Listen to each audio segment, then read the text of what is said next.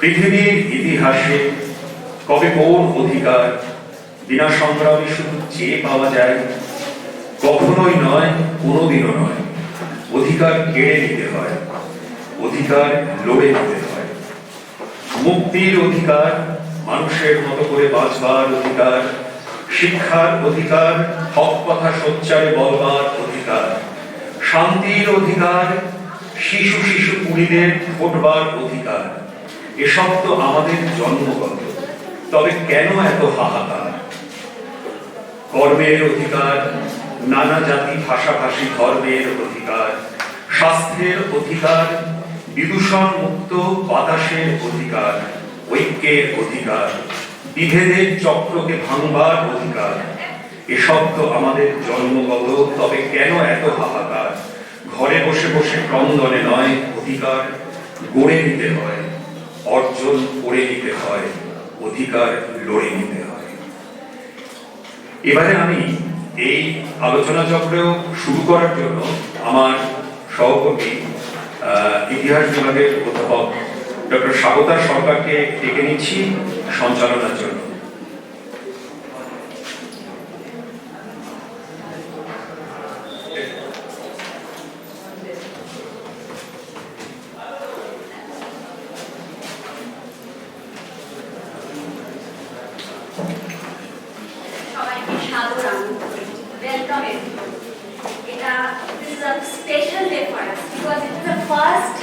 International seminar that our college is organizing.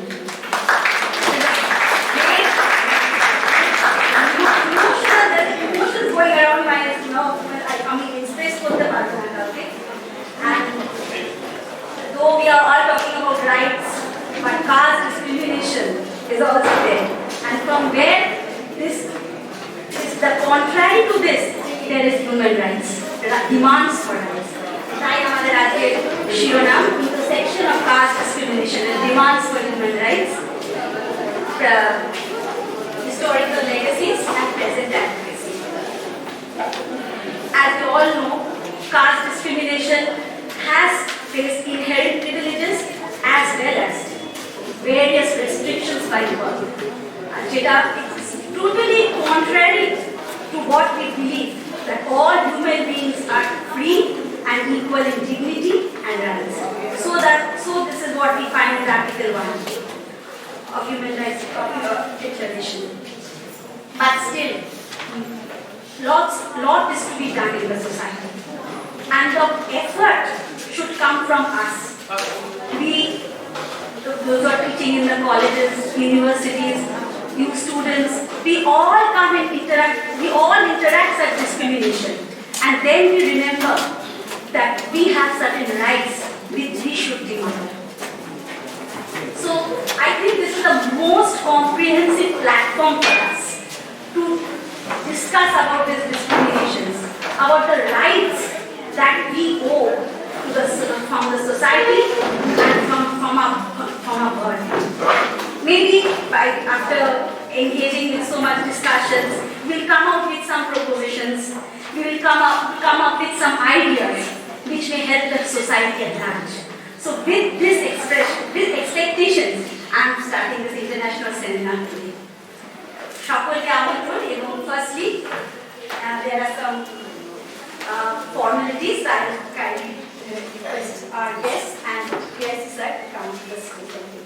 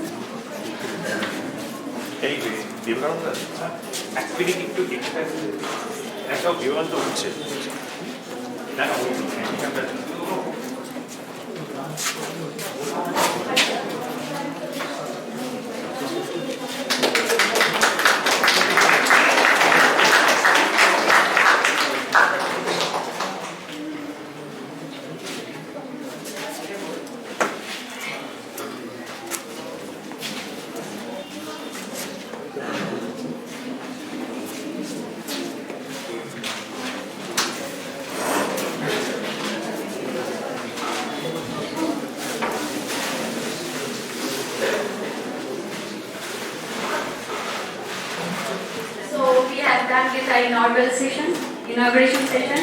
And now I think Professor Fernando has given us time at 11:30. We are almost at 11:30 itself.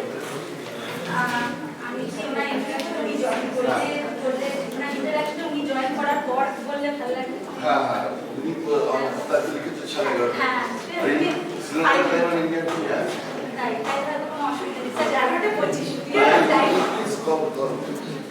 আমি বললাম sir ওনাকে join আমি তো call করে হোয়াটসঅ্যাপে ওনাকে দিলাম জবাব দেন।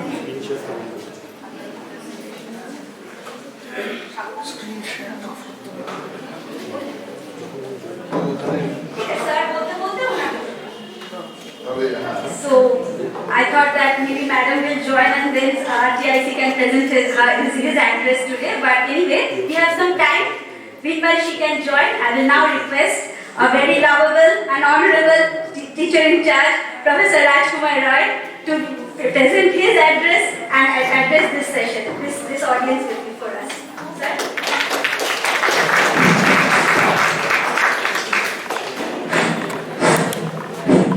Heartiest congratulations, Dr. Robindranath Bhattacharya. Heartiest congratulations, Madam Professor Sohit Tanvir Madam, Professor Kulti University, Professor Swaraj Bozur, Indira Gandhi National Open University, और हमारे Senior Madam Director Fernando Sri-Lanka. আমিও আজকে খুব আনন্দিত যে আমাদের ইন্টারন্যাশনাল সেমিনার কুলটি কলেজে ফার্স্ট হচ্ছে অনুষ্ঠান। আমি 1999 সালে জয়েন করেছি, তাই আমার দু একটা কথা বলার আছে। যেহেতু এই মুহূর্তে আমি চেয়ারে আছি, তাই প্রত্যেক যারা বিভিন্ন ফিল্ডে এসেছেন, আমার সমস্ত সহকর্মী, আমার সহকর্মী মিনস বিভিন্ন dignitaries from different scholars, different colleges,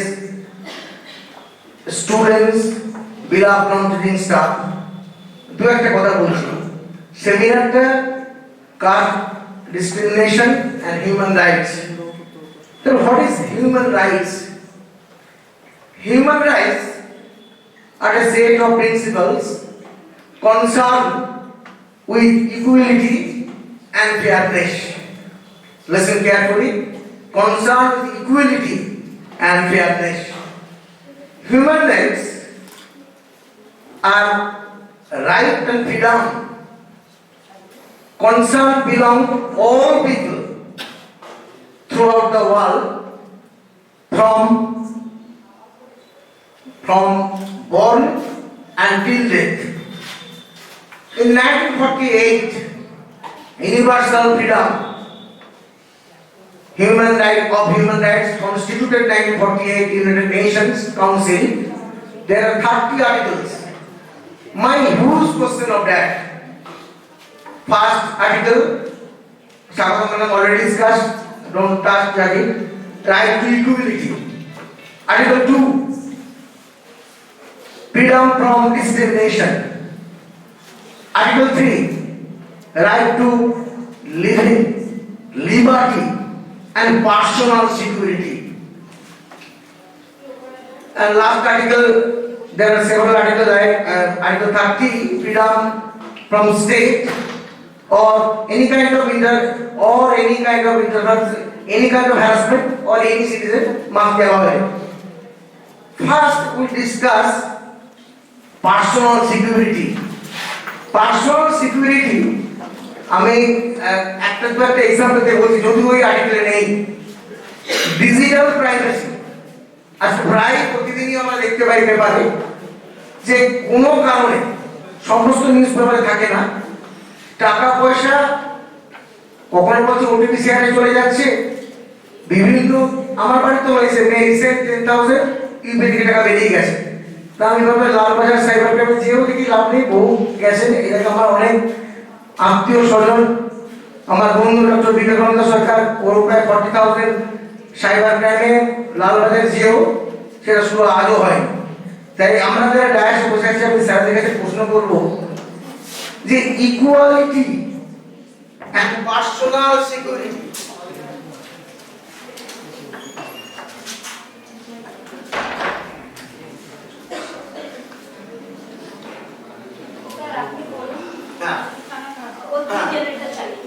personal security, আমি স্পেসিফিক মেনশন করছি পার্সোনাল ওই সিকিউরিটি মিন্স এখানে যেটা আর্টিকেলে নেই, ডিজিটাল মানে currency, digital privacy, currency digital privacy, যেটা money transfer something like that. এটার যারা সিনিয়র সিটিজেন, শুধু সিনিয়র সিটিজেন না, এই নিরাপত্তাটা কে দেবে? টাকা যদি মিসিং হয়, any kind of digital money transfer হচ্ছে, আমি 2020 থেকে ডিজিটালটা ভারতবর্ষে প্রচন্ড ভাবে ডেভেলপ করেছে। 2020 স্প্যান লং টাইম, ইউপে, PhonePe, GPay, something like that.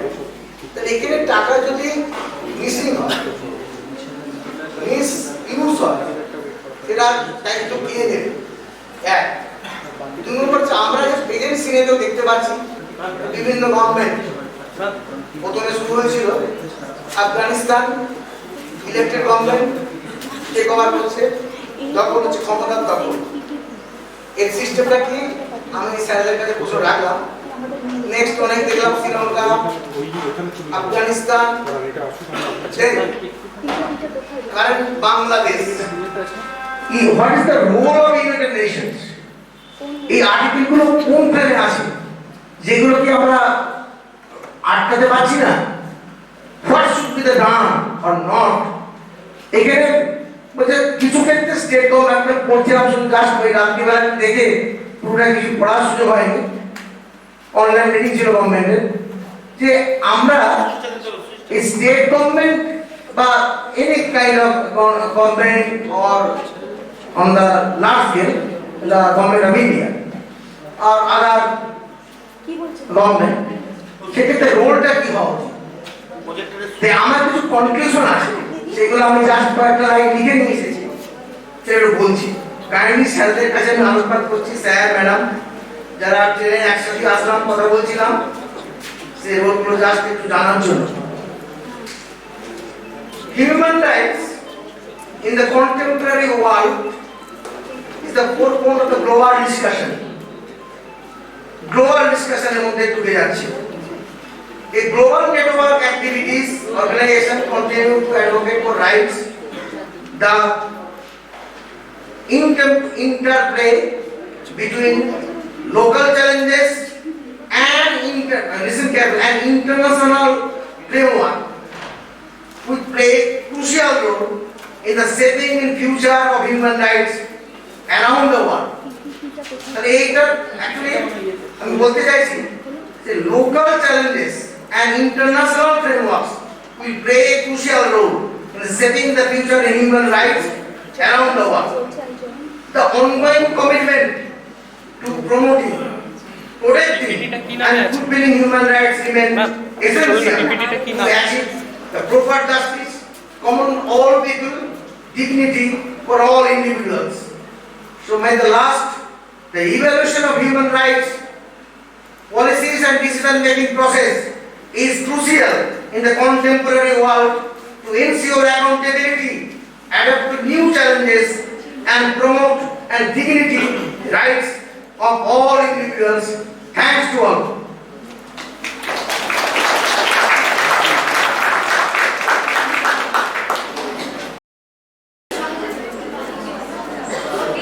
Just a minute.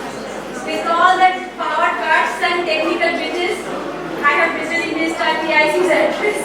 But thank you, sir, for all the information and your inspiring the speech. And now we'll go on with the keynote session.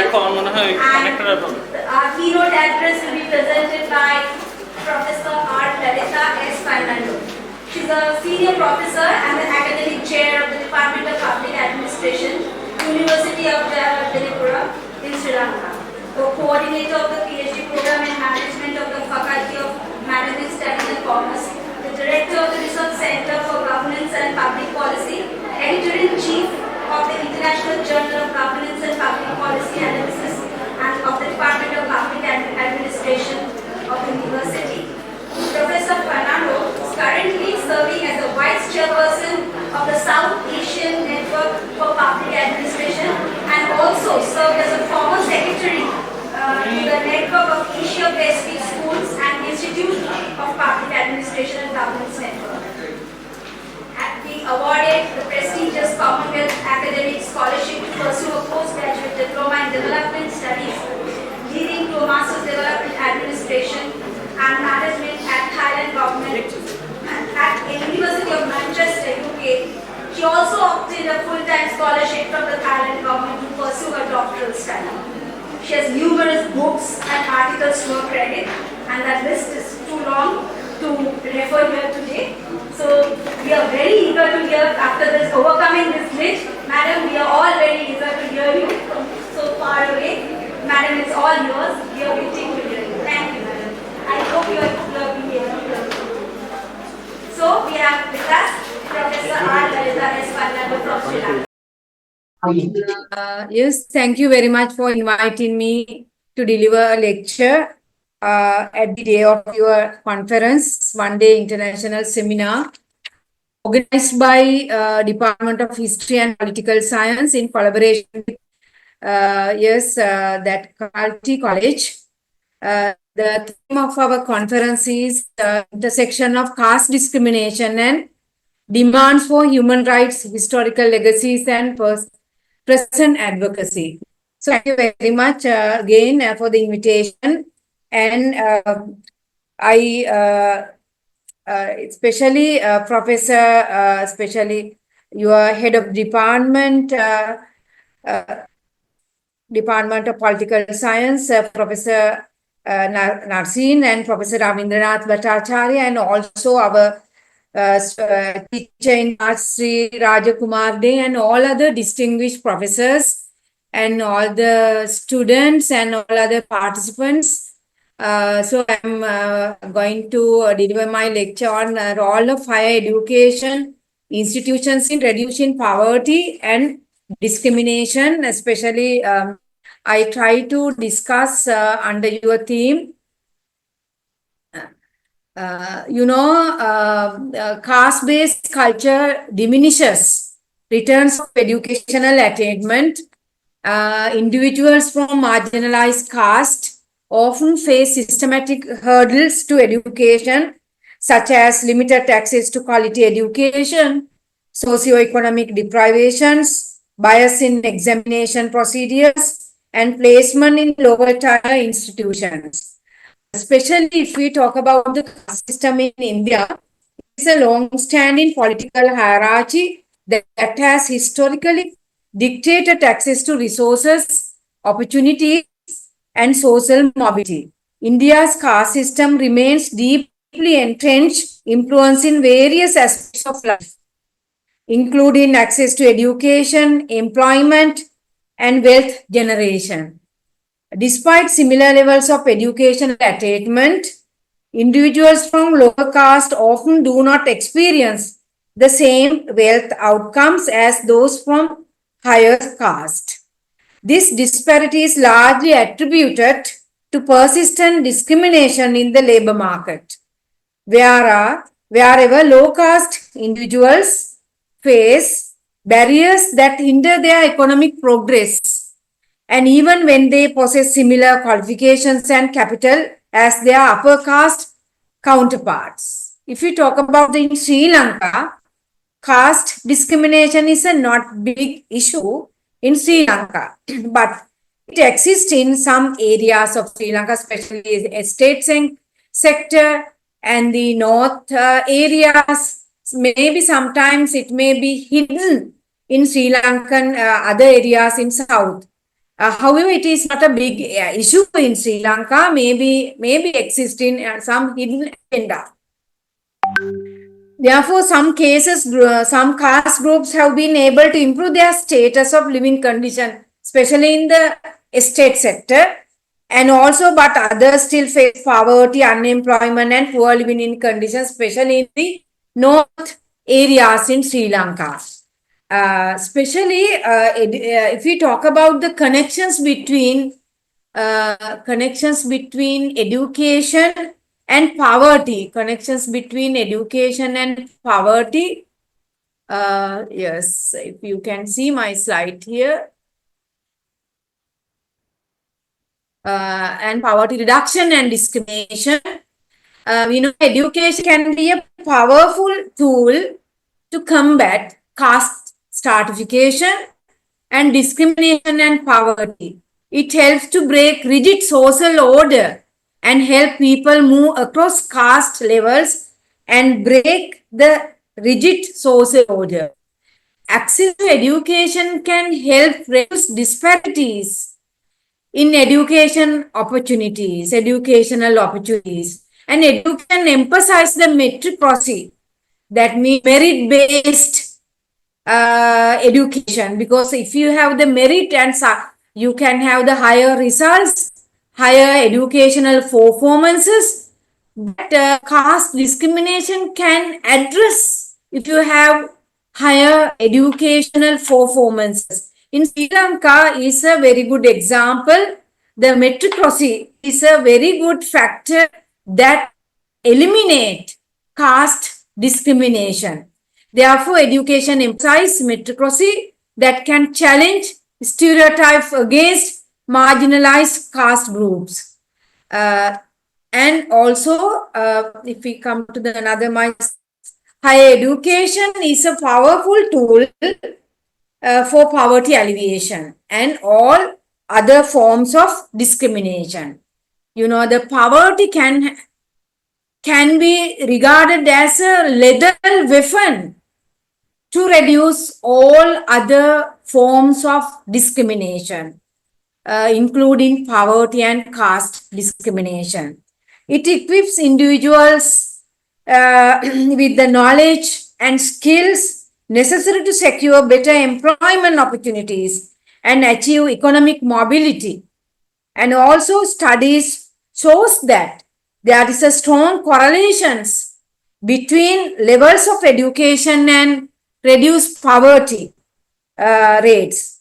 For instance, individuals with tertiary education tend to earn significantly more than those with only primary or secondary education, breaking the cycle of poverty for themselves and their families. Therefore, moreover, higher education empower individuals to address systematic inequalities for fostering critical thinking and problem solving abilities. These skills enable graduates to contribute meaningful to their communities, creating a ripple effect of economic and social improvements. If we talk about the SDG, you know, Sustainable Development Goals, right? Sustainable Development Goals, especially, everybody knows Sustainable Development Goals. It is initiated in 2015. That has to be fulfilled by 2030. Therefore, it is the agenda for all the country in the world. Therefore, eradication of poverty in all its form of the first Sustainable Development Goal, SDG 1, is the first Sustainable Development Goal. You know that there are 17 Sustainable Development Goals. Goals number 1 is poverty, and the goals number 4 is related to education, right? Therefore, the eradication of poverty in all its form is the first Sustainable Development Goal. Despite considerable progress, poverty remains a significant global issue with multifaceted impact in Sri Lanka, in India, and all other Asian countries and other African countries. It is a major issue. Therefore, Sustainable Development Goal 1 aims to end poverty and its form of everywhere by 2030, because my main focus is reducing the poverty. If you reduce the poverty, all other discriminations, including the caste, can be solved, you know. Therefore, my main focus is emphasizing how to reduce the poverty through the higher education institutions, right? It is one of the agenda in the Sustainable Development Goal initiated by the UN, United Nations, right? Achieving sustainable development is one of the most significant challenges for all nations. Despite significant global progress in poverty reduction, over the past few decades, millions of people live in extreme poverty, defined as living one less than 190 dollars per day. $190 per day. Millions of people are living, especially in the Asian and the African countries. So tackling this issue requires various solutions, research and innovative solutions, and more hard efforts, especially our universities and higher education institutions can have a bigger role, especially through our educational programs, right? If we come to the Sustainable Development Goals 4, also very much related to the education, and it is related to the ensure inclusive and equitable quality education and promote lifelong learning opportunities for all and address all forms of discriminations and other unequal situations, and including emergencies which impede the fulfillment of the right to education. So it is the main agenda of the development, sustainable development goal is no one left behind. That means in discriminations and the caste discrimination, that is the main world agenda, right? Therefore, in the role of higher education, if we talk about the role of higher education in reducing poverty and the discriminations, the higher education institutions can play a critical role in reducing poverty by providing access to education, fostering research and innovation, and promoting community engagement. Because the university is not limited to just teaching and research, but by involving community engagement, some programs to catering for reducing the poverty and all other discriminations. Among these social agents, as higher education institutions, university plays a vital role in finding solutions to these complex challenges. Therefore, university's role and as an actor in society is no longer restricted to its traditional function as institution for knowledge dissemination. Therefore, and also knowledge creation, those are the traditional role of the universities. But poverty reduction and the other forms of the discrimination, including the caste discrimination. So the university has a powerful role. Therefore, in SDG 1, Sustainable Development Goals 1, it has a agenda, no poverty. Sustainable Development Goals 1, no poverty. That is, this relates to the university's research on poverty and their support for low-income students and citizens in the local community. Therefore, so the UN ranks the universities according to the no poverty ranking. Therefore, this ranking focuses on universities' research on poverty and their support for poor students and citizens in the local community. So they have ranked the universities based on their efforts, universities' efforts on reducing poverty and the other kind of discrimination. You can see the SDG goals. Those are the SDG goals. You can see SDG goals here. Top 5 countries SDG goals, right? It's a very high goals.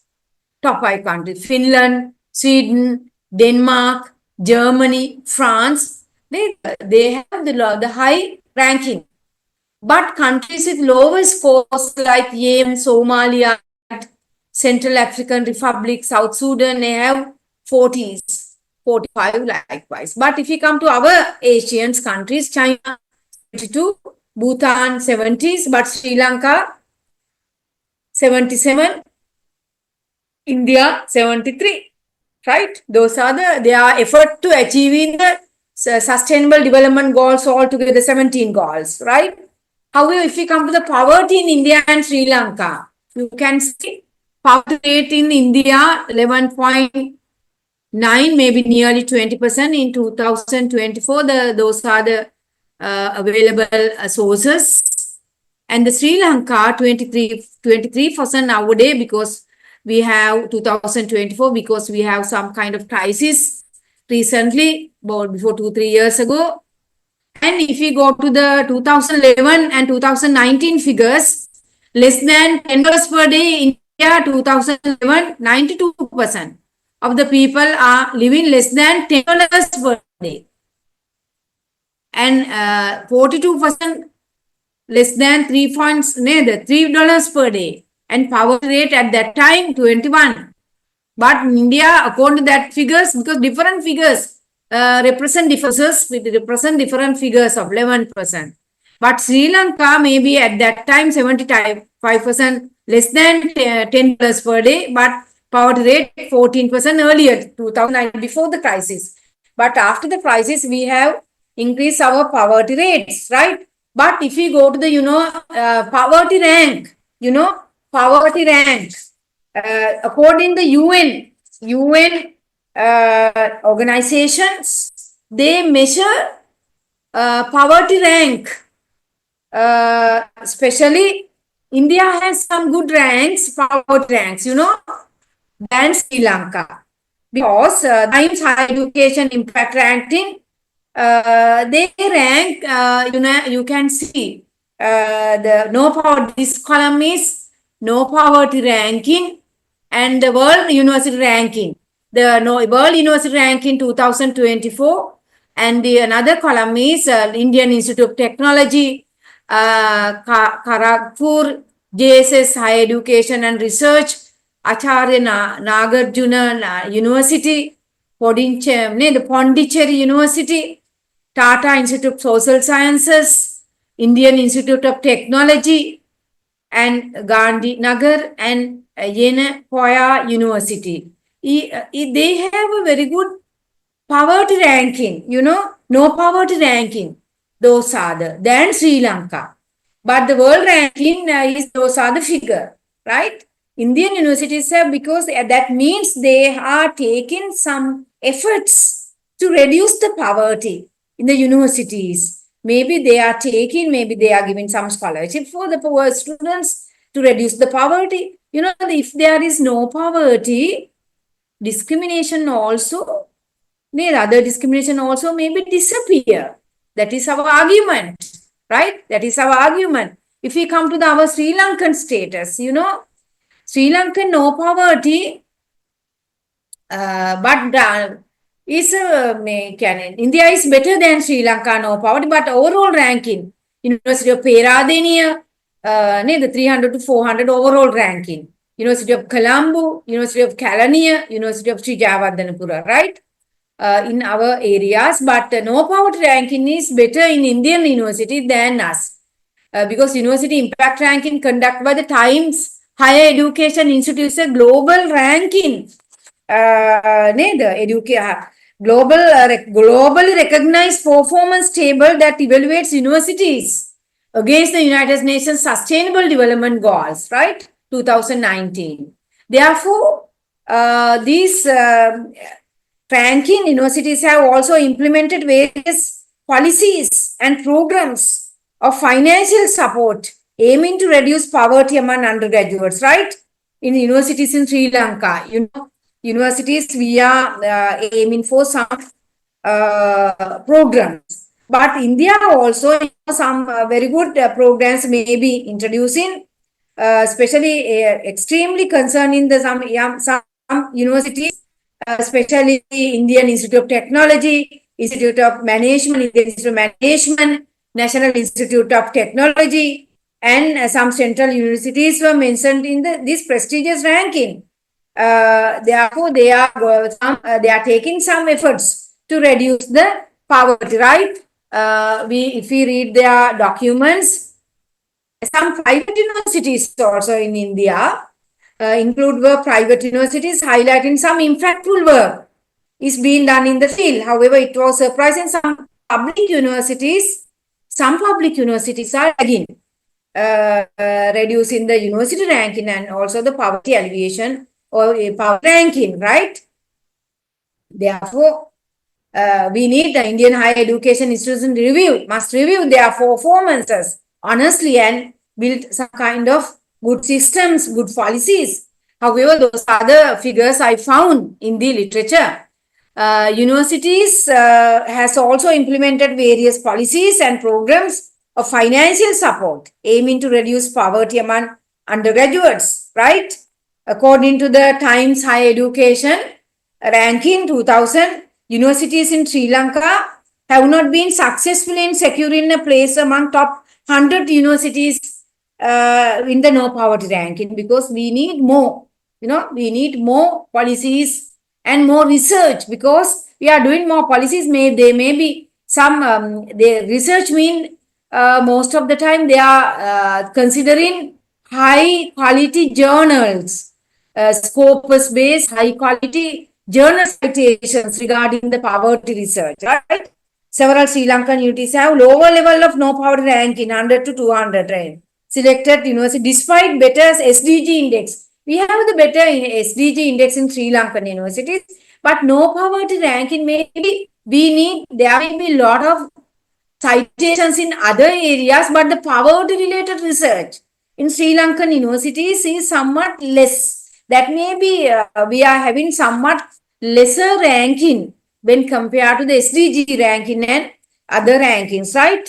In 2015, the United Nations, if we talk about the United Nations Sustainable Development Goals, in 2015, we know the United Nations General Assembly officially approved the 2013 agenda. The 2013 agenda for sustainable development, announcing 17 goals, as I mentioned earlier, a wide range of objectives from eradicating poverty and other kind of discrimination and worldwide to taking immediate step to address climate change and other consequences to have a good environment for the people and welfare to all over the world. They have a good, that is the world agenda. And all the people should take efforts to achieve these sustainable development goals, including goal 4, maybe education for all, access to education, quality, inclusive education, and the no poverty, right? Therefore, SDG 1 is are determined, include reducing the number of people living in extreme poverty by half by 2030. I don't know now, 2024. There are 6 more years to go, right? The whole special Asian countries, India, Sri Lanka, we need to take much efforts. My emphasis is the universities have major roles to reduce this kind of poverty and discriminations. Therefore, other targets also improving access to basic services such as clean water, sanitation, affordable housing, and education. And achieving these targets will require collaborative efforts from governments, international organizations, and civil society and the private sector, right? Therefore, there are some targets, 7 targets of no poverty as per the UN. There are 7 targets of no poverty as per the UN. So they have indicated 7 targets in order to achieve no poverty in the, according to the UN targets. One is by 2030, eradicate extreme poverty. Eradicate extreme poverty for all people everywhere. It's measured as living less than 2.115 per day. The dollars 2.115. At least all the people, we must get dollars 2.150. So this is one measure. Another measure is by 2000 reduce at least half of the proportion of men, women and children. Reduce poverty all dimension of national definitions, according to national definitions. Maybe poverty, if we reduce the poverty, our argument is there is no discrimination. If the people have power, because the money gives the power, neither. So they can have good living standards. Therefore, this is another target. Another target, third target is implement nationally appropriate social protection system and measure for all, including laws and powers, and by achieve sustainable coverage of the poor and vulnerables. And 2004 one is ensure all men and women and particular poor, vulnerable have equal rights to economic resources. No discrimination. Equal right to economic resources means there is no discriminations, right? There is no discriminations. And ownership's control over land and other forms of property, inheritance, natural resources, appropriate new technology, because we know that if we have the technology and the Wi-Fi and internet facilities, lot of inequalities can be reduced. Therefore, we want to make sure that is the agenda for the UN and the financial servant, including the microfinance.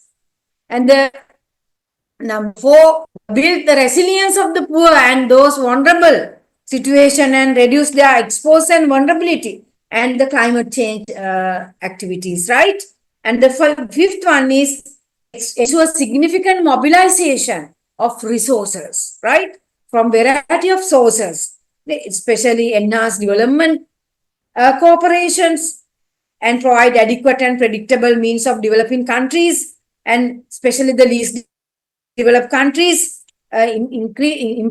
implement the poverty alleviation programs to achieve these kind of agendas. And number 6 is create sound policy framework at the regional and the national and international level, right? Based on the pro-poor and gender-sensitive development strategies. And those are the their targets, right? There are some other targets also. So, if we talk about the Times Impact Ranking No Power methodology, how they rank our universities, how they rank, how UN rank our universities, because they say in Sri Lanka, somewhat lesser rank, no poverty ranking.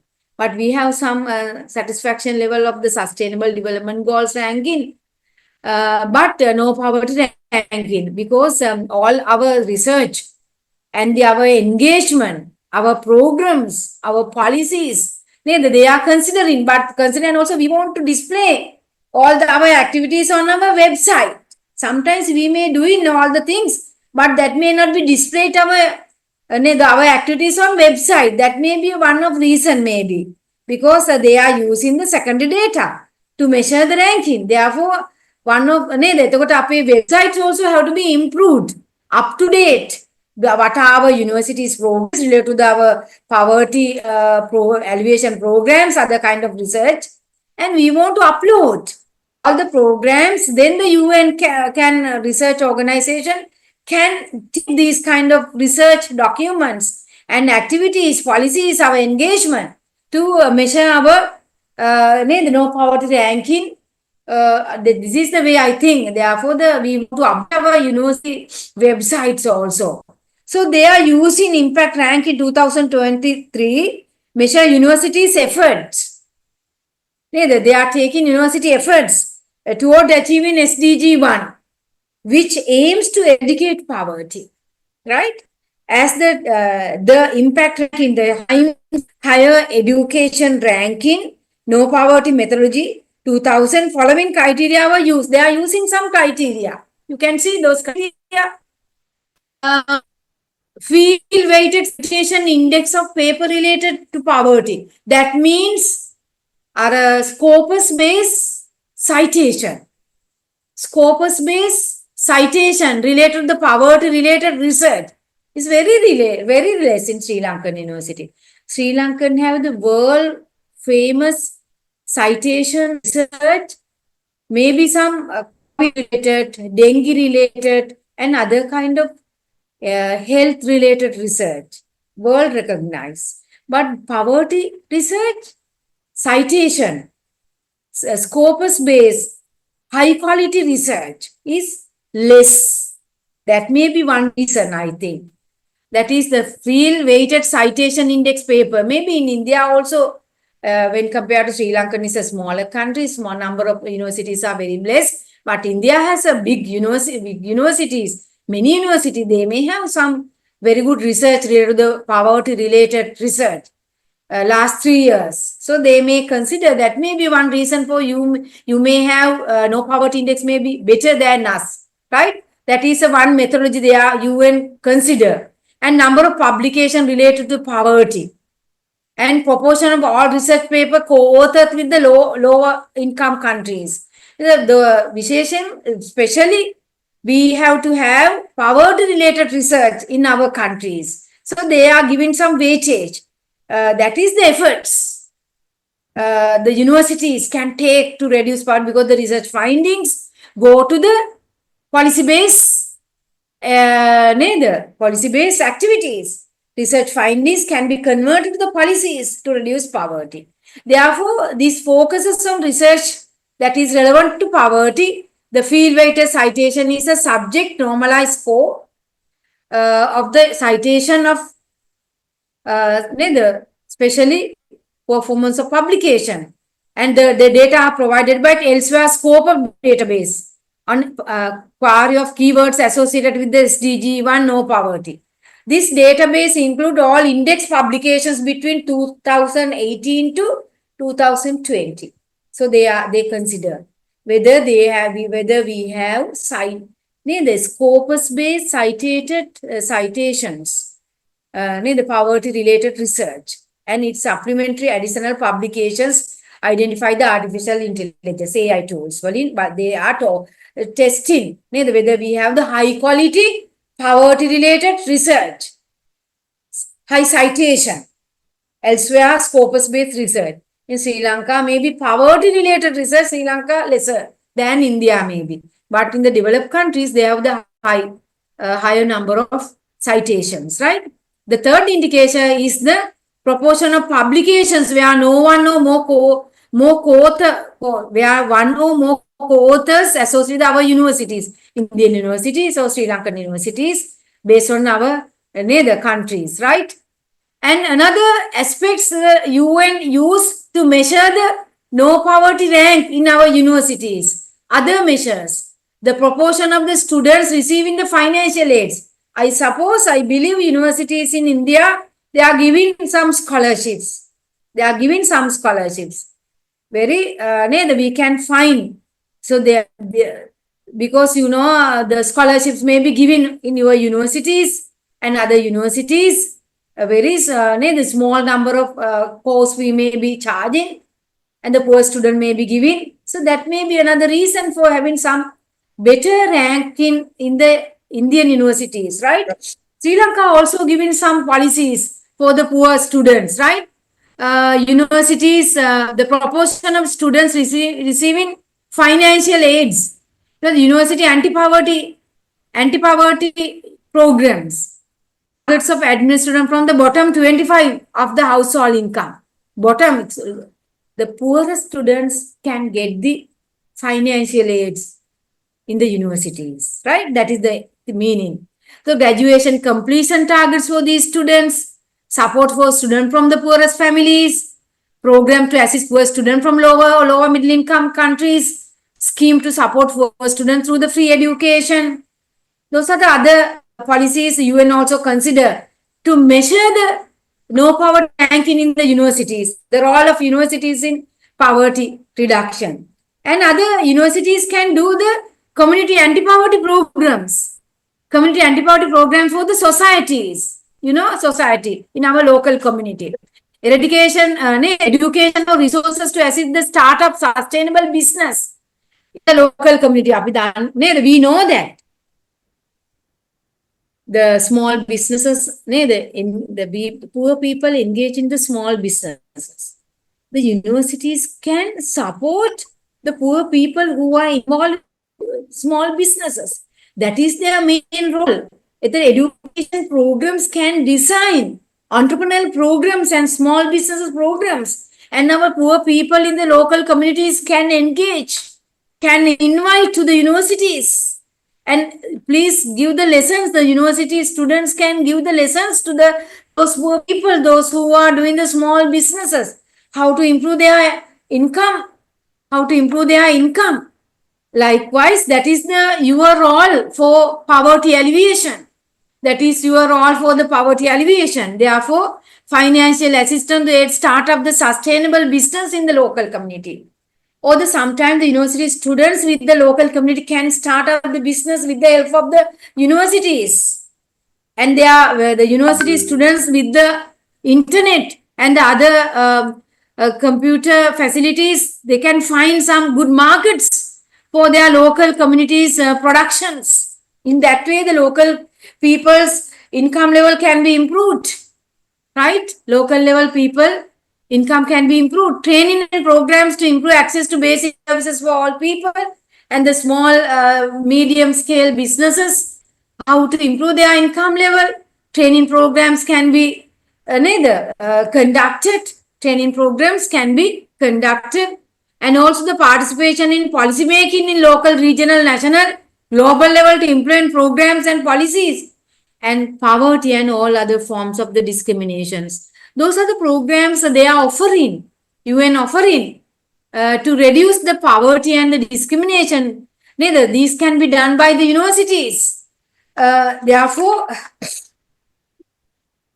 especially poverty alleviation programs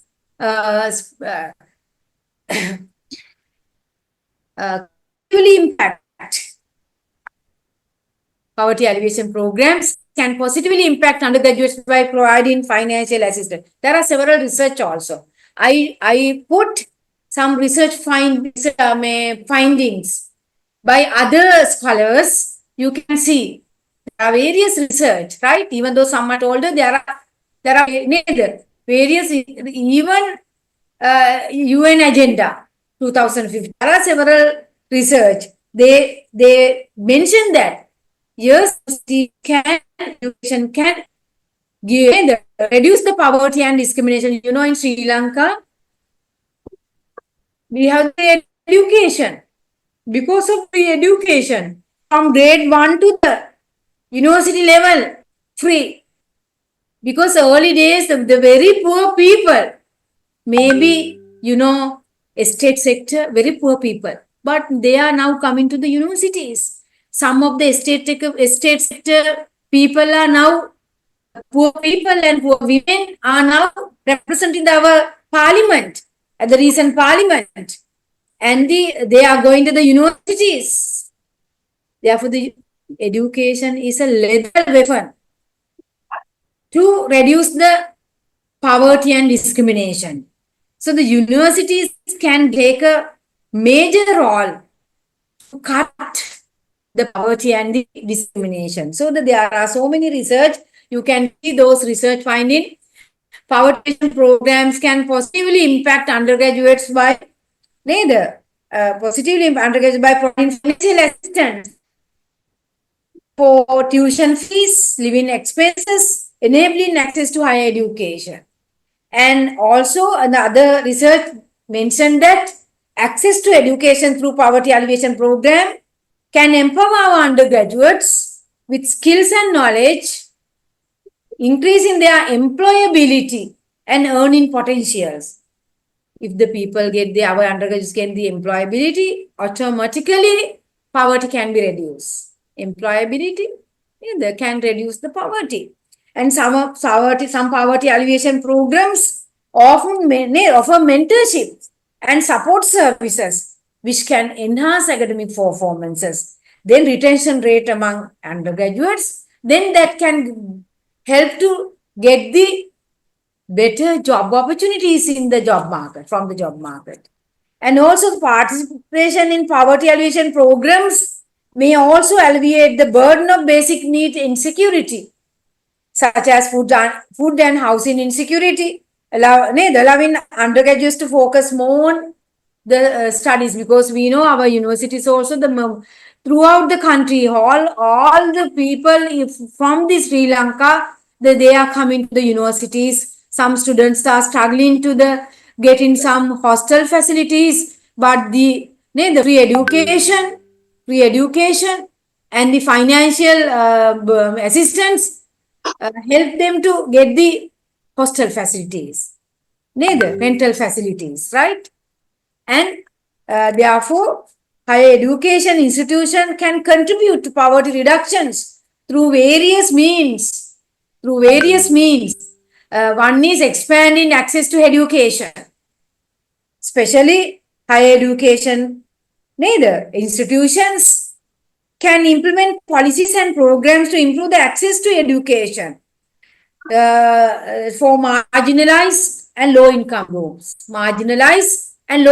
groups. It includes offering scholarships, reducing tuition fees, and establishing outreach programs for underserved areas and the discriminated low, neither caste discrimination, neither people in the Indian, especially areas, some Indian university, some people in the Indian area, neither areas, there are some people, some policies can be initiated, some quota systems can be introduced, right? Access to education and also research and innovation like UN no poverty ranking. We have to do more research on poverty and innovative programs for reducing the poverty. Therefore, that is the role of the universities. Universities and colleges are hubs of research that can generate innovative solutions for poverty-based challenges. And examples, we can develop cost-effective technologies for sustainable agriculture, cost-effective technologies for sustainable agriculture for the poverty alleviation program. We know the poor people involved in the agriculture. We need to help the poor people, farmers, how to improve their living standards, how to improve their income level. So the low-cost, cost-effective technologies may help to find out good markets, higher productivity seeds, likewise good research, right? And affordable healthcare and renewable energy, which contribute to the economic developments. And community engagement, especially our universities can engage with local communities through the service, learning projects and partnership with the non-governmental organizations. These initiatives often focus on skill development, entrepreneurships, financial literacy, empowering individuals to build sustainable livelihoods. Therefore, and also the policy advocacy. We want to, universities can involve policy making institutions and give their research findings to make good policies and educate them. Those are the good policies to reduce the poverty and discriminations. Therefore, producing data-driven research, higher education institutes influence public policy and advocacy efforts aimed at poverty alleviation. Therefore, policymakers often rely on academic studies to design effective social welfare programs, right? Social welfare programs and allocate resource strategically. And there are some good examples, Then I will mention some best practices. There are some best practices. You can see some. There are so many. Maybe in your universities also you can see best practices. I found some literature. Several higher education institutions around the world have demonstrated their commitment to reducing the poverty and discriminations through the innovative initiatives. Right? Some universities in Uganda, even though it is an African university, you can see through its agricultural research program, the university has introduced sustainable farming practices to rural communities, improving food security and household income. You can see if the farmer's income level is improving, the university can contribute to reduce the poverty. So they introduced this kind of sustainable farming practices, right? and Arizona State University, USA. They introduce Global Resolve program. Global Resolve program, right? That works with communities in developing countries to create sustainable business ventures and improve living conditions. And Indian Institute of Technology, Indian Institute of Technology, India. They develop affordable technologies such as low-cost water purifiers and rural healthcare solutions that directly benefit low-income populations. You can study in your home-based solutions. You know, it is a very recognized institution, higher education institution in India. Neither that is technology-based. Neither they provide good technology for the nations and the students. So they introduce affordable technologies, low-cost water purifiers, and rural healthcare solutions, right, for the lower income level communities, right? And other universities like Indonesia, this university ranked second in the impact ranking, which ranked second in the impact ranking. University of Indonesia. You can see they provided educational assistance programs for required financial support, right? And these programs are designed to help students who cannot afford education or require assistance. And also they offer several scholarship programs to support these students. These are the best practices in one of universities in Indonesia, right? University of Indonesia. And if we come to the Western world, right? Western world, the Western University of Canada, the Western University of Canada, third in impact ranking. This university is developed country, the third impact ranking, right? They provide a range of initiatives and programs aimed at aiding low-income students and individuals experiencing homeless in the community. So you can see, even though they are developed countries, they are initiating some kind of programs because in the developed countries, they don't have the caste discrimination, I supposed.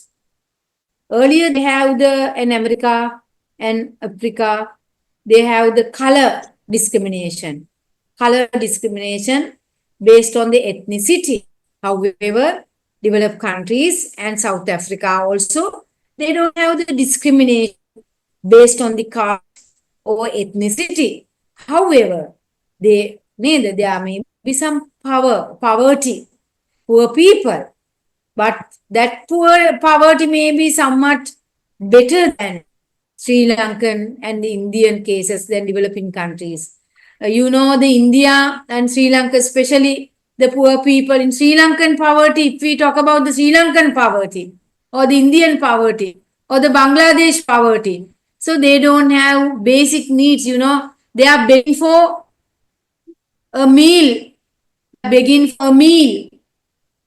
sometimes, and their basic needs, meal and some higher education. For the student, maybe higher education. Because the limited students are getting the higher education access.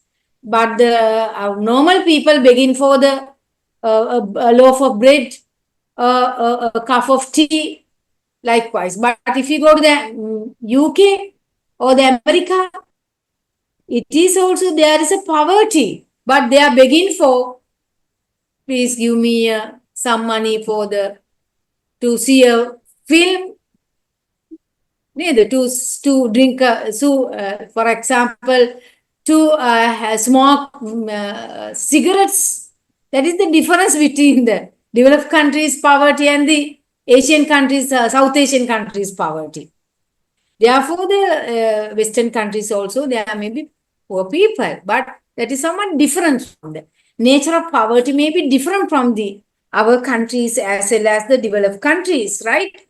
Therefore, however, Western University of Canada, they provide some programs aiming at low-income students and individuals experiencing homelessness in the community. Homeless, they don't have home, right?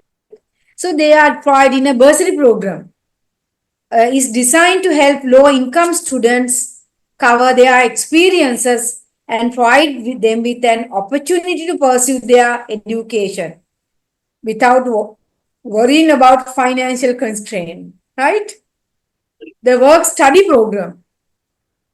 The work-study program, right? They offers on-campus part-time jobs for students. You can see in your universities also, if the students do not have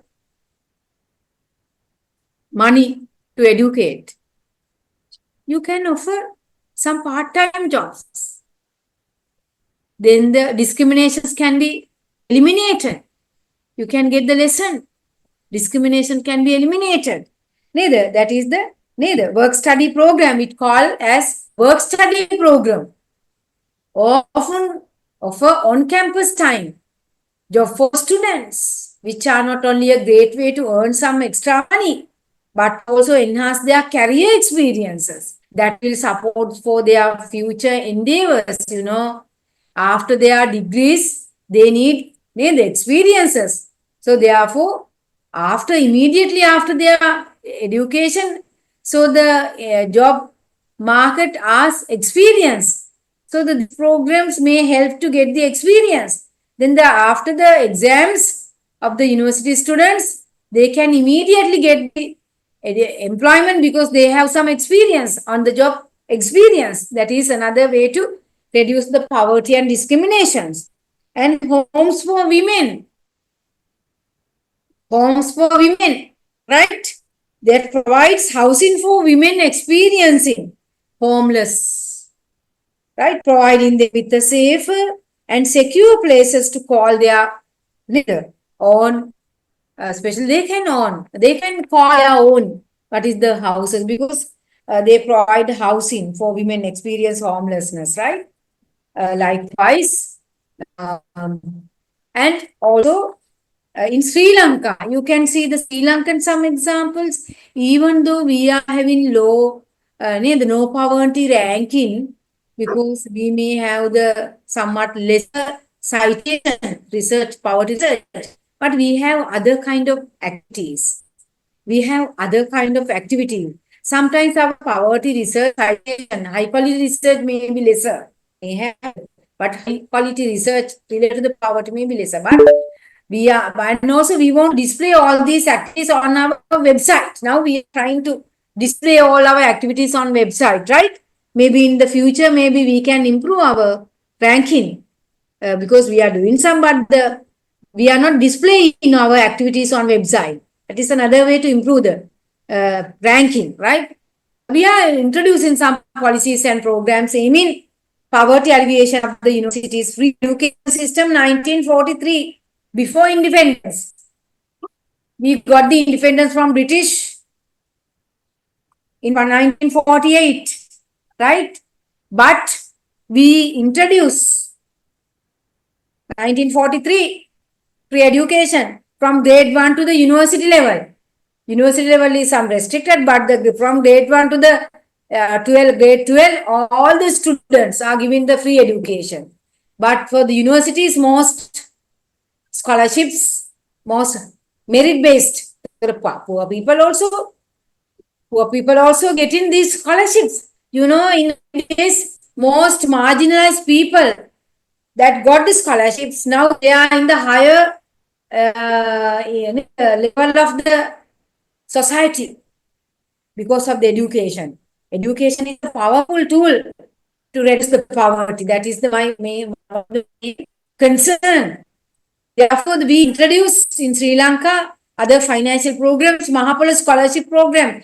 Except the free education, Mahapala Scholarship Programs, maybe previous government 1980s, under the UNP governments, under the the Minister of Lalita Athulatmadiri, he introduced Mahapala scholarships and bursaries for the merit students as well as poor students, administered by the Mahapala Higher Education Scholarships Trust Fund under the Ministry of Higher Education, maybe 1980s, right? award-based and academic merits and financial need for the undergraduate students, cover tuition fees, living expenses, and other educational cost, right? And bursary for other students. If the students are not getting the Mahapala, except the free education, Mahapala, then the financial assistance, university is giving financial assistance, but the amount of money may not be adequate, but they are giving some 5,000 rupees per month. 5,000 may not be adequate, but they are giving some money. You know, some of our students who are very poor coming to the universities, some they are giving very cheaper rate for the hostel facilities, and the 5,000 apart from that the 5,000 rupees. So the sum of the money they are sending to their parents for monthly, because their parents are very poor. Their parents cannot afford to the education because of the free education and the Mahapala and other bursaries, and for those students the university is also giving some extra money by creating some funds and giving some extra money for those students. Some of the students are giving some portion of money for their parents because their parents are very poor. That is why those money are very helpful for reducing the poverty, right? And also another activities by the Sri Lankan universities, temporary training placements for the undergraduate students as training with external organization. Okay, with the consultation of the private sector organization, give some training opportunities and providing financial support and to develop career skills and part-time job opportunities for undergraduates. Part-time job opportunities for undergraduates, right? Programs to help students gain career skills while earning, opportunities for work part-time in private sector companies in Sri Lanka, opportunities to work part-time in private sector companies in Sri Lanka. Likewise, you can see various activities we are implementing as a higher education institutions, other scholarships and studentships. A variety of scholarships for higher for students and those with financial needs, designed to support student finances throughout their undergraduate studies. And therefore, you can see education has been a factor in reducing caste discrimination in Sri Lanka in several ways, not only the poverty and caste discrimination. So one is free education. Free education, as I mentioned, from 1943, we are it is a policy. Maybe last several decades we are implementing, which went into the 1940 or 1943 initiated, and 1945 it may became a main policy. Education free for children between the age 5 to 16. This helps Sri Lanka achieve the Millennium Development Goals of university primary education. All the students free education and affirmative action in university admission. Not only the merit based but also the district based. And we are allocating some quota for the lack of resources areas like in some rural areas like Northeast, Nuwara South, Kilinochchi, Anuradhapura, Colombo is a higher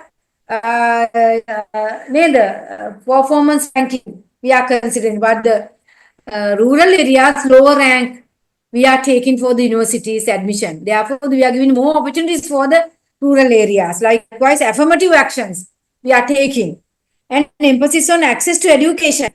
Strong emphasis on providing access to education and healthcare, because we are having the free health. We are having the free health. The free health facilities. We know the health also another factor for discrimination and the increase in the poverty.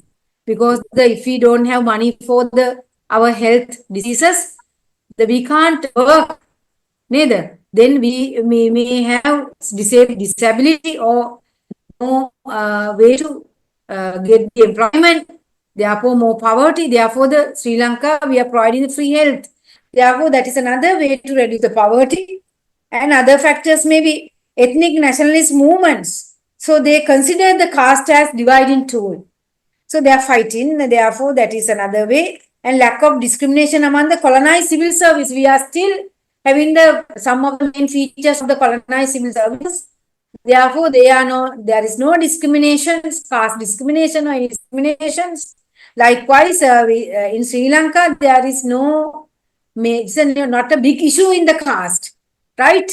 But best practices, if you go to the Pakistan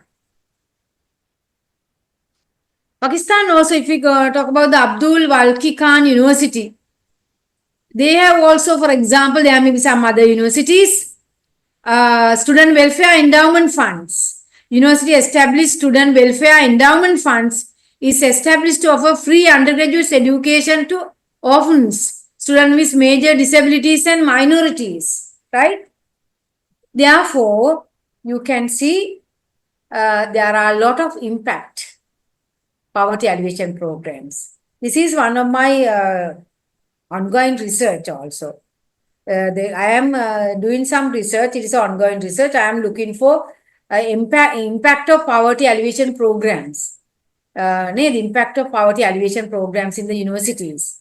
So I am trying to measure the impact by considering some dimensions like impact, how to enhance access to education, whether the students can get the holistic student development, whether the student can enhance their score and retention score, and whether the students can reduce the burdens of basic needs. Therefore, there are some literature also there is some positive impact. Enable students to pursue higher education, breaking the cycle of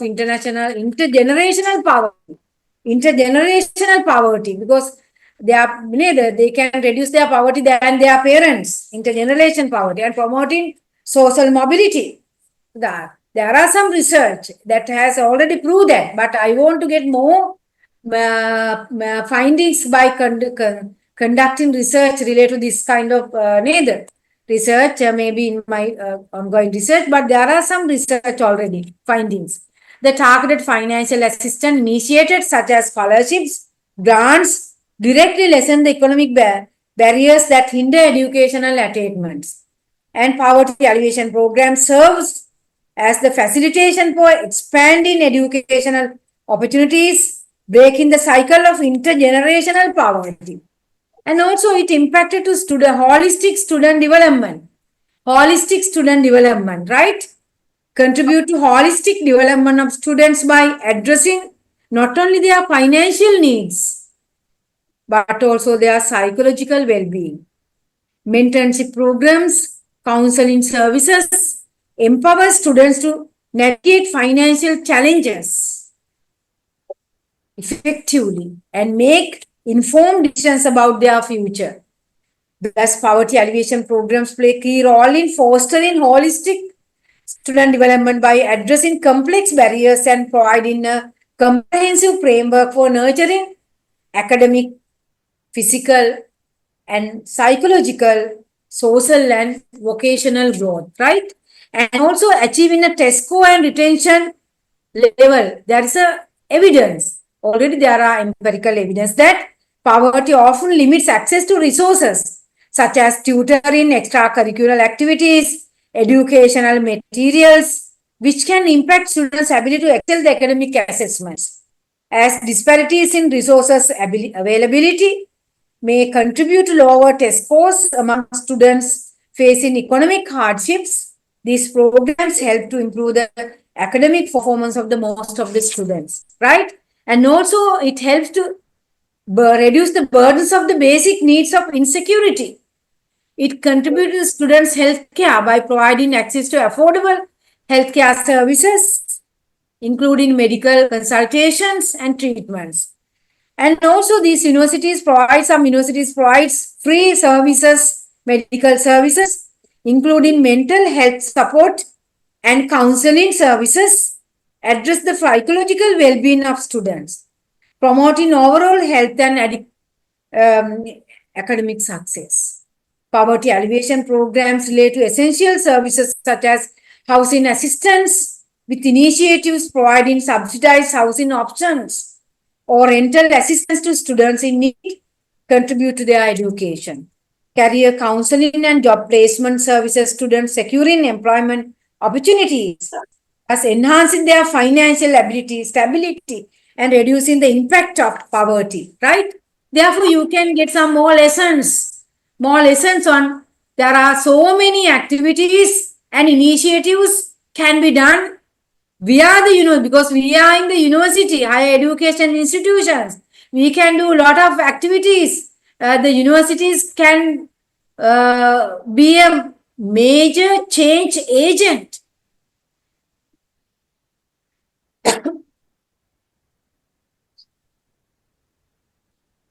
Major change agents to reduce the poverty and the discrimination, caste discriminations, right? There are some challenges and barriers, however, while plays a vital role in achieving poverty, SDG, or discrimination. There are some several challenges. Funding constraints, access to inclusions, the limited financial resources can hinder the implementation of the poverty-focused programs and the access to and inclusion in developing countries. Higher education remains inaccessible large segment of the populations due to the geographical, economic, cultural barriers. But you can do these kind of barriers taking the digital access. ICT can be a lethal weapon to reduce all the discrimination. We can make a website and give the training, give the education, programs, facilities through the internet, Wi-Fi facilities. So the internet can be a lethal weapon to reduce all the discriminations, including poverty, education, access to education, right? Brain drain. Some graduates may be impoverished region, often migrate to wealthier areas of countries. That in that case, these areas may be more having some problem because the good people are going for other way around, right? Likewise, especially you can see I am going to conclude my presentation.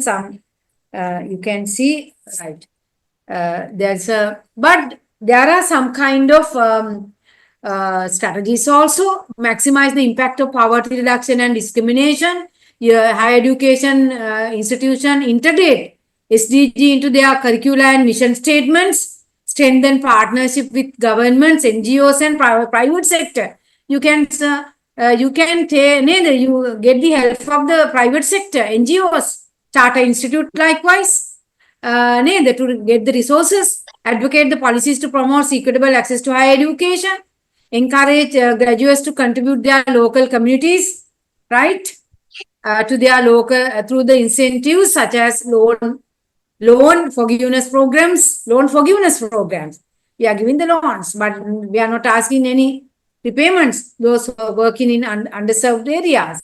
Therefore, in conclusions, I can say that higher education institutions have a unique and indispensable role in reducing the poverty. Poverty alleviation program in universities have a profound impact on students, the university, community, and social at large. By expanding access to the education, driving research and innovation, and engaging with communities, higher education institution can empower individuals and transform societies with reducing poverty and discriminations. Achieving a poverty-free world and reducing discrimination require collective actions. And higher education institutions are well positioned to lead the way. Through their efforts, the vision of more equitable and sustainable future can become a reality. Hence, the above mentioned best practices and programs help to reduce discrimination and poverty, contributing the overall welfare and prosperity of the society. Apart from the above policies, there is need for targeted intervention, address the structural barriers and discriminatory practices in the labor market and the society that disproportionately affect the scheduled caste. Therefore, So I will conclude my speech by giving thanking to all of you, including Professor Bhattacharya and the head of the department and all other professors giving me that chance. Thank you very much.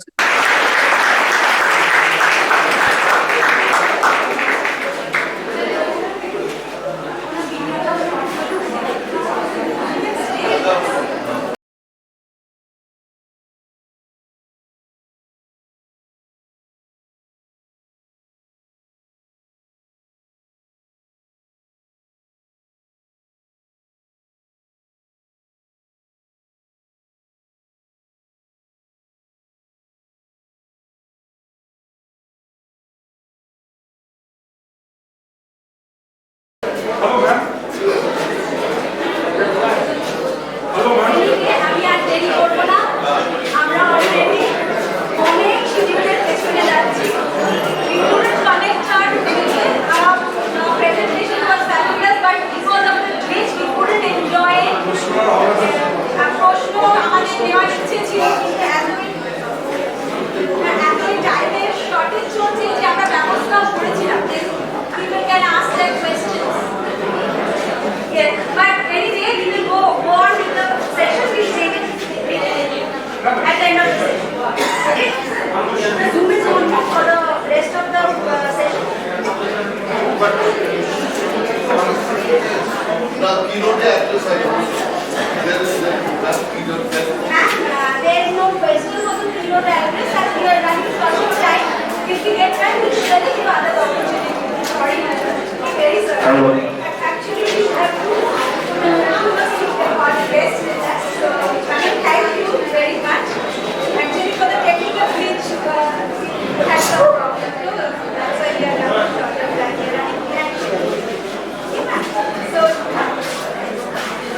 yes, ma'am, you can stay with us. You can stay. Because the session will continue with our guests. Thank you.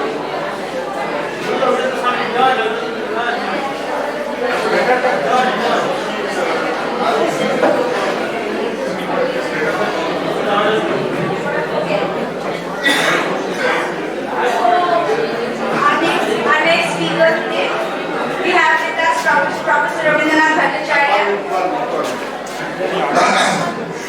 আচ্ছা, একটা মানে একাডেমিক্সের tradition হচ্ছে যে আগে সিনিয়ররা বলে, আর আমি কিছুদিন আগে সঙ্গীত রিসার্চ একাডেমিতে গেছিলাম। সেখানে দেখলাম শুভাবৎকর অজয় চক্রবর্তীর পরে তাকে গাইতে বলা হয়েছে, মানে অজয় চক্রবর্তী অনেক সিনিয়র, শুভাবৎকর তার কোনো তারা আছে, সে যদি চলে যাবে, সে যদি আগে গিয়েছে। শুভাবৎকর 3 বার কানে হাত দিলেন যে ওনার পরে কেন গাইতে এসেছে। আমি ওই ট্র্যাডিশনটাই ফলো করতে চাই যে আগে আমার আগে তানভীর নাসরিন তিনি বলবেন, তারপরে আমি। ঠিক আছে, কোনো অসুবিধা নেই। আমরা ভাবলাম কখনো সবসময় রবীন্দ্র এবং বোঝা গেল না যে কে শুভাবৎকর কে Ajay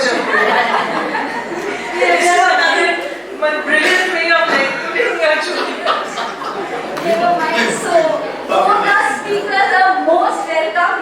We are waiting to hear from both of them. Anyone can speak for us. It is safe for us. So, let's introduce our next speaker. Professor Syed Tanveen Nasri. She is currently head of the Department of History in Bardhaman University. She is an alumnus of Presidency College, Jadavpur University and Jawaharlal Nehru University. Gender is a primary area of socialization, and she has headed the Department of Women's Studies at Bardhaman University for almost 11 years and is teaching at the postgraduate level for over 25 years. So, she has many scholars all over India, and she has served as an external expert in several universities across the country and has been a visiting scholar at several universities abroad, including University of South Pacific and Australian National University. She has delivered invited lectures in different occasions at Vietnam, Kyrgyzstan, Kazakhstan, Sri Lanka and Bangladesh. Professor Nasreen is trained in de-radicalization from the US Department of State. She has served as the Ministry of External Affairs, Government of India, the first Secretary, Culture and Director of Indian Culture Center at the High Commission of India Monarchs.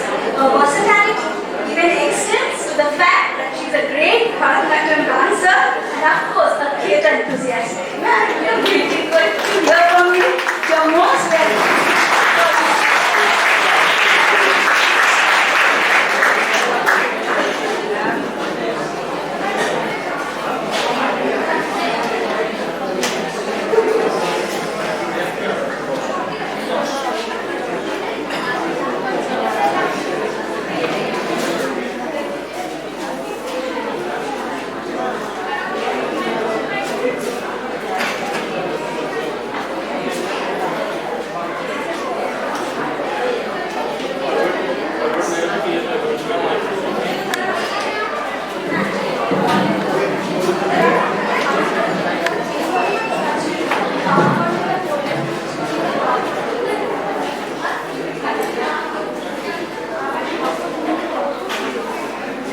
Namaskar, and thank you very much for inviting me here.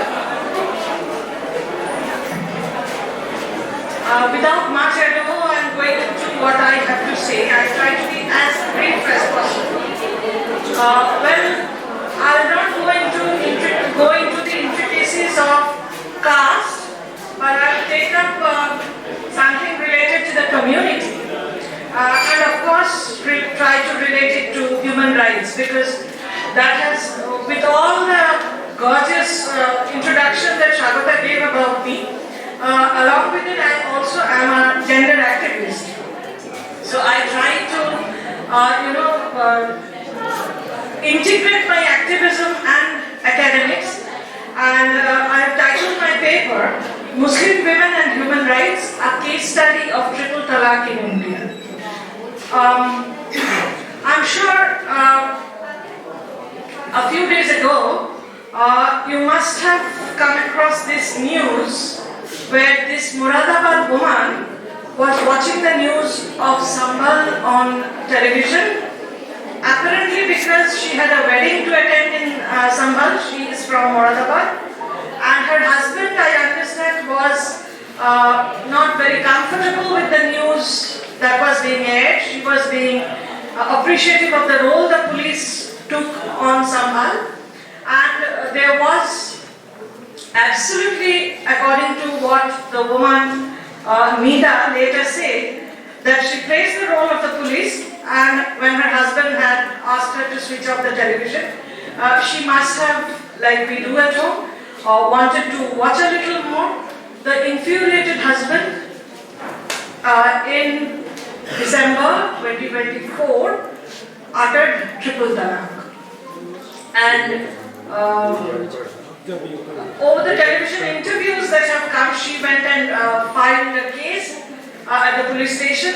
And the television interviews that we've heard of Nita, she said, "कोई वजह ही तो नहीं थी, बिना वजह के तलाक दे दिया है." And she has, of course, filed a police complaint on 8th December.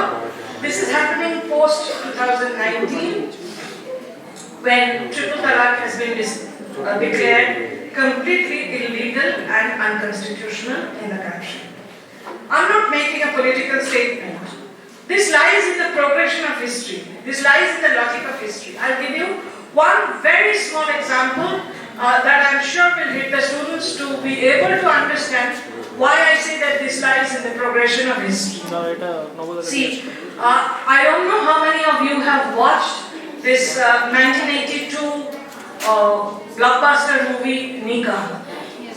And you must have heard this song, Dil Ki Armaan Aansuon Mein Beh Gaye. So this is how the woman of the 1980s was. And if you look at the woman, the Muslim woman of 2016, you'll remember this song that has become iconic as the breakup song. दिल में पत्थर रख के मुंह पे makeup कर लिया, मेरे सैया जी से आज मैं breakup कर लिया. So this has become, you can gauge the transition that has occurred in the world, that has occurred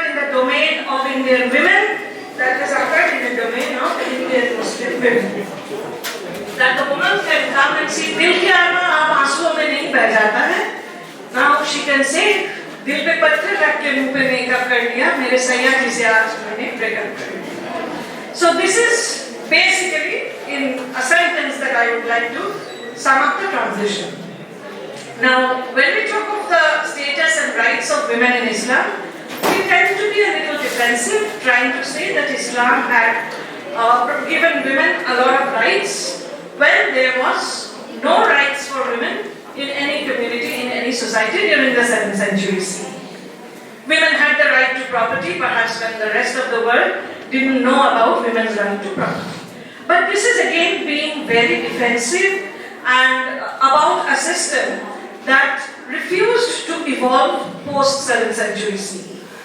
If you look at 55-56 reforms in Hindu law that had happened in India, I would like to just state 4 of them. The Hindu Marriage Act, the Hindu Succession Act, that had come a long way from the Vedic times to the 7th century CE scenario where we, compare the Hindu and the Muslim rights, and then to 1955-56, the Hindu Succession Act, where we have, where we give women equal right to property. The Hindu Guardianship Act, the Hindu Adoption and Maintenance Act. Ambedkar had quoted Burke in the Parliament in 1951, and he said, if you want to maintain the Hindu system, Hindu culture and Hindu society, do not hesitate to repair where repair is necessary. Now, we understand the infallibility of the Quran and stuff. I'm not going into the religious aspect of the human rights that are the point that I am trying to make. Now, patriarchy bypasses Sharia law where it suits the patriarchy. I'll give you just two examples of this dichotomy. One is in terms of the interests earned on bank deposits. We try to adjust ourselves in earning these bank deposits, which is again under strict Islamic terms forbidden, and for punishment for theft. In cases of punishment for theft, we would see the other types of criminal laws being executed, not the Quranic law. But when it comes to women, we are very, very strict about how we want to execute it. And it is curious that, I find it curious, that the Indian Muslims are still guided by a colonial act, the Muslim Personal Law Shariat Application Act, or the Act 26 of 1937, in which certain sections of the previously prevalent acts were repealed. Like, I'll give a few examples, like the Section 26 of the Bombay Regulation 4 of 1827, Section 16 of the Madras Civil Codes of 1873, Section 3 of the Oudh Laws Act 1876, Section 5 of the Punjab Laws Act 1872, etc. These sections were repealed, and the Act 26 of 1937, or the Muslim Personal Law Shariat Application Act, came into being, these sections being considered inconsistent with the provisions of the Act.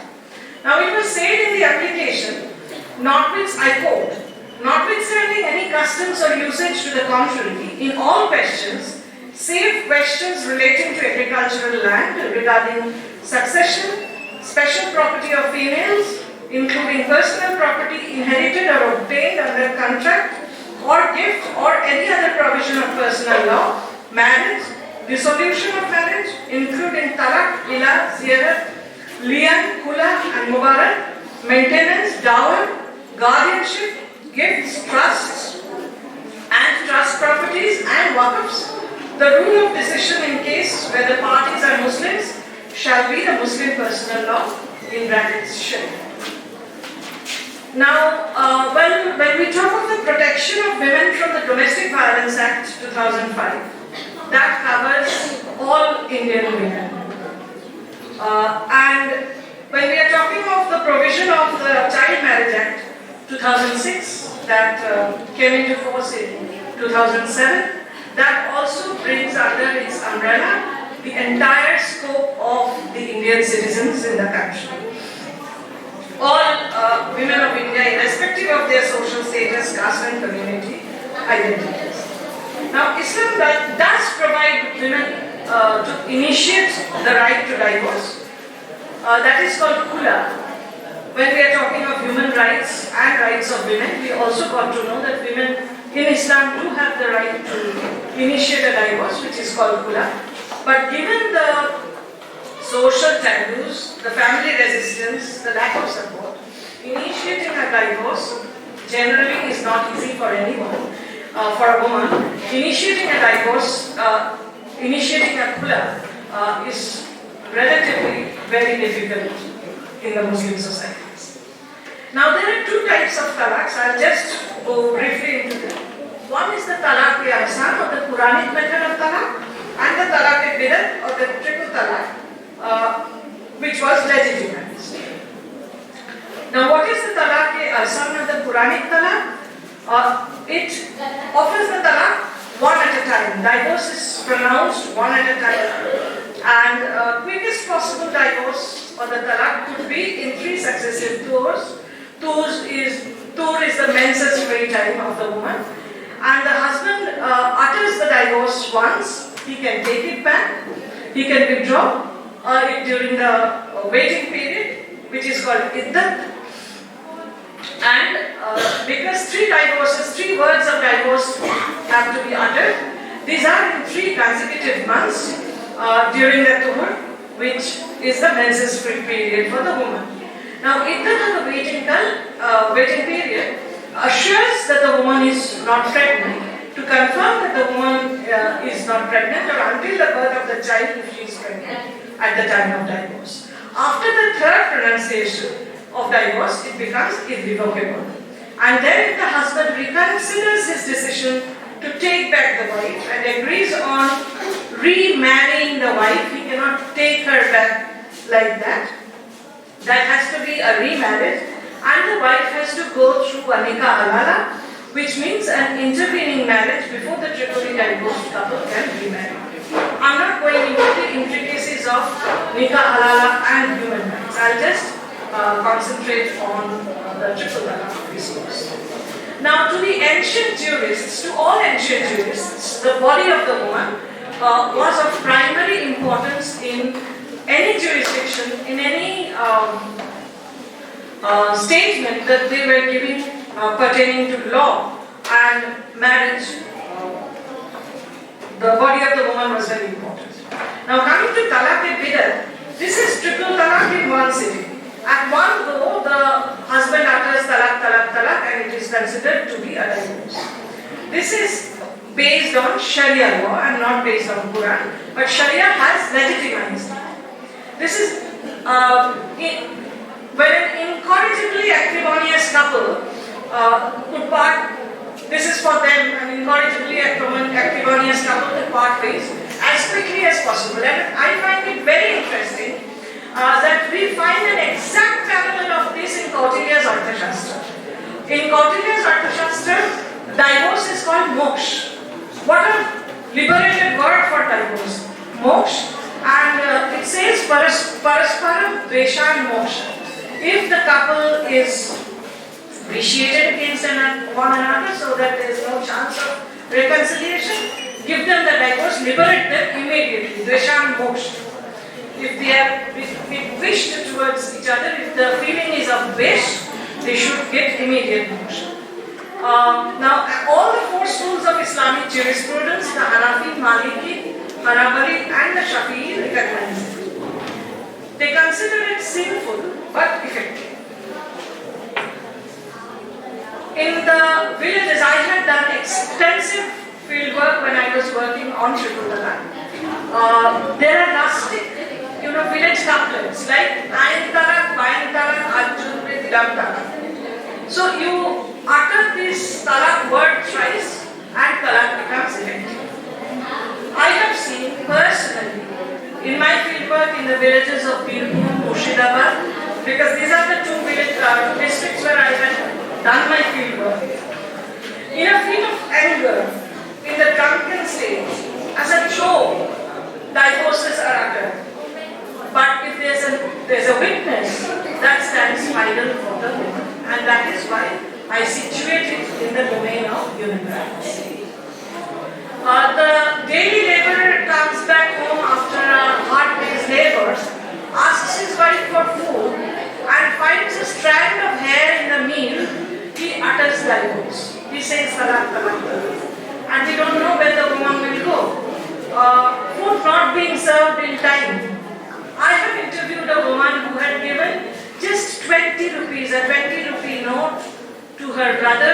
who was going back to her village, to her parents.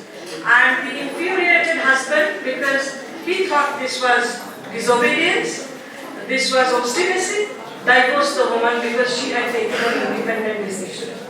You can understand that these generally are in the lower socio-economic groups of Birbhum, Murshidabad and the South 24 Parganas.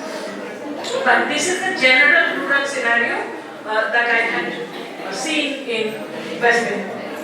In the comparatively upper strata, triple talaqs have been served through speed post, through SMS, via email, WhatsApp, Skype, etc. Even where divorce doesn't take place, it is like an open dagger dangling above your head. One is the perpetual threat. There is an emotional violence. I'll divorce you, and divorce is so easy that the husband utters talaq, talaq, talaq. There happens a divorce, and the woman doesn't know where to go. And secondly, there is a perpetual insecurity with the arrival of another woman in the life of her husband, or incurring the displeasure of the man, there could be a divorce at any time. In 22 Muslim countries of the world, there has been no triple talaq. Verbal triple talaq or talaq-e-bidat is forbidden.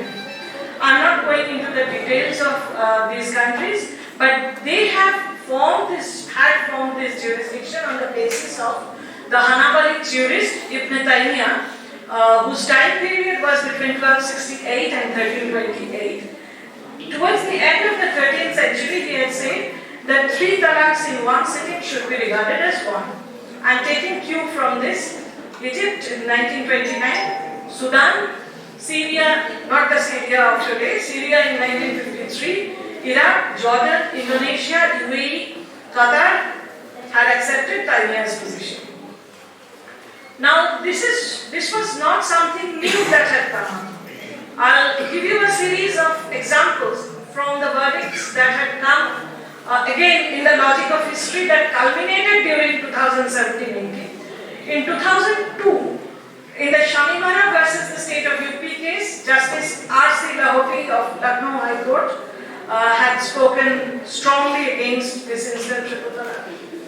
Way back on April 15, 1994, Justice Harinath Tilhari of the Allahabad High Court had held that I quote from the verdict, triple talaq is discriminatory towards women and therefore constitutionally not valid. This was 1994. In 2002, in the Daddu Patan versus Rahim B case, Justice B. Madhapal bench of Bombay High Court invalidated triple talaq by citing the Quran. In 2008, Masroor Ahmed versus State, Delhi High Court Judge Justice Badar Tughlaq Ahmed said triple talaq in one sitting should be considered as single and revocable. In the Ziauddin Ahmed versus Anwara Begum case in the Guwahati High Court, the judge noted that talaq should always be for a reasonable cause and must be preceded by attempts at reconciliation. So we have examples, again the logic of history, the historical trajectory that was being built up from 1994. This resurfaced again when a woman called Shaira Bano. Shaira Bano is from Kashipur in Uttarakhand. She is an MA in sociology and she was married to a high school graduate, Rizwan Ahmed, in 2001. They had 2 children. Her in-laws had taken away both children, and she was subject to domestic violence from 2001 to 2015. She had borne it, and this is what most women in our country, irrespective of the communities, actually bear. And this is why I thought I'd raise this topic in a discussion in an international seminar on human rights. Even our courts think that if there is no complaint of domestic violence during the first 7 years of marriage, everything is going fine. But this woman had endured domestic violence for 15 years, and I had the chance of interviewing her. I met her. She's had 6-7 abortions, she said.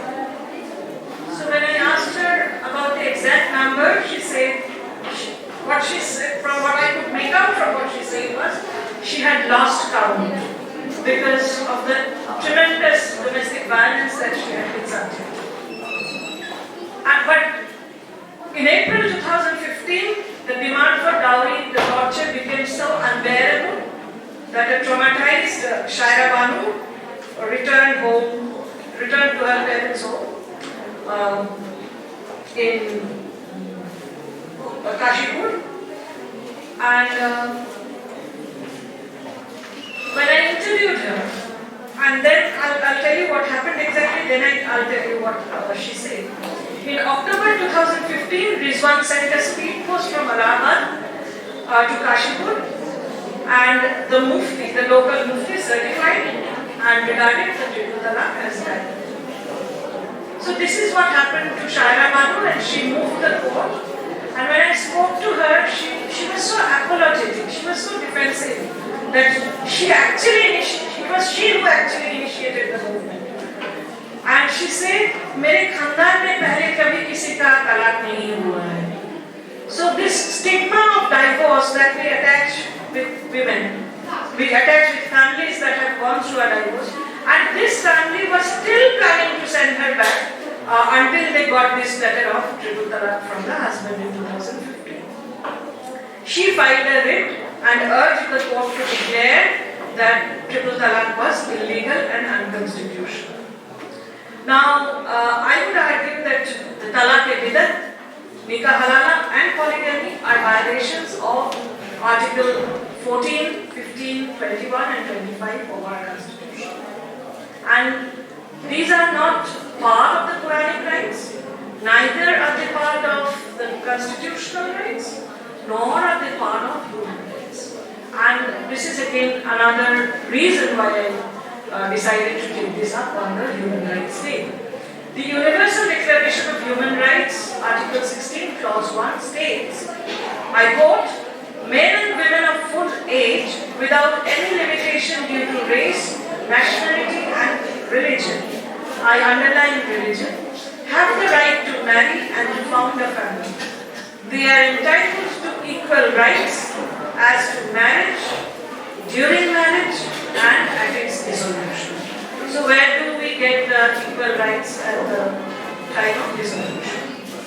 Now with Shaira Banu, we have another example from Afreen Banu, who was an MBA from Jaipur and was married to an Indore lawyer in 2014. In January 2016, she was also served divorce also.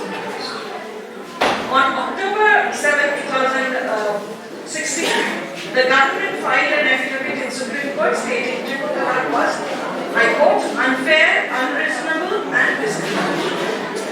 Gender equality and dignity of women are non-negotiable and can prove no compromise." Now this was looked upon as one, a great Hindutva-vadi conspiracy to hegemonize the nation, and secondly, a section of the secular liberals also thought that it was a matter of religious right of the minority community. It was a part of the religious culture, and therefore Muslims have the right to be left alone. Let the Muslim leadership, which is essentially in the hands of the religious leaders, not in the hands of the secular progressive leaders, let the religious leaders decide. The self-proclaimed custodians of Muslim law, the guardians of Muslims in India, for instance, the All India Muslim Personal Law Board, which is no more than an NGO, which has no constitutional basis. Let AIMPLB, All India Muslim Personal Law Board, decide what they want to do with their women, othering the Muslim women from the rest of the Indian community. This othering the gender discourse of Muslims. Now, what was the role of what were the arguments of the All India Muslim Personal Law Board? If talaq is a time-consuming process of 3 months, the All India Muslim Personal Law Board argued, number one, the man may, and all this came from the press briefings of the All India Muslim Personal Law Board. You may go back and check if I am wrong. One said, if talaq is a time-consuming process, and the man is, annoyed with the wife to that extent. One, he may murder his wife or burn her alive. One. Two, if family matters are dragged to the court, it will reflect on the character of their women. Therefore, that would be in utter disregard of Izzat. It would be a matter of great concern, of great beizati to the woman and to the family, therefore. And third, it is always a male privilege to decide on divorce, implying that women are passive partners in social institutions like family and marriage and play only a secondary role. A similar argument is still put forth in the context of punishment for triple talaq. Now that triple talaq has been banned, has been declared illegal, and a law has come into force, the strongest argument in favor of not imprisoning the offender is if the man is in prison, who will provide for the woman? We forget that therefore these men shouldn't be sent to jail. We fail to comprehend that in either case, he would not have provided for the woman. There was a 3-day, 25th AGM of the All India Muslim Personal Law Board that was held in Kolkata during November 18 to 20th, 2016. And there this discourse came up that violence against women wasn't so common in this community. I would again counter-argue that cases of domestic violence are either unreported or underreported. And one, there is lack of sensitization, and most things are left to fate. Women do not know. Most of us, in fact, actually do not know the provisions of the Protection of Women Under Domestic Violence Act unless we need it ourselves. So you can understand the women living in the rural areas, most of them illiterate, would not have any access to law and how things are implemented. Second, social taboos of fear and shame. Shaira Banu also said, the woman who spearheaded this movement, she said, "Mere pure khandan mein kisi ka kabhi talaq nahi hui." So you can understand this. And thirdly, there are negotiators within the community structure, like elders in the family, elders in the neighborhood or the village, or the religious head, the imam of the mosque. And fourth, there's a taboo in this religion against post-mortem. One, regarding the rituals, the funeral rituals that are to be held, and secondly, also regarding the woman's body being touched by the outside. Under pressure, in April 16, 2017, the All India Muslim Personal Law Board, that still held, I quote, violence against women was not common, agreed to a social boycott of families that harass women or practice triple talaq. Within a week of their statement that violence against women was not common, I can give you at least 3 examples. In fact, there were many, many more. I'll tell you about them. On 17th April, this statement came on April 16, 2017. On April 17, 2017 itself in Gonda in UP near Lucknow, one Mahfouz Ahmed versus Ruqayya in the family law court, Ruqayya complained of dowry harassment. Whereas in traditional Islamic marriages, there is a dower in place of a dowry. But in reality, there is always in most cases, there is a dowry arrangement as well. On 20th April in Hyderabad, one Badr Ibrahim Khan, she is an MBA and married in 2016 to Mudassir Ahmed Khan, who was an investment banker in Saudi Arabia. So you can understand that they come from the socio-economically affluent group in society. He divorced Badr on WhatsApp. On 23rd April 2017, Shumaya Javed of Amroha, she was please check the internet if I am wrong. Shumaya Javed is a 5 times national champion in netball. And she complained of harassment from her in-laws for giving birth to her daughter. So in Within a week, we have 3 reported cases of domestic violence, of harassment of women, of divorce coming from the community. In 3 months' time, between August 22nd and November 22nd, 2017, my research says that there were 118 cases of domestic violence and triple talaq reported from across the country. Now, these were the only reported cases. We don't know how many cases were unreported, and my limitations as a researcher, I don't know how many I had actually overlooked as well. So there were 118 during this period. In September 2017, Shahzada Khatun of Lucknow took a divorce at a press meet in Lucknow. Nasima Bibi, a homemaker from but women were gradually gaining confidence, understanding their human rights. A homemaker from West Bengal defied the dictates of the local panchayat, the kangaroo court, for a nikah halala to remarry her estranged husband. She challenged it on the ground that divorce triple talaq was invalid. It was in this context that the Muslim Women Protection of Rights on Marriage Bill was introduced in the lower house of Parliament on December 28, 2017. In March 2018, a bench of Justice Deepak Mishra, Justice A.M. Khanvilkar and D.Y. Chandrachud agreed with a plea that validity of the practices needed to be examined in the light of the right to equality and issued notice to the centre asking it to make it clear on banning them for being violative of constitutional provisions.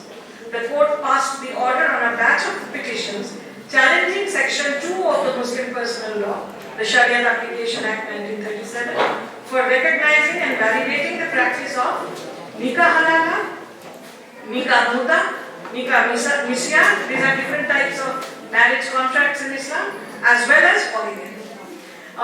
What happened thereafter, you know, I will not go into the details of all that, but I will just conclude by saying that the Muslim Women Protection of Rights on Marriage Act 2019 made triple talaq illegal on August 1st, 2019. This law criminalized the practice of instant divorce by Muslim men, applying to all forms of triple talaq, including spoken, written, or electronic. But this is again the law, that is the act that is in the papers. You know what had just happened in Sabha. Thank you.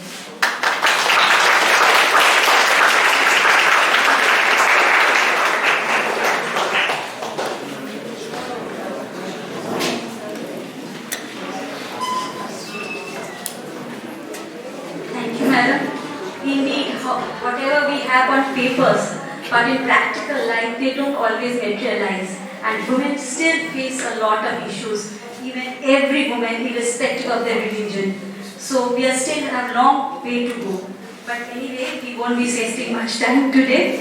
We have a third speaker with us, and for this session, the last speaker for this session, Professor Rabindranath Bhattacharya. No, you know me. I think people know me. There is no need to introduce me. Introduction will be rather wasting time. So we are lagging behind the time. Thank you, sir. In fact, it's a great experience that on this particular day we are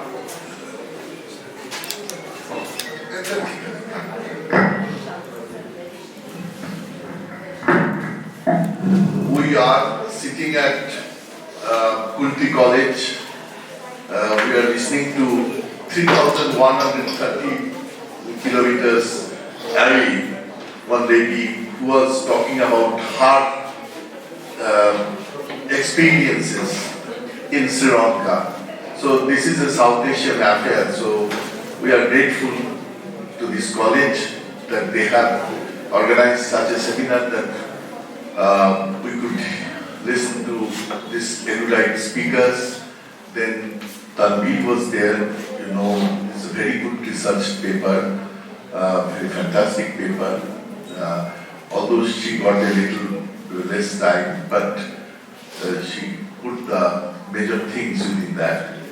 Now, my basic point, in fact, I'll try to finish it within 15 to maximum 20 minutes, minimum 15 minutes, because I have to do the justice to the college as well, you know. they have given me trip here to come here and go back. So I have to do justice to that also.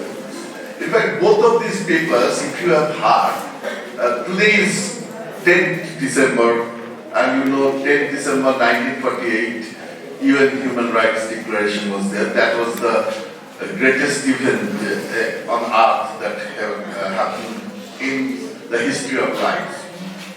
So both of these papers, if you go by that, you can find the core of, Lolita was continuously telling about discrimination. So if you have heard the paper, discrimination. And Tanvir was also talking about that, discrimination, gender discrimination, how Muslim women are treated domestic in so many ways of Muslim marriage, and also after that domestic violence. So discrimination, you can tell, that is the core of human rights. That whenever there is discrimination, that is a human right violation. Discrimination meaning thereby gender, it may be race, it may be caste, it may be, here it has been focused on caste, but whatever discrimination is there, if that discrimination persists and there is no sanction, there is no remedy for that, we can tell that human rights discrimination. Now, let me just talk about what are the rights. What we mean by rights. Rights are some basic conditions without which human beings cannot exist, cannot survive, and it will have to be approved either by the state or by the society. Let me just give you one definition of greatest legal positivist Bentham, who wrote that rights are merely beneficial obligations. It is by imposing obligations or by abstaining from imposing them that rights are established or granted. Now the thing is that this is legal positivism, but two things are there. One is that we have in many cases legal rights, but there is no enforcement, no entitlement.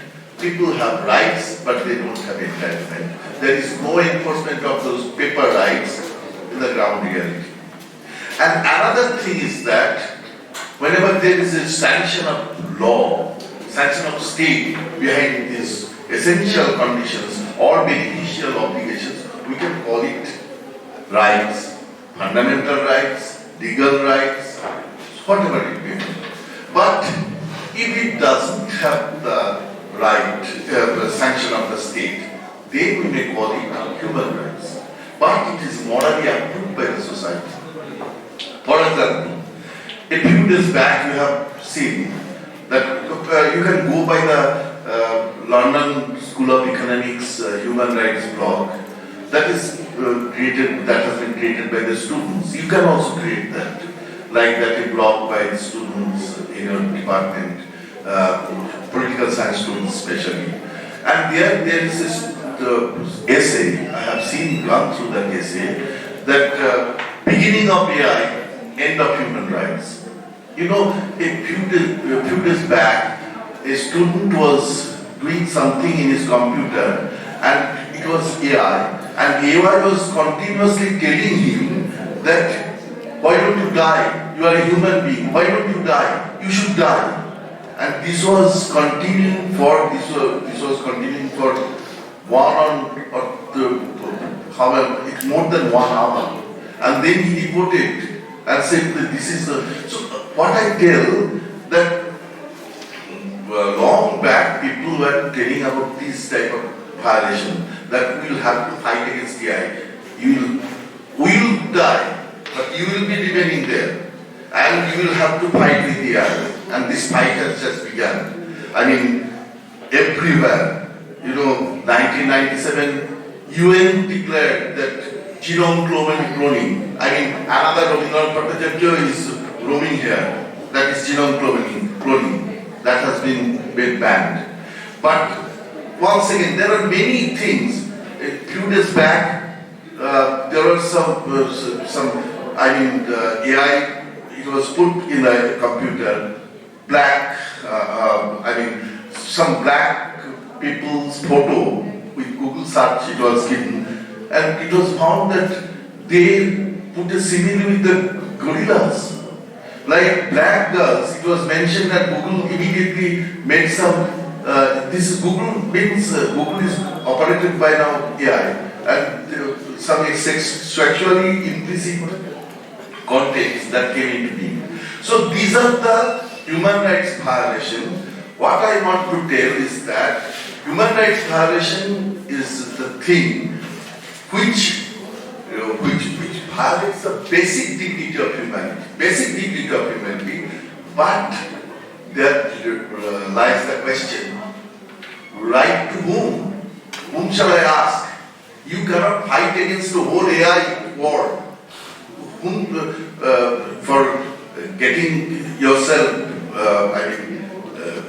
removed from this AI war, to which authority will ask for? That is the basic question. You can ask this, for example, if a person is persecuted by the police, you can go to the court and court will say that either police has done bad thing or something like that. But if such type of things, for example, see some upstream people, they are polluting the river. And for the thing, the fishermen, they are not getting the fishes. So, whom to, in that case, what to do? You will go to the state, if the state, it may happen that if the state obstructs their polluting water, their livelihood may be endangered. So these are the intricate questions of human rights. Now the point is that, what I want to mean, that all these things, whenever you come to the caste or the one basic thing that I want to mention is poverty. The poverty, Lolita was continuously highlighting how this poverty can be removed, because poverty is the basic condition of discrimination. One of the basic conditions. Yes, Muslim women, they don't get, in our case also, Hindu women, not Muslim women, Hindu women also get the domestic violence. So gender is one of the, patriarchy is one of the major thing of discrimination. But poverty is another root cause of discrimination. Is one root cause of discrimination. Poverty is another root cause of discrimination. I'll just tell a few sentences on how poverty becomes discrimination, whether it is in caste or whether it is in general caste or scheduled caste. It has been, I can mention to many data, I am not going to data, but right at this moment, if you go by Niti Aayog policy document, you can find that basically 1% of this, 1%, I can tell you their data, like 1%, most probably it is 57% of our total wealth is being concentrated in the hands of 1% of people. And also, the thing is that the major workforce in India is scheduled caste. And just, I have here that this is the scheduled caste, scheduled tribes report, business inequality in India, upper caste hold nearly 90% billionaire wealth. That means 90% of the wealth are concentrated in the hand of upper caste. And they have given some many data, but I am telling you, in contrast, while scheduled castes and scheduled tribes together form a significant part of the workforce, their representation among enterprise owners remains disproportionately low, because the higher caste representation in enterprises, entrepreneurs or enterprise owners, that is 88.4%. Just see the difference. And why I am telling all these things because of this poverty. You go by education, you go by capability, you can find that education, poverty is the major thing by which the people are deprived of their opportunity. Just see that without best of their efforts, the faculty members who were there, they couldn't try to connect the network. Would it happen in Presidency College, Presidency University or St. Xavier's? Never will happen. This is marginalization. And marginalization occurs in rural area. Rural-urban divide, one of the topics is on rural, fantastic topic, rural-urban divide. All these things happen, the opportunity. They are trying to, we are all over us were watching that, they were trying their best to get the connection, but network was not operating. So what can we do? This is the thing that every rural area is deprived of. I can give enough data on this, but I am not going to the data. But rural area always deprived of their deprived of the opportunity, and since they are deprived of the opportunities, like electricity, like network, like good schools, like good colleges. You have the colleges, Kulti college, but you go to the Chhattisgarh, inside Chhattisgarh, you won't find any college. College or school is 15 or 20 kilometers away. So how can they go to the schools? How can they don't develop their capability? And capability is the basic thing. Lokhi Bhandar will not do anything. You will have to develop your capability. The goals will lead you to goals, nothing more than that. But this is the populist politics I have seen also in Australia. Before election, always this type of things are given. 6% of the budget goes to social welfare, and unwed mothers with one child gets this, 2 children gets this. So, and people are furious, but government gets the vote. And here, Lokhi Bhandar also, we are very happy. But what about this? They will have to develop the capability. Until and unless the capability is developed, you cannot compete with the people who are in urban area or who are in cosmopolitan area, metropolitan area, and then cosmopolitan area, or in the world cities. So, for this, you will have to develop capability.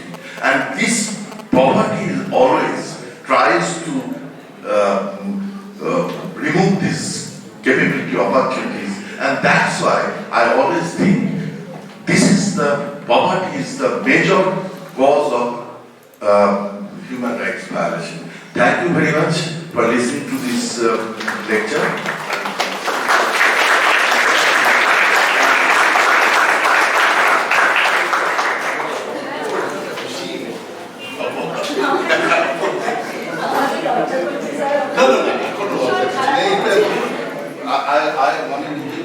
আমাদের গেস্টরা যেভাবে আমাদের সাথে cooperate করলো, I just don't have any words to thank them because we are very sorry of all the technical issues they have cooperated to their most extent.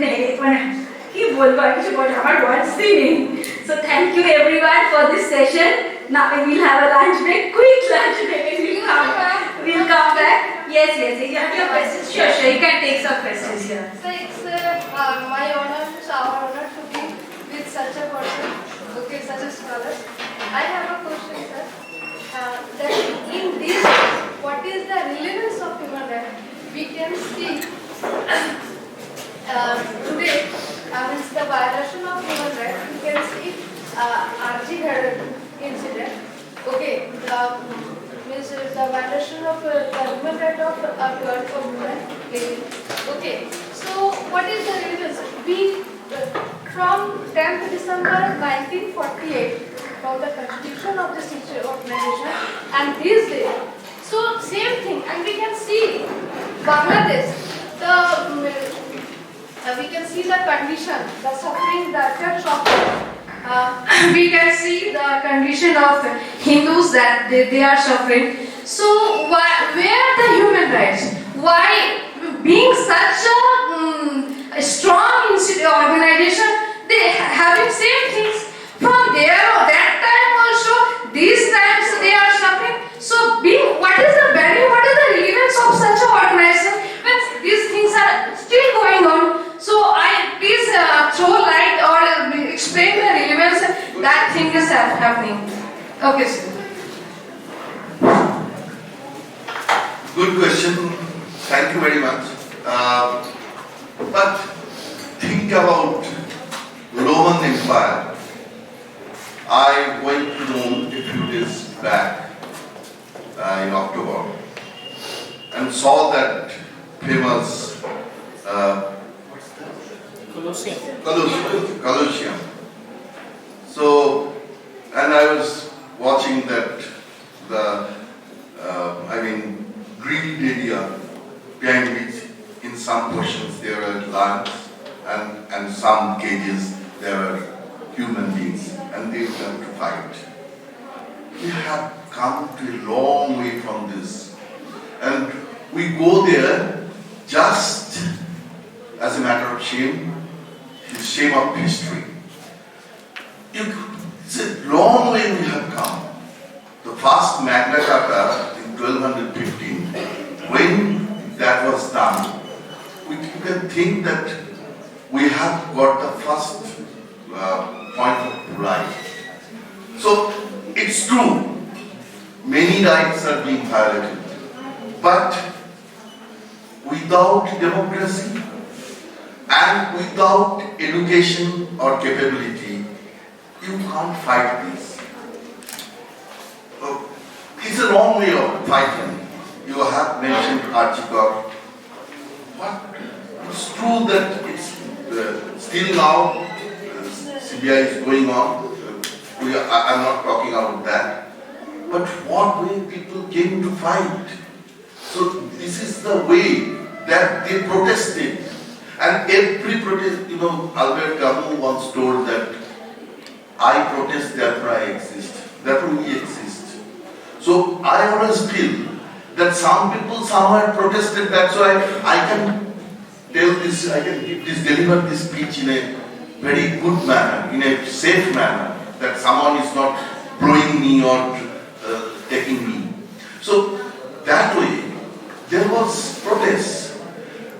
These protests always tried to extend the space of democracy. Until you cannot find foolproof space anywhere. You cannot, it's true that Bangladesh, both ways, the way the Hindus are being treated, but you just think about Farhad Mazar. You are talking about Bangladesh. Before you use Farhad Mazar, told in such a manner, you have seen that in the TV. That is the same voice. I have my student in, I will not mention her name. She knows. So I will not mention her name. But she never used to dress in a burqa. Last time I talked, now I don't talk to her. I don't want to increase her problems. But she is being a Muslim also. She got, students came to her house and abused her. And now she told that lady who told me regarding teeth. My students always talk about dresses. She used to wear, bindi. That bindi, she told me, sir, I always now wear burqa because nobody recognizes me and I'm safe, I remain safe. So there are liberal voices. Wait for some time. This is not the end of history. History will not be ended with just few people telling 4 দিনে কলকাতা দখল করে দিল আমাদের মুখ্যমন্ত্রী খুব সুন্দর বলে দিয়েছে আমরা ললিপপ চুষব খুব ভালো বলে দিয়েছে সুতরাং কিভাবে কি করতে হয় কিন্তু এই যে ডেমোক্রেসি স্পেসটা পাচ্ছি এটা কিন্তু একটা ভীষণ ইম্পর্টেন্ট ব্যাপার হাসিনাও, আমি চ্যানেলে বলেছিলাম, স্বৈরাচারী ছিলেন, ক্ষমতা দখল করে রাখবার জন্য অতগুলো বাচ্চা ছেলেকে মরতে হয়েছে, একদমই ভালো কাজ করে না। তারপরে যে ডেমোক্রেসি সেটা দখল করে নিল, এগুলো তো হয়, এগুলো এই স্পেস, ডেমোক্রেসি স্পেস সবসময় এরকম জায়গায় আসে। আমাদের সেই স্ট্রাগলটার দিকে নজর রাখতে হবে। একবারে ফুলপ্রুফ হয়ে আমরা যে পেয়ে যাবো আজকে তা নয়, কিন্তু সে স্ট্রাগলটা চলছে, এবং যত স্ট্রাগল বাড়ছে রাইটস তত বাড়ছে। রাইট টু ইনফরমেশন ইন্ডিয়াতে ছিল কি, আমরা এখন রাইট টু ইনফরমেশন দিয়ে অনেক কিছু পাবো। সুতরাং স্ট্রাগলের পর একটার পর একটা কিন্তু রাইট আমাদের বাড়ছে, লিগাল রাইটও বাড়ছে, আমাদের মরাল রাইটও বাড়ছে, আমাদের সোসাইটি অনেক বেশি সচেতন হচ্ছে। আমি মনে করি এইটার সম্বন্ধে তানভীরও কিছু বলবো।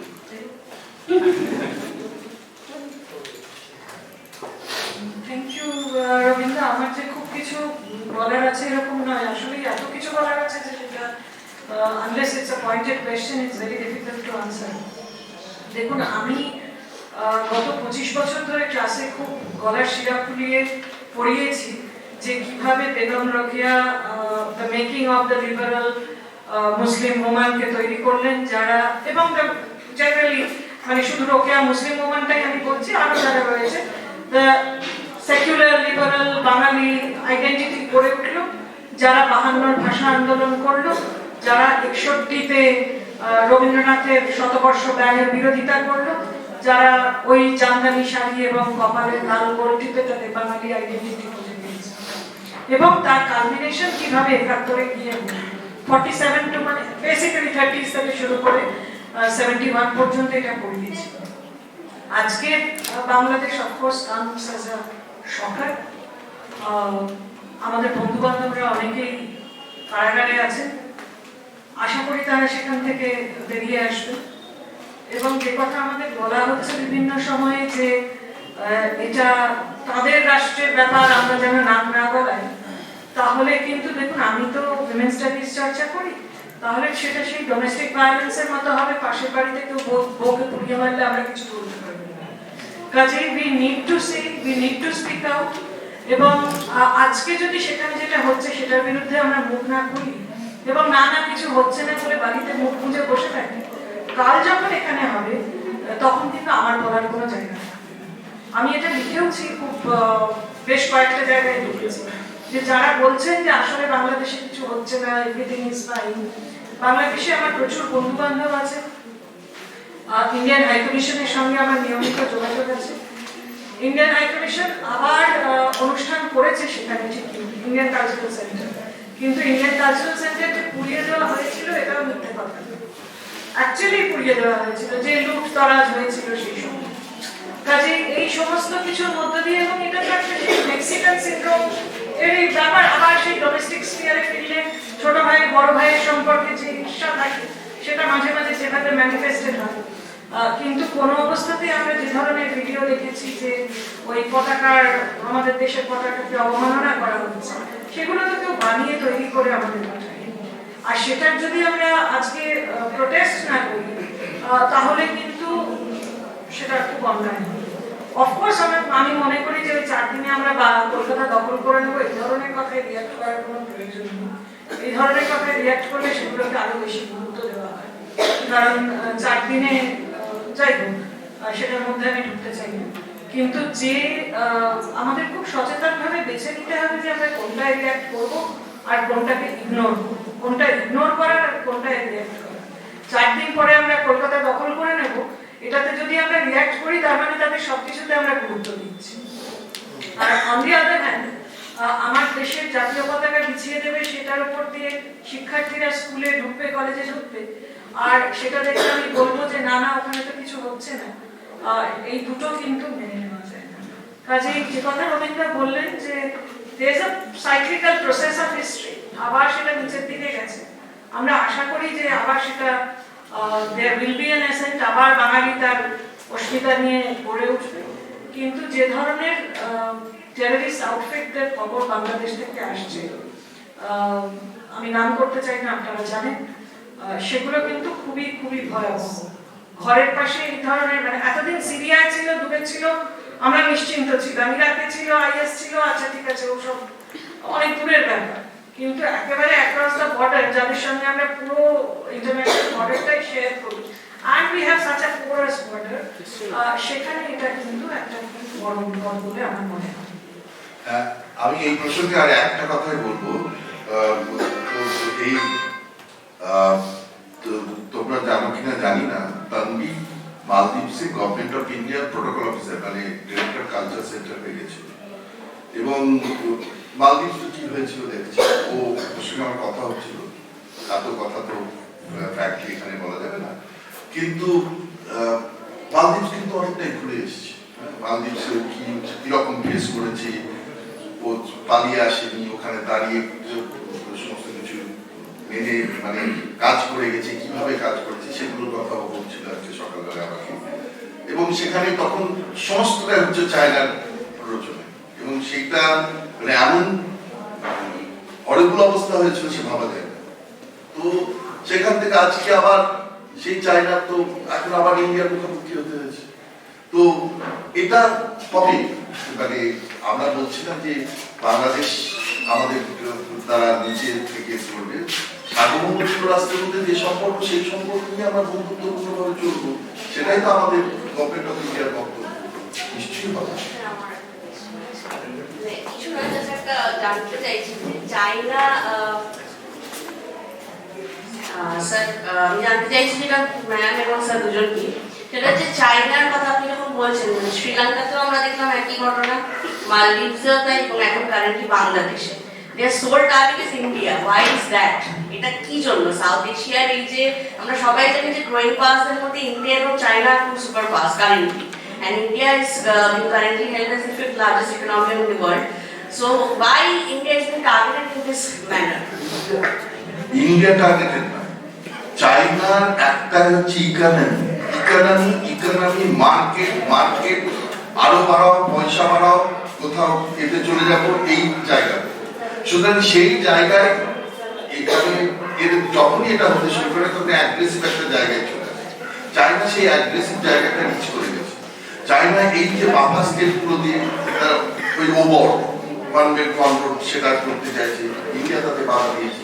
সুতরাং ইন্ডিয়া তার ডোকলাম, লাদাখ বিভিন্ন জায়গায় তারা আরো ঢুকে আরো দখল করতে চাইছে, সেগুলো করতে পারছে। কিন্তু আমি ওর কাছে আজকে শুনছিলাম এগুলোতে কিভাবে ওরা করে, মানে এমন জিনিস করছে একটা যেটার কথা রবীন্দ্র আমায় বলতে বলছেন সেটা আমি কমপ্লিটলি হয়তো বলতে পারবো না, কখনো নিশ্চয়ই বলবো। মানে যে ধরনের রেজিস্ট্যান্স আমি ফেস করেছি ওখানে যোগা ডে ধরুন করতে গেলাম, ফান্ডামেন্টালিস্টদের করলো, আপনারা শুনলেন স্বাগতা বললো যে আমার একটা রিডাইকালাইজেশনের ট্রেনিং আছে from US department of state, সে কারণে আমাকে ভয় দেখানো খুব সহজ জিনিস নয়। আমাদের তার ছিঁড়ে দিয়ে, আমাদের খাবারের ট্রাক উল্টে দিয়ে, আমাদের মানে ইনফ্যাক্ট ফিজিক্যালি মারধর করে, যেটা ডিপ্লোম্যাটিক্যালি অন্য দেশের লোকেদের করা যায় না, এ সমস্ত করে আমাদের নিরস্ত করবার চেষ্টা করা হয়েছে। আমি শুধু একটা উদাহরণ দিই, I am not going into personal examples, সেগুলো দিলে মনে হবে যে আমি নিজেকে মহান করে উপস্থাপিত করার চেষ্টা করছি, সেগুলো উদ্দেশ্য আমার নেই। আমি একটা কথা বলি, তাহলে বুঝতে পারবেন যে কতটা ফোকাস তারা এজেন্ডায়। বন্ধুত্বপূর্ণ ফুটবল ম্যাচ, ওই ওপাড়ায় বাঙালিদের সঙ্গে মুসলমানদের ফুটবল ম্যাচের মতো ফুটবল ম্যাচ হচ্ছে, মলডিভিয়ানদের সঙ্গে চাইনিজ। সেই উপলক্ষে চায়না এক এয়ারক্রাফট ভর্তি লোক চায়না থেকে উড়িয়ে নিয়ে এসে তাদের দিয়ে মাছ ভর্তি করেছে, এবং তারা মানে চিয়ার লিডার হিসেবে কাজ করছে। So you can understand the amount of, যেটা রবীন্দ্র বললেন, দ্য ফোকাস। এবং এই বারবার ইরিটেট করতে থাকে বিভিন্ন জায়গায়, ক্রিকেটের পরিভাষায় যাকে বলে স্লেজিং করতে থাকে, কোনো একটা সময় তো রিঅ্যাক্ট করে,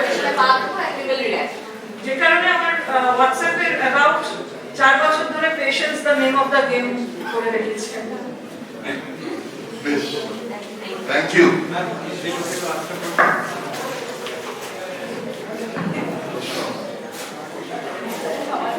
Good afternoon, everyone. This is Monish Datta. I will have two brief questions, one to Nasreen ma'am and one to Mr. Chalisker. The first question is, can we link caste discrimination to economic disparities similar to the way gender inequality often intersects with economic factors? And the second question is, can we state that populist policies somewhat improve economic power of women if they use it for employment benefits or blessing in disguise, we can say? Second question is for me, so I'll come to the second. Regarding the first question, well, that is, the Marxist way of looking at the economic interpretation of how we relate to the economic happenings to certain phenomena. Well, I would say this is partially correct, that the economic status of a woman reflects on her ability to exercise her rights within the caste, within the community, within the society. But that is not the only factor. There are several other factors. Yes, this is a very dominant factor, but this would not be the only factor. There are other factors as well. Can we say the primary factor, just like economic foundation, is the I wouldn't say that this is a primary factor. Who am I to say? But if you ask my opinion, I would say that this is one of the major factors. And there are a few other major factors as well, including a few subsidiary factors that also go into shaping the social dynamics. And regarding the populist policies, of course, Abhijit Binayak Banerjee has told that the circulation of money always helps the development. So if it is spent and by the hawkers, poorest of hawkers, or the poorest of women, then it will definitely increase the market as well. But the thing, there should be a balance. What I want to tell, that this populist policy, you are giving cycle, for what is that cycle C or I don't know, some free. But for going to school, and in the school there is no building, there is no teacher, the building is ruining. So you have no capital expenditure and you are giving doles for that purpose. Why, if the students come and if they don't get the teacher, what is the point of spending money for school children? So that is the thing that I want to tell, that you will have to explain the capital expenditure so that the capability develops. Until the capability develops, you cannot, help, then income, and also for income, the education, and this increases. There should be a balance. I am not against the populist policy. Just beat me if I tell that I am against the Shubhendu Adhikari. People are going against him. It's all right, but the point is that there should be a balance between capability and this populist policy. That I want to know.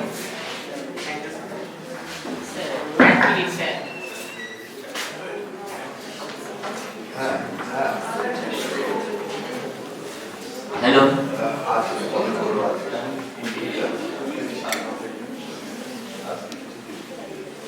আমরা আপনাদের সামনে পেয়ে খুবই ভাগ্যবান। Madam বললেন বাংলাদেশ আমাদের পাশে, যদি বাংলাদেশ জলে তাহলে আমাদের তো ভয় হবেই, সিরিয়া তো দূরে। সত্যি বর্ধমানে একটা বাড়িতে আগুন লাগলে আমার কিছু এসে যায় না, হয়তো আমার পাশের বাড়িতে আগুন লাগলে আমারটাও ধরে যেতে পারে। এইটা একটা কথা ছিল, জাস্ট ব্যক্তিগত। আর একটা হচ্ছে যে খালি চায়নার প্রভাবেই যে এরা করছে, এটা আমি একদম মেনে নিতে পারি না। আমি আর ভট্টাচার্য স্যার যদি একটা ঘরে থাকি আর আমি ডেলি পেঁয়াজ ভাত লঙ্কা ভাত খাই, আর ভট্টাচার্য স্যার মাছ মাংস হ্যান ত্যান সব কাটলেট অমলেট খান, তাহলে পৃথিবীতে কারোর উপর আমার হিংসা হবে না, ভট্টাচার্য স্যারের উপরেই হিংসা হবে, যে একই দেয়ালের মধ্যে থেকে। ঠিক আছে, সেই জন্যই ভারতের উপরে এরা এত প্রতিহিংসা করা যায়। আর ওরা যত উইক হচ্ছে ভারতকে রেসিস্ট করার জন্য চায়নার নাম গুণসংকীর্তন করবে, এটাই স্বাভাবিক। রাখছি। হ্যাঁ, এটা তো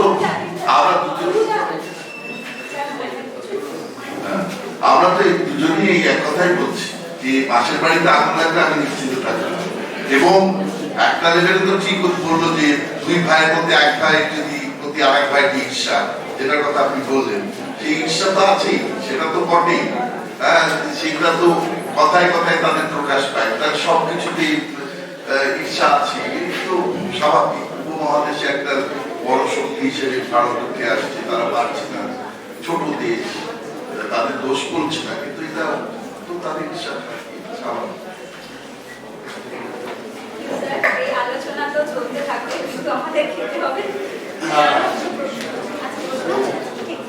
গুড আফটারনুন ম্যাম, আমার প্রশ্নটা আপনার।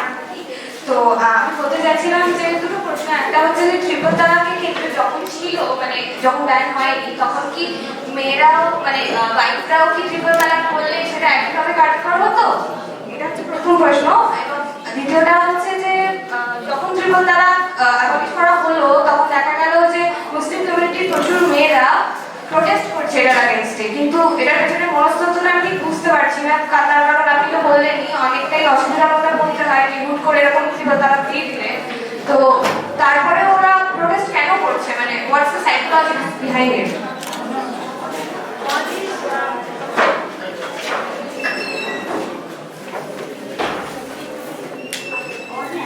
আপনি যদি সাধারণভাবে যে কোনো সমাজ দেখেন, আমাদের সমাজ তো বটে, তাহলে বুঝবেন যে একটি মেয়ে একেবারেই হয় না এরকম আমি বলছি না, কিন্তু ইনসিডেন্টসটা অনেক কম যে সে নিজে আত্মঘাতী সংশোধন হয়েছে। এবং মেয়েদের তালাক দেওয়ার কোনো জায়গা নেই, আমি বললাম সেটাকে খুদা বলে, সেটা অন্য প্রসেস রয়েছে, সেটার মধ্যে দিয়ে ডিসলিউশন অফ দ্য ম্যারেজের জন্য সে আপিল করতে পারে এবং the Muslim woman's right two divorce. কিন্তু মুসলমান মহিলা তালাক তালাক তালাক বলবে আর তালাক হয়ে যাবে, প্রথমত সে ইকোনমিক্যালি সোশ্যালি এত এম্পাওয়ার্ড না, সেকেন্ডলি ইকোনমিক্যালি এম্পাওয়ার্ড লোকেরা যে তালাক দিচ্ছে তাও নয়, কিন্তু তার এম্পাওয়ারমেন্টের জায়গাটা আমাদের বুঝতে হবে। Empowerment is not just about social and economic empowerment, আর অনেক ডিসকোর্স রয়েছে। মেয়েদের এই অধিকার নেই, এটা একমাত্র পুরুষের একচেটিয়া অধিকার ছিল। দ্বিতীয় যে প্রশ্নটা আপনি করলেন খুব ইন্টারেস্টিং প্রশ্ন, আমি সেটার মধ্যে খুব ঢুকিনি বিকজ অফ ডেথ অফ টাইম, আর আমি খুব কমপ্লিকেটও করতে চাই। যে দেখুন, প্রতীচিও এই সময় একটা সার্ভে করেছিল, প্রতীচি বলেছিল যে এটা নিয়ে এত ভাবার কোনো কারণ নেই, কারণ এর ইনসিডেন্স খুব কম। কাজে ইনসিডেন্স খুব কম, অতএব আমরা এটা নিয়ে ভাববো না। অনেক রকম যুক্তি রয়েছে, তো প্রতিযুক্তি এবং প্রতিযুক্তি রয়েছে। ঠিক সেরকমই ওই যে আমি বললাম যে অনেকে মনে করেছেন যে এটা তো, মানে আমি খুব ক্রুড ল্যাঙ্গুয়েজে বলছি, এটা মুসলমানদের ব্যাপার, ওদেরই বুঝে নিতে হবে। ঠিক সেই জায়গা থেকে যখন তারা বুঝতে নেমেছেন, আমি যে কথা বললাম অল ইন্ডিয়া মুসলিম পার্সোনাল ল বোর্ড, তারা বুঝিয়েছেন কিছু মানুষকে, ওই একটা বাণী তুললেই তোর চারদিকে সবাই চুপ, মানে অন্য সম্প্রদায়ের লোকেরা চুপ করে যায় আর সবাই দলে দলে নেমে পড়ে এই সম্প্রদায়ের থেকে, সেটা হচ্ছে ইসলাম খাতরে নয়। ট্রিপল তালাকে রিফর্ম হচ্ছে ইসলাম খাতরে নিয়ে, অমনি সঙ্গে সঙ্গে লোকে দলে দলে নেমে পড়লে ইসলাম খাতরে নিয়ে। আমি যেটা বললাম যে অনেকে মনে করেছেন এটা হিন্দুত্ববাদী এজেন্ডা, আর অনেকে মনে করেছেন এটা ওদের ছেড়ে দাও, ওরা ওদের লোকেদের দেখতে দাও, ওরা কিরকম থাকবে। কিন্তু এই দুটোর মাঝখানে আসলে যে the Muslim woman was suffering, the woman was suffering, the woman was getting crushed, এটা কিন্তু আমরা কেউ কনসিডার করি। ঠিক আছে, আমরা আজকের এই সেশনটা এখানে শেষ করছি। প্রশ্ন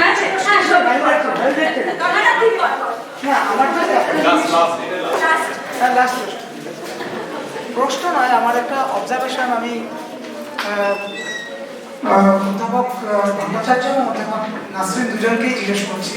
মানে প্রশ্ন একটা অবজারভেশন যে এই যে বাংলাদেশের কথাগুলো এলো, আপনি প্রশ্ন করলেন এই পতাকা, জাতীয় পতাকার অবমাননা বা ওই 4 দিনে কলকাতা ইত্যাদি ইত্যাদি, বা আপনার পাল্টা যুক্তি, এইটা প্রসারের একটা বড় জায়গা কিন্তু সামাজিক মাধ্যম। আমি জানছি কি করে জানছি, এবং মুহূর্তে সেটা হাজার হাজার লক্ষ লক্ষ লোকের কাছে ভাইরাল হয়ে যাচ্ছে সামাজিক মাধ্যম। এখন বাক স্বাধীনতা যদি মানবাধিকারের একটা অঙ্গ হয়, তাহলে এই বাক স্বাধীনতাটা আসলে একটা হিংসা ছড়িয়ে দিয়ে সেই মানবাধিকারকে হরণ করছে কিনা, বা একটা অদ্ভুত ডাইকটমির মধ্যে আমরা ফেলছি কিনা। সেখানে মনে হয় যে এখানে যদি সামাজিক মাধ্যমকে নিয়ন্ত্রণ করা যেত, তাহলেই বোধহয় ভায়োলেন্স অ্যান্ড কাউন্টার ভায়োলেন্সটা আটকানো যেত। এই ব্যাপারে যদি আপনারা একটু সংক্ষেপে কিছু বলেন, এই সামাজিক মাধ্যম।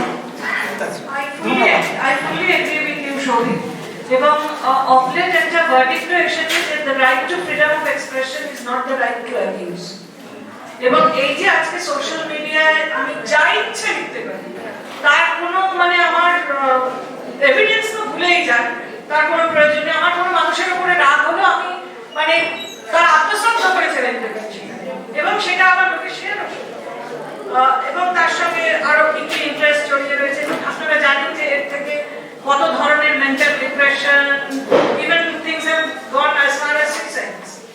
এবং অফকোর্স আমি বিশ্বাস করি যে এখানে সোশ্যাল মিডিয়া একটা খুব বড় রোল প্লে করছে।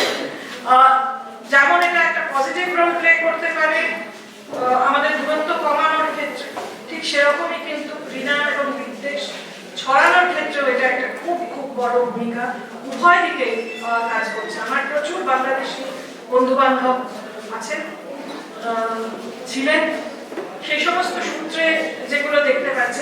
আমি একটা কথা বলি, this is again a very personal observation, যে যারা মনে করেছিলেন যে জুলাই মাসে একটা বিপ্লব হচ্ছে বাংলাদেশে, তখন যখন ছাত্রলীগের মেয়েদের বেঁধে রাখা হচ্ছিল ঢাকা বিশ্ববিদ্যালয়ে, তার ভিডিও আমরা দেখছিলাম, আমরা কেউ দেখিনি যে তার কি যেন বলে, তার স্ট্রিং এ যে কমেন্টস গুলো আসছে, সেখানে কি ধরনের নোংরা কথা, সেখানে কি ধরনের নোংরা চিহ্ন ব্যবহার করা হচ্ছে। কোনো ছাত্ররা এটা করবে? আমরা যারা উদ্বুদ্ধ হয়ে ভেবেছিলাম যে বাংলাদেশে এই 1789 পরে একটা ছাত্র বিপ্লব এমন ঘটছে যে সেটা একদম সবকিছুকে বদলে দেবে ইত্যাদি ইত্যাদি, আসলে যে সেটা ছিল না। সেটা তো মানে একটু যদি আমরা বিচার করি তাহলে বুঝতে পারবো। আমি বিশ্বাস করি, আমি আপনার সঙ্গে 100% সহমত যে এটা বিনা প্রচারে ব্যবহার করা হচ্ছে, এবং অফকোর্স সোশ্যাল মিডিয়াকে আমরা ইতিবাচক ভাবে পজিটিভলিও ব্যবহার করতে পারি। আমি এটা সম্বন্ধে একটাই বলবো যে আমরা 4 বন্ধু মিলে বই লিখি। তো IQAC professor Vinay Sharma, NDTV senior government editor Himanshu Shekhar, Sanjeev Mahajan Himachal প্রদেশের পাবলিক অ্যাডমিনিস্ট্রেশনের অধ্যাপক, এবং আমি। আমাদের এক প্রথম বই বেরিয়েছিল stop predicting revisit life lessons of COVID-19. আমরা নেক্সট বইটা আমরা সোশ্যাল মিডিয়ার উপর, সে বইটা পাঠিয়েও দেওয়া হয়েছে। জানেন ডিজিটাল আইন আসতে চলেছে, পাবলিশারের কাছে রিভিউ গেছে, আশা করি কিছুদিনের মধ্যে ছাপবে। ততদিন পর্যন্ত আমি আমাদের বইটাই কি আছে আমি এই মুহূর্তে বলতে চাইছি না। কিন্তু এটা ঘটনা, মানে তারপরে আমি উদ্বুদ্ধ হয়ে একটা social media as the voices from periphery বলে একটা লেকচার আমি 8 ফেব্রুয়ারিতে দেবো বলে ঠিক করেছি। কিন্তু এটা ঘটনা যে সোশ্যাল মিডিয়ার অ্যাবিউজও যেমন হচ্ছে, সোশ্যাল মিডিয়া কিন্তু অনেক ঘটনাকে মানে ওই যে আগে যে স্টেট সভরেন ছিল না, সেই সভরেনিটাকে ভেঙে দিয়েছে। টিভি ছাড়া, দূরদর্শন ছাড়া কারো কোনো খবর দেখতেও দেখতে পারতো না। এখন একটা ইউটিউব ব্লগার ওই যে কিলো ধুবোরাঠি, লোকে বলছে কংগ্রেসের জেতার পিছনে ধুবোরাঠির একটা বিরাট অবদান আছে। সুতরাং সোশ্যাল মিডিয়া কিন্তু ভীষণ বড়। এখন যে অ্যাবিউজটা হচ্ছে সেটাকে কিভাবে রোধ করা যায়, সেটা নিয়ে আইনটা বেরোতে চলেছে, সেটা নিয়ে আমাদের রিফ্লেকশন নিশ্চয়ই করতে হবে, সেটা নিয়ে ভাবনা চিন্তা করতে হবে। কিন্তু social media in today's world is most powerful and it gives the voice to the periphery. মানে যে কোনো একটা লোক বহু দূরের কুলটি থেকে একটা কিছু লিখলো এবং তারপরে এই অত্যাচারের যে মুহূর্তের মধ্যে হাজারে হাজারে ফলোয়ার্স চলে। মিটু ইভেন্ট কিভাবে হয়েছে, একটা করে ঘটনা করছে, তার 1-1.5 লাখ চলে যাচ্ছে। ব্ল্যাক লাইফস মুভমেন্ট, এই যে ফ্লয়েড, জর্জ ফ্লয়েডের যে মুভমেন্টটা কিভাবে হলো, মানে সাংঘাতিক ভাবে হচ্ছে। সুতরাং সোশ্যাল মিডিয়ায় কেন আমাদের দিল্লি নির্ভয়াকার মধ্যে সোশ্যাল মিডিয়া একটা করে কল দেওয়া হচ্ছে, সোশ্যাল মিডিয়ায় 10,000 মানুষ জুটে যাচ্ছে। সুতরাং এই এটা তো ওই যে কার্যক্রম তাই হয়েছে। সুতরাং এইটা এই ঘটনা সোশ্যাল মিডিয়ায় কিন্তু ভীষণ পাওয়ারফুল। এখন সেই পাওয়ারফুল যখন লেভেয়াতার হয়ে যায় তখন তাকে রেস্ট্রিক্ট কিভাবে করবে, এইটা একটা বড় দায়িত্ব। এটা সোসাইটি কিভাবে নেবে, স্টেট কিভাবে করবে, প্রত্যেকে সেখানে আবার আমাদের উপর সেন্সার করবে কিনা, এই নানা প্রশ্ন আসবে, সেটাও দেখতে হবে। এই মুহূর্তে ঠিক আছে।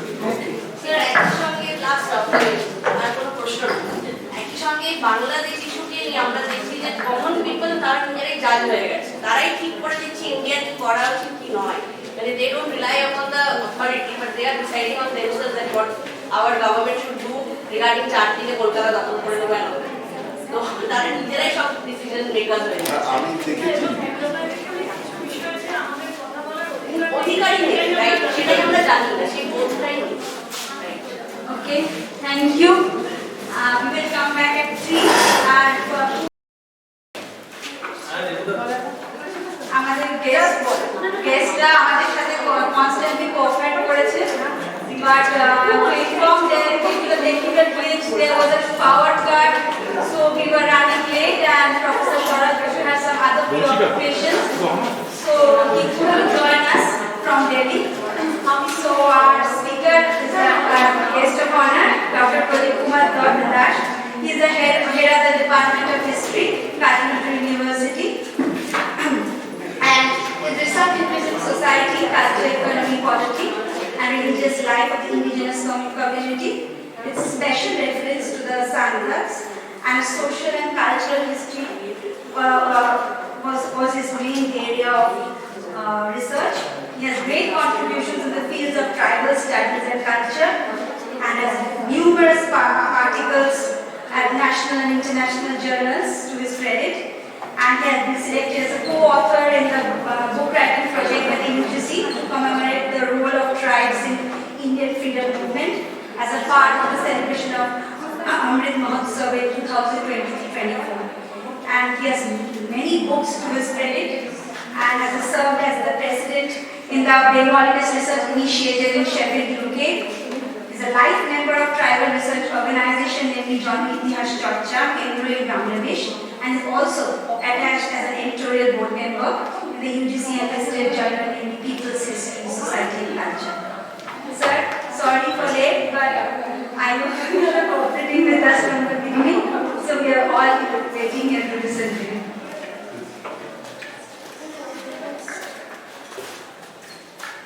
It's a lucky, no?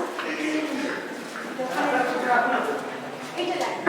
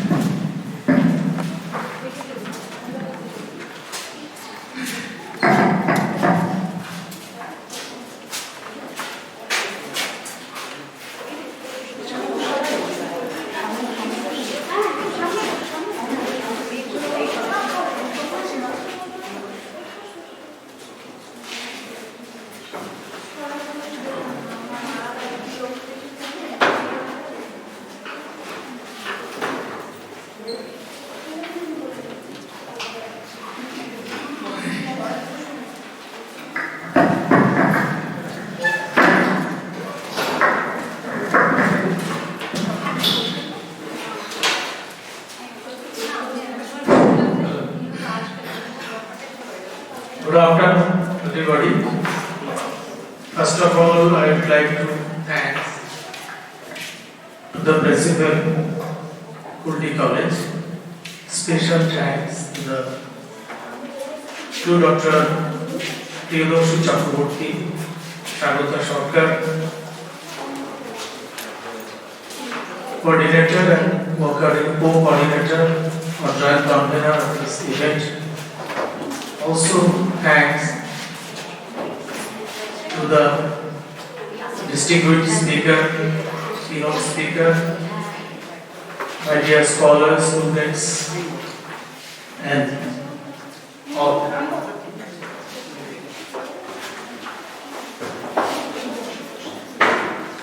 Before entering my discussion, I can say headline of the topic or headline of this today is very prominent in India as well as in global context. The main theme of the conference already delivered by the keynote speaker and distinguished other speakers. My presentations will be in the separate sense or separate angle of this seminar, because you know already Shagota mentioned I already did my PhD on the indigenous community, basically Shantar, special reference to the Shantars and their socio-economic culture, changes and continuity. So today I want to present the topic about on marginalize the tribes in pre and post-independent India. I divided my total presentations into two parts. First part of my presentations, I will try to explore what was the role of Indian social customs, social and political hierarchy systems, which basically created the discriminations of the society. You know, discrimination and marginalization is basically very closely termed.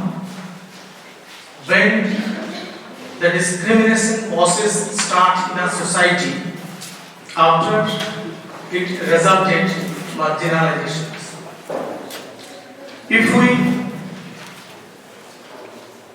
try to critically analyze the ancient historical past of our Indian history, then we see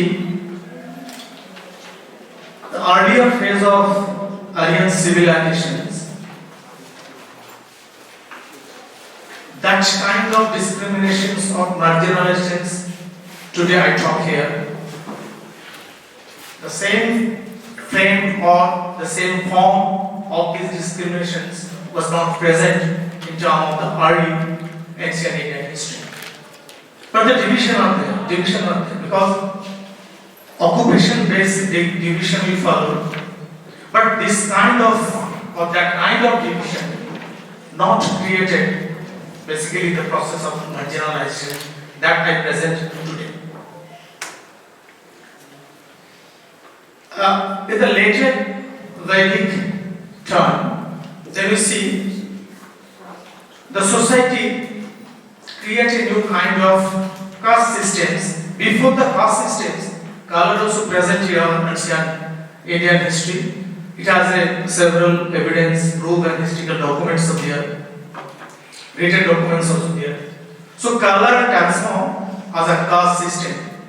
When the color systems came to Indian ancient historical society and culture, then the kind of discrimination started in our later Vedic period after that. But this kind of discriminations not created the situations which at least at present day we observe in our society, culture and every perspective. So after in the time of 5th and 6th 6th century BC. Then we see tribal community. They exist on their own cultural identity. 16 Janapada, basically the 16 Janapada, in between among the 16 Janapada, 2 Janapada already found, they are dominated by the tribal community. But the process of isolations we follow in Indian history in the time of Sultanate period. So Sultanate period, of the time of Sultanate ruling in India, we did not find a larger amount of tribal community and their cultures. So why they gone? Because the process of isolation started in the time of Sultanate period in Indian history. But in the time of Mughal history, we found two major tribal groups, that is Chandra tribes and Bunga tribes in North India. They also live. But economic, social, political and financial discriminations emerge in a society for the resulted the society create marginalizations. The process of segregations, process of isolations, process of assimilation, integrations, all are closely related in terms of marginalization. So, after that, the colonial rule in India. Before we enter the colonial rule in India, at first we need to know who are the tribe. Most of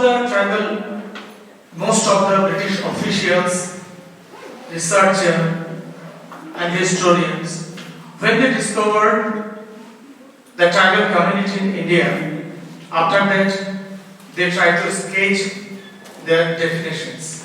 They said that they are the ethnic groups, basically tribe, a community in India, they like to live in deep forest and hilly areas. Their social, economic, polity and cultures, the characteristics of this kind of identity is distinct. Their economic activity fully depend on hunting, fishing, livelihood. Sometimes they also engage in their economic activity, that is shifting cultivations, that is called Jum Chash. So their economy was not structured in time of the British colonial rule. So what is the rule of pre-independent India? Pre-independent India was the first phase of the marginalizations of tribe in India. Basically started their marginalizations in their social, political and economic cultures. So land right, it is very much important.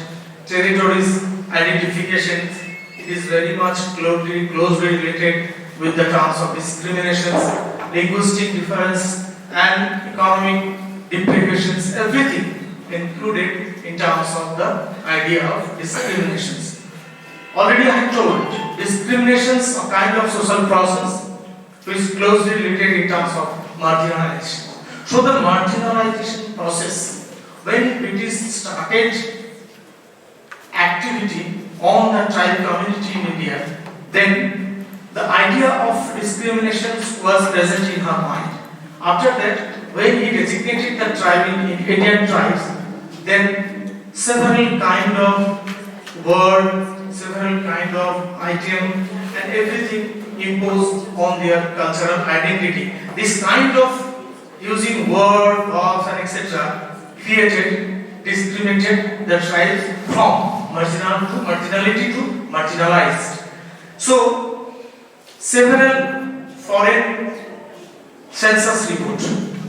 When we explore the census report in colonial India, then you see the tribe of India, they are basically on the tribes, identity of the tribes, they are designated in several forms. Sometimes they are identities as a gypsy tribes, jungly tribes, even ethnic group, even sometimes criminal tribes. the Criminal Act, which was imposed and used 1871. Then this kind of criminal act, basically the tribal community of India, they are more marginalized. So marginalization process are a kind of social and political and economic activity which created Indian tribes. That is, sometimes Indian tribes also identified or designated as a animist, forest tribe. In 1911 census, more specifically changes tribal animist. In consent of the report of 1931 categorically mentioned primitive tribes or backward tribes. In 1935, they mentioned tribe. 1941 report and 1948 census, post-colonial India, basically the tribe identified as a Advocacy. So the British policy, rule and regulations create a kind of social framework of the Indian tribes. They are backward, economically deprived sections.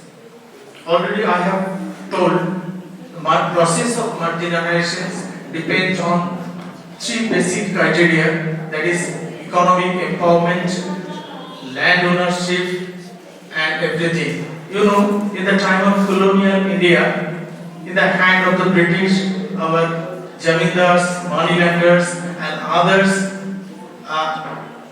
a body group or mainstream group entered into the tribal area.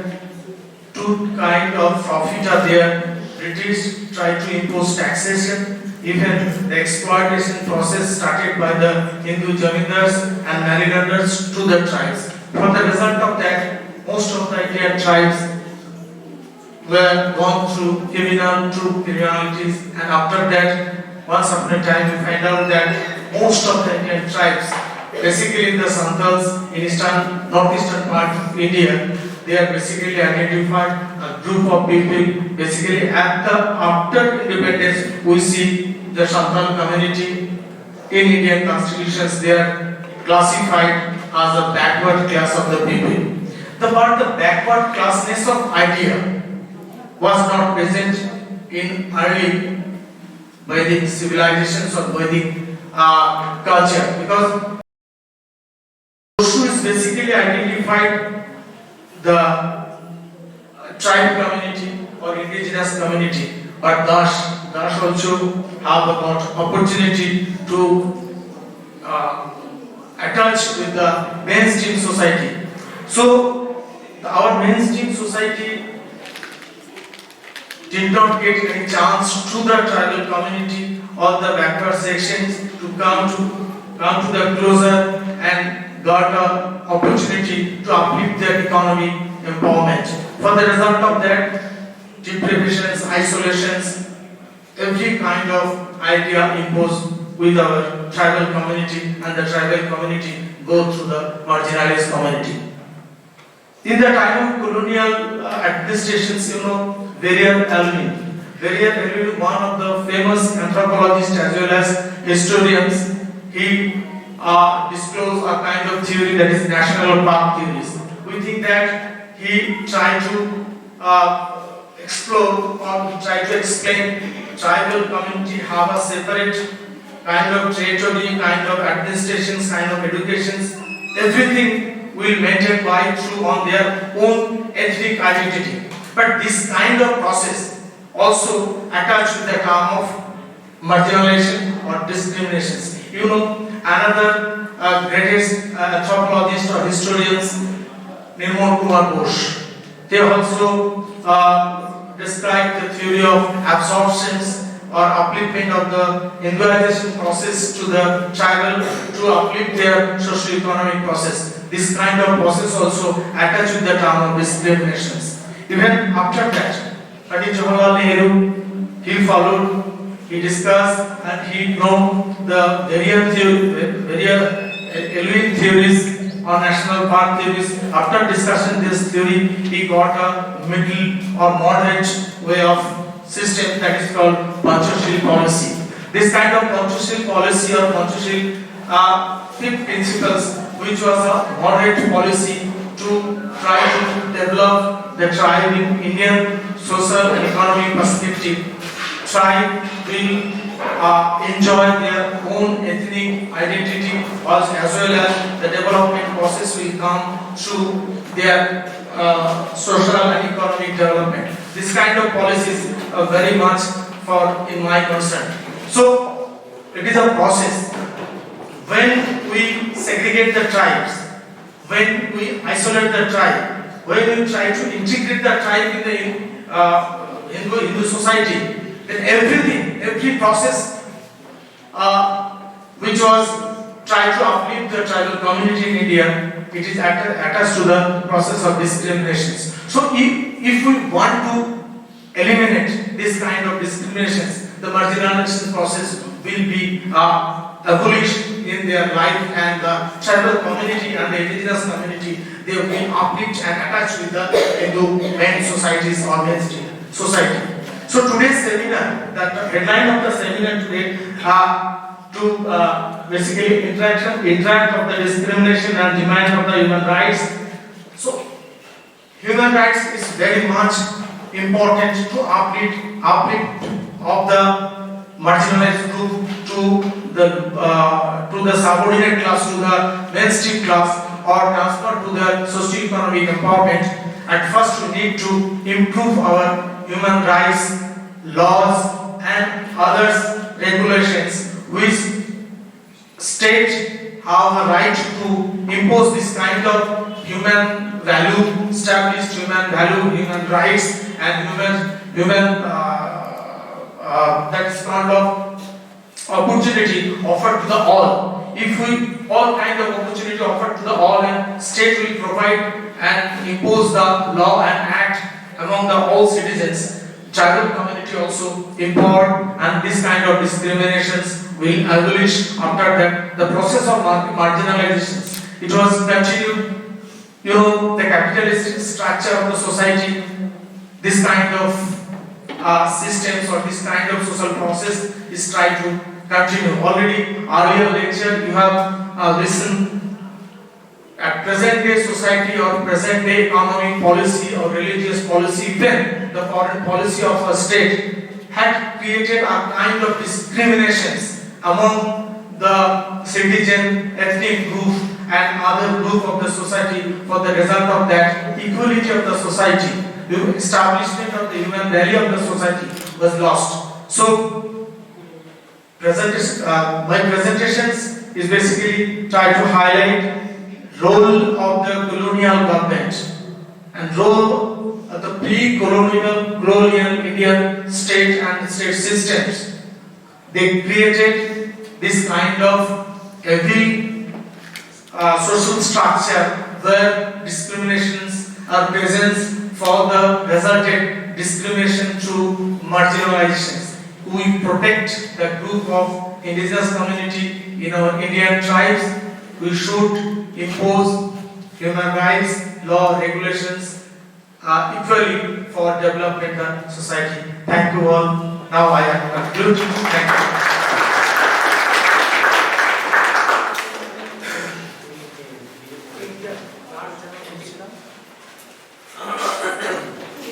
If anybody has any questions, you can ask. We had a technical session scheduled in 305, but we have shifted it to here. So now we begin with our participants' presentation. The first participant is Mohammad Anwarul Haq, and he's a research scholar from Kadimatu University, and he will be speaking on caste discrimination and social changes. How many participants? 8, 7.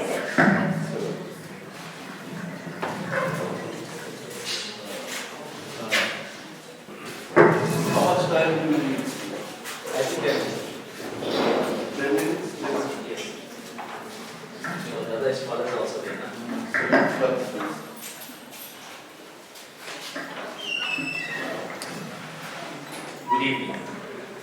respected chairman sir, who has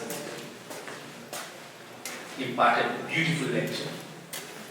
Our nearly beloved Pradeep sir of KNU is the heart and pulse of our university. And I have told sir before all the students that Pradeep sir is a friendly, student-friendly teacher who is always ready with his heart on his hand to help the students. Thank you very much. And last but not the least,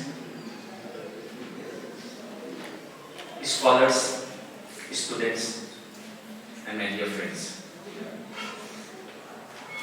My topic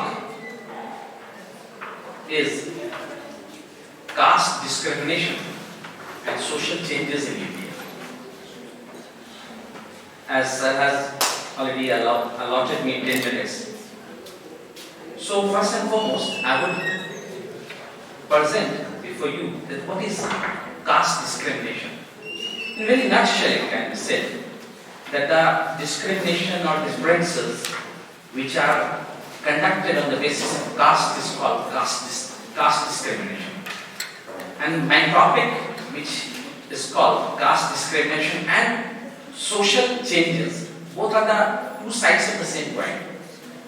Caste discrimination, we will discuss, and what changes have taken place, or what changes occurred, we will also discuss. That's why two sides of the same coin. Swami Vivekananda, the cyclonic monk of India, he had very loudly announced, quote unquote, every man going out of the Hindu PAD is not only a man less, but an enemy the more. This particular statement he had given in the month of April 1899 to an interviewer for the journal Prabudha Bharat. I have recorded it from Annihilation of Caste, written by Ambedkar, in page number 55. So, Swami Vivekananda, from his view, I conclude that Hinduism has nothing to do with caste discrimination. Hinduism or Hindu religion has no place for caste. It can also be said that casteism is a societal doing and it has nothing to do with the core value of core value of Indian spiritual tradition. No place of casteism in Hindu religion or Indian spiritual tradition. One sloka which I have taken from Upanishad, verse number 1. Om Isha Vatsyam Idam Sarvam, which means everything is covered by the divine. So if everything is covered by divine, how it is possible that there should be the caste discrimination, there should be the sex discrimination, man, woman? There is no place, there is no scope in our very Indian tradition.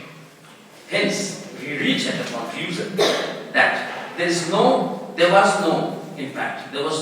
caste discrimination, there was no caste, there was no scope of caste in Hindu religion. Actually, when I was going through, when I was getting ready, when I was polishing myself to present my paper in this seminar, so I just got one echo in the core of my mind, in the bottom of my mind, about Manu Smriti. It is alleged that on 25th December 1927, the father of Indian Constitution, Ambedkar had publicly burnt. Let us get some information about Smriti, historical perspective, what we can say. Actually, Smriti, it is claimed that it advocates casteism and discrimination. Okay, but I can say that Smriti means rules and regulation, do's and don'ts. for the people. And there are total 50 smritis. Okay, and it changes as the time changes. It keeps on changing. It keeps on changing. Okay, that means there's no fixed rules and regulation mentioned or recorded in Smriti. Afterwards, Gita. In Gita, we have the references of Vatsya, Sudara, Apicha. That means Bhagavad Gita states that Brahman, Kshatriya, Vaishya, Sudra exist. Now, come to the main point. Actually, latter, the practice of caste, which is believed to have its genesis in the Purusha Sukta hymn in the Rig Veda, 1200 to 900 BCE. I have recorded it from page number 37, Annihilation of Caste of B.R. Ambedkar. Now, the topic, that is Dalit. Actually, we see that Dalit, they don't fall under the category of Chaturya, I mean the four caste. They are called Panchur Varma system. Okay, Varna system. They don't fall in that category. That is why we see that this four caste system, they don't like. Okay, they always look down upon them. They always make distance from them. And later, we also see that in the census of 1931, we find the definition, very clear-cut definition of Dalit that goes on like this: that Dalit who encountered extreme poverty, forced unfavorable economic situation, they are called Dalit. And the genesis or the use of what to say, that Dalit word, it was started from, it was used first time by Mahatma Jyotiba Phule of Maharashtra, okay, in the year 1872. And he had started a movement for the upliftment and advancement of Dalit, that is Satya Sodar Samaj, in the year 1873. And he was the man who had a great, who had started a crusade against, caste discrimination. His very renowned book, Gulangiri, which was edited in the year 1873. Actually, we will see that the term Dalit, okay, is a Sanskrit word, okay, which Sanskrit word which has been driven from the Sanskrit word Diu and Dol, which means extremely poor people, downtrodden or oppressed, who are deprived of human rights, are called Dalits. We also see that officially the Dalits, they are called scheduled caste or deprived class. Tagore, Rabindranath Tagore, who has got the Nobel Prize in the year 1913, okay, he has, edited, authored one drama called Chandalika, in which he has also very vividly he has discussed about Dalit. And our father of nation, Mohandas Karamchand Gandhi, he has not called Dalit as Dalit, he has called them Harijan, children of God. Actually, if we go to see that discrimination, I would just want to tell you the name of Malala Yousafzai. Okay, she was shot in the head because she wanted to get education, and that was a kind of a storm after the incident or after the accident. Okay, everyone called that I am Malala, and she was treated, and she also got education from Oxford, and in the year 2014 she got Nobel Prize in Peace. This record I have also taken from page number 18, Annihilation of Caste. And then one Dalit, Surekha Mangi, she belonged to Maharashtra. She had 2 daughters, 1 son, and she wanted to cultivate the land. For that, the upper class people, they had surrounded them and asked the son to rape their own sister. When he denied, then gang rape was done. Okay, this caste discrimination we can find. 2 minutes. Ban Singh, of Punjab. Okay, he had lodged a complaint against his daughter's rape. So his both hands were cut, one leg was cut. This was a caste discrimination. I have quoted a very heart-touching, thought-provoking, that love is polluting, rape is pure. Love is polluting, rape is pure. From page number 25, from Annihilation of Caste. And other thing, a very bold writer, writer of God of Small Things, she had worked tremendously well about the upliftment of Dalits and all that. As Sir has given me the deadline, so social changes, not some social, drastic social changes, we can see that India has given three Dalit presidents, Honorable K.R. Narayanan in 1997, Honorable Ramnath Kovind 2017 to 2022, and at present Honorable Draupadi Murmu. But she is not Dalit, she is tribal. I'm sorry. So two presidents India has produced. One Dalit Chief Justice, Justice K.G. Balakrishnan in 2007. This is the change. In census report, we find that they are changing. Concluding sentence, I can say that laws and acts alone will not yield any fruit. We all, educated circle people who belong to the educational circle, we have to get up, as Tanveer ma'am, whose writing, whose speech has always inspired, always. In fact, let me to be very frank, I'm a great fan. When she was working in Maldives and facing all the, when she was swimming against the current of the water, really it was inspiring me a lot. So my appeal is today from this dice, make India for each one and everyone. Thank you very much.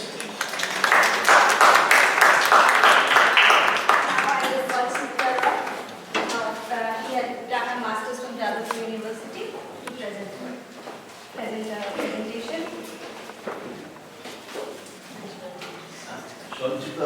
Smita. Hi, my name is Smita Roy. I'm from Jadavpur University.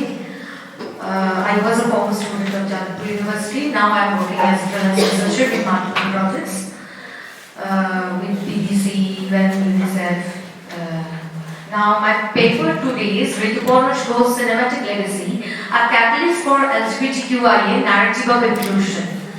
So, as Rituporno as a pioneer filmmaker, is a cultural icon and advocate for LGBTQIA representation, especially in Bengals, who represent from certain class. The evolution of Indian cinema, which always represented the typical binary storytelling. Rituporno, we can say, even as a regional filmmaker, is the first one who started the transition from heteronormative narratives to inclusive storytelling. So, and also he's focusing on gender and sexuality, his personal journey, the transformative journey in Indian cinema. So now in this paper my research objectives are analyzing queer representation in Rituporno's films, where I picked 3 films particularly, Chitrangada, Arekti Premer Golpo, and Magazine in March. So, and my objectives are analyze the intersection of culture, identity and advocacy in its narratives, understand its cultural and advocacy impact, the role in normalizing LGBTQIA identities through cinema, and also the acceptance, like Rituporno's contribution to LGBTQIA acceptance in middle class. So why Rituporno? The first mainstream Indian Bengali filmmaker to authentically portray middle class queer struggles, acknowledge gender fluidity and create space for non-binary narratives. Impact on Indian cinema through films, activism. And I choose the frameworks, I can say, mainly the qualitative research I did, and where I pick the academic critics, review, audience responses, and categorize themes, identity, social resistance, and acceptance. And here I choose some typical framework, I can say, like queer theory, representation theory from Stuart Hall. I have limited time, so I'm just dropping the name. Okay, intersectionality. So like this. Now, if we go back to Indian cinema, we only can see the LGBTQIA representation only as a villain or a comic relief, which Rituparna was first started counter it. So as a Rituparna's personal journey, we can also see the transition from portraying middle class women in his early films, Unish April Dawn, to exploring gender and sexuality in his later works, Chitrangada, Archipelago, Golpo, Memories in March. His lived experience as a genderqueer individual influences his film's authenticity. Advocacy through media, such as his columns and TV shows. And so I pick these 3 case studies, these 3 films. And I'll just say, I will tell you in a very short.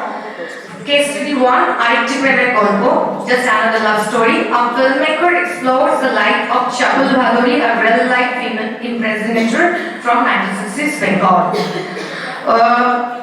The theme was duality of identities, host as Ovidu's flamboyance versus Chapul's restrained demeanor reflects societal norms and personal agency. Intersection of personal freedom and societal constraints, the visual symbolism where Chapul's feminine attire symbolized suppressed desire and Ovidu's unapologetic self-expression as a beacon of change. The parallels between historical queer struggles and modern acceptance. Case study 2, Chitrangada, The Crown in Wish. A choreographer which played by Rituparna Ghosh, journey through gender transition and self-acceptance inspired by the Mahabharata's Chitrangada, where the theme was gender fluidity and social resistance. We can also see the cultural lens, where you can say Rituparna Ghosh picked the Tagore's poetry to conceptualize gender fluidity in Indian tradition. And it's a very good impact, like a personal and political statement on the right to define one's identity. And case study 3, Memorism in March, where Siddharth's sudden death leads his estranged mother, Aruti, to discover his romantic with his male colleague, Orno, played by Rituparna Ghosh. The narrative follows Aruti's journey from grief and shock to understanding and acceptance of her soft-seated life. And we can see also here is some theme like safe space, queer identity, family and society. They represent emotional renewal and catharsis. Also we can say symbolize the layers of his constant life. And it's very important this film because it represents a safe space for the queer relationships where they get the acknowledgement or they can represent the visibility. And Rituparna Ghosh most performance rich personal and political narratives are culturally significant films that contribute to LGBTQIA visibility during Section 377 events. So, but also the main, we can say we can analyze as a breaking stereotypes, intersectionality, and the example the contrasted between the elite and working class, which we can only see in Golpo. But also we can see the Rituparna Ghosh approach, which mainly focus on elite queer narratives, risk alienating marginalized working class, where he portrayed the typical Bhadralok culture, we can say, and the palatable queerness, palatable queerness tailored to the middle class audience.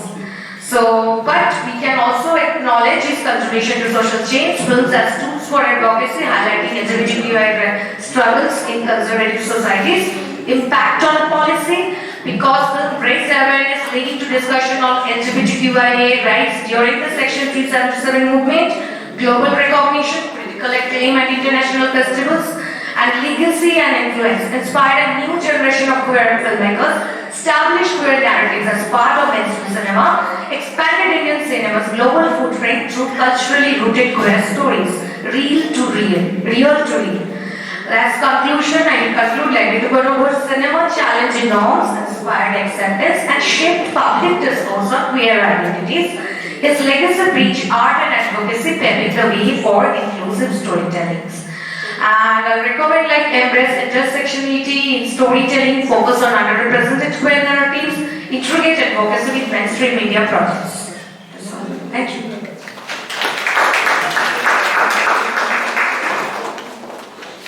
Next speaker is Organised. She is a PhD scholar from Christ University.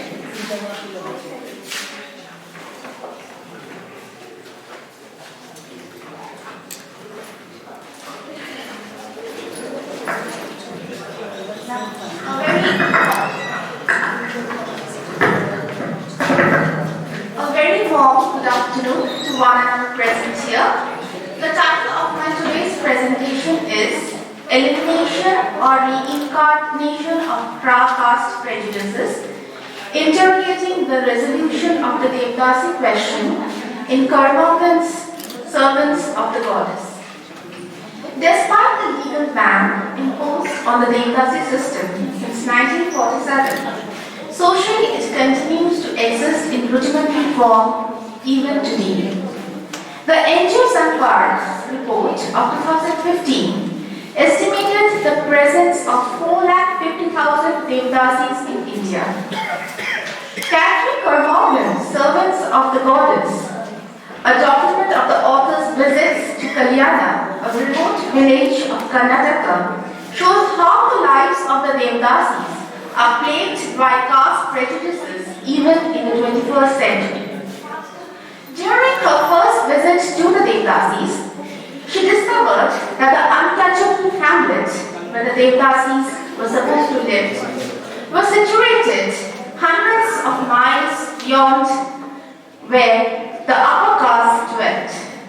This shows the geopolitical segregation faced by the Devdasis. This paper takes this novel as an evidence of recent historical time to argue that the caste-based violence experienced by modern-day Devdasis can be explained by the reformist problematic approach to the resolution of the Devdasi question.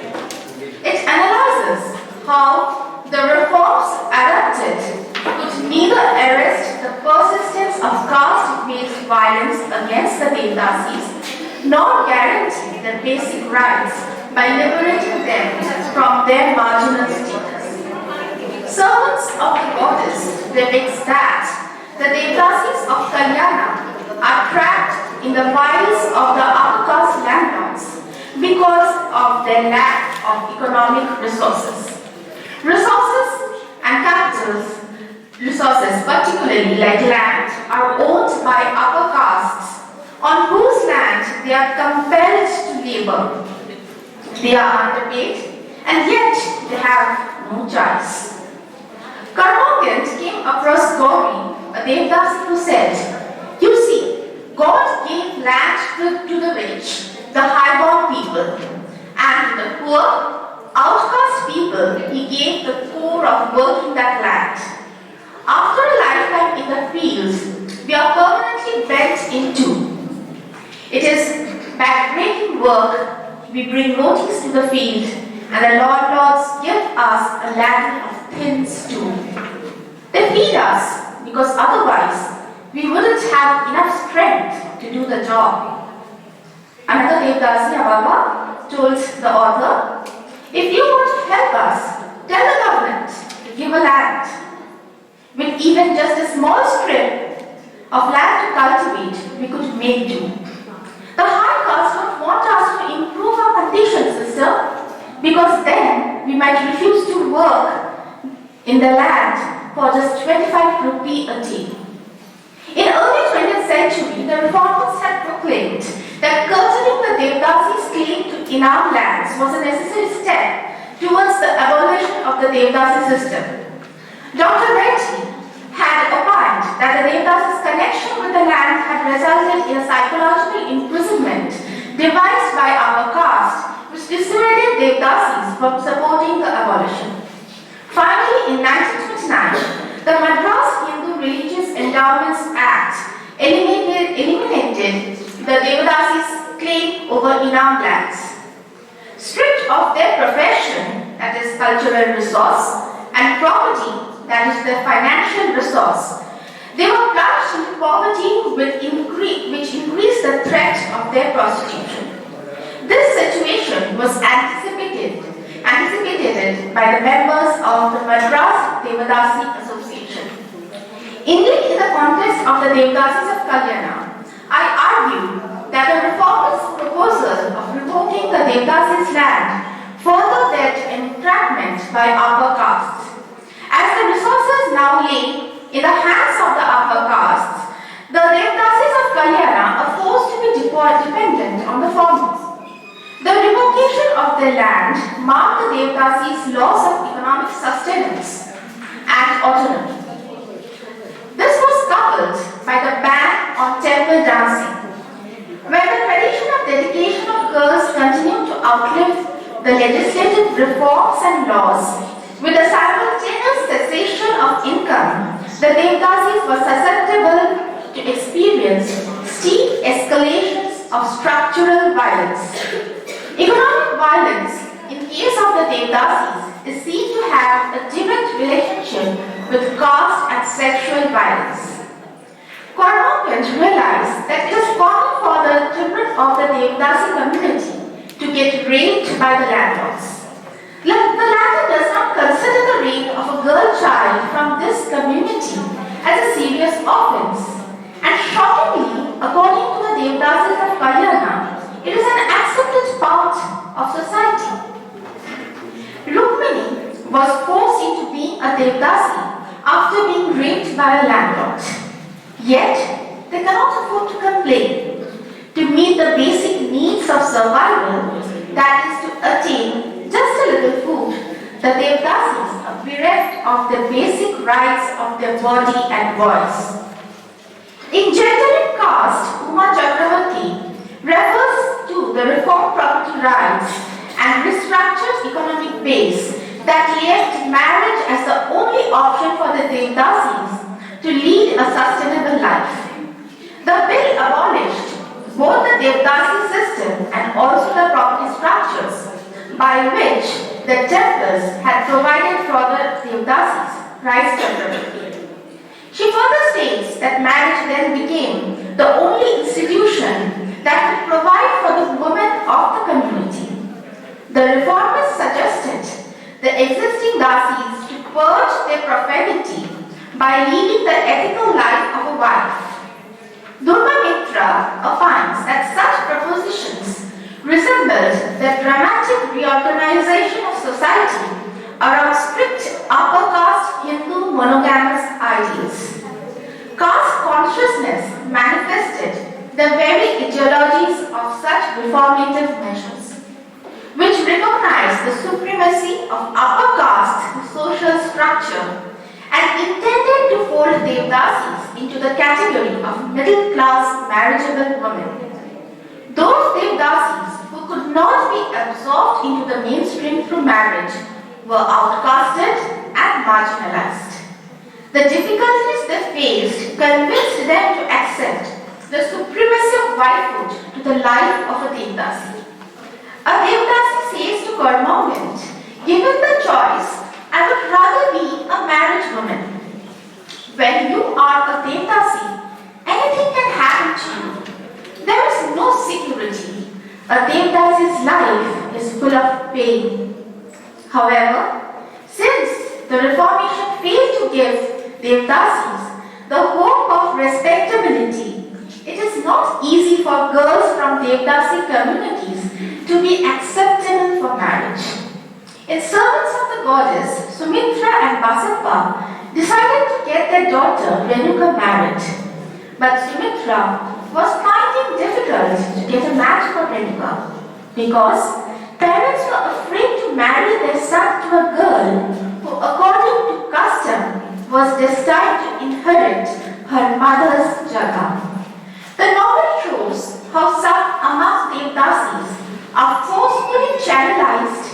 monogamous conjugality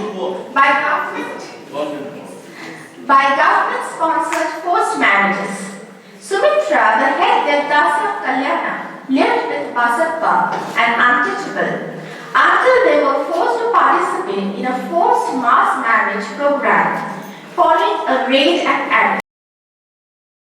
While Devdasi calls this an absent government program for eradicating the system. The vast majority of marriages did not last, and in some cases, the men were already married. This lays bare the farce inherent in government policies motivated by the ideologies of the Reformation. The reformist narrative was antagonistic, at best silent about the future and social acceptability of Devdasis who failed to conform to the life of marriageable women. Consequently, following the reforms, majority of the community still could not conform to the standards of respectability. Being morally outcast, the Devdasi women were exposed to symbolic violence. The lack of symbolic capital made it easier for members of upper castes to oppress them, making them susceptible to both structural and interpersonal violence. The resolution of the Devdasi question was thus essentially exclusive in nature. The reform ironically opened new modes of caste and class discrimination.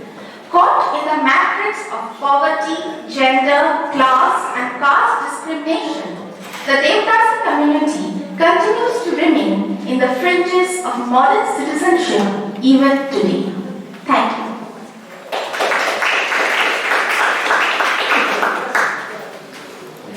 Now we have Sritama Banerjee from Asansol Girls College.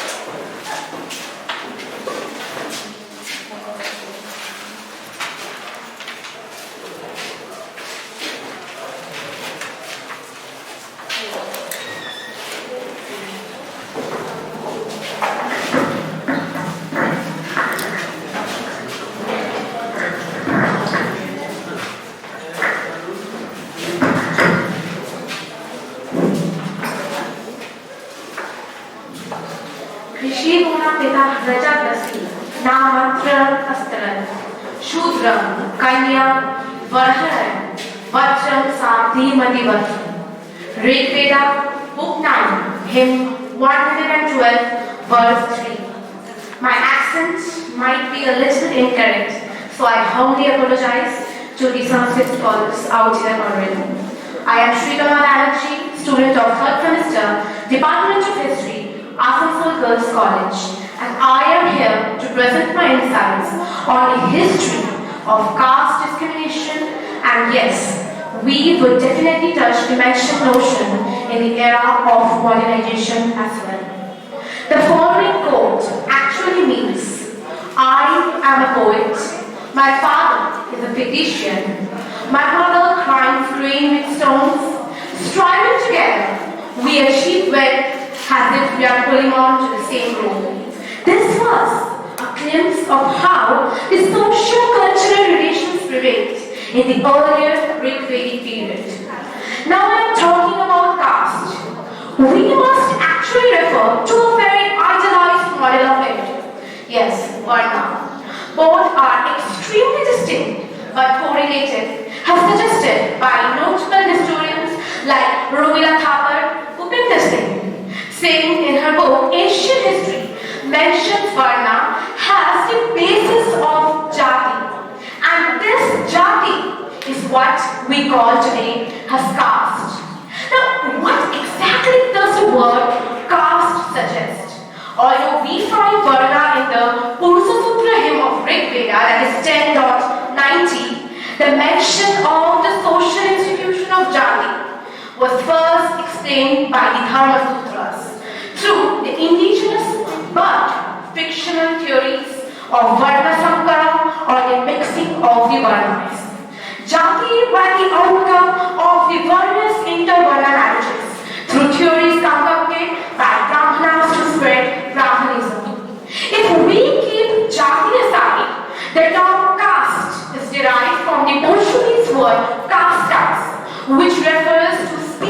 or breeds of animals, tribes, and clans, etc.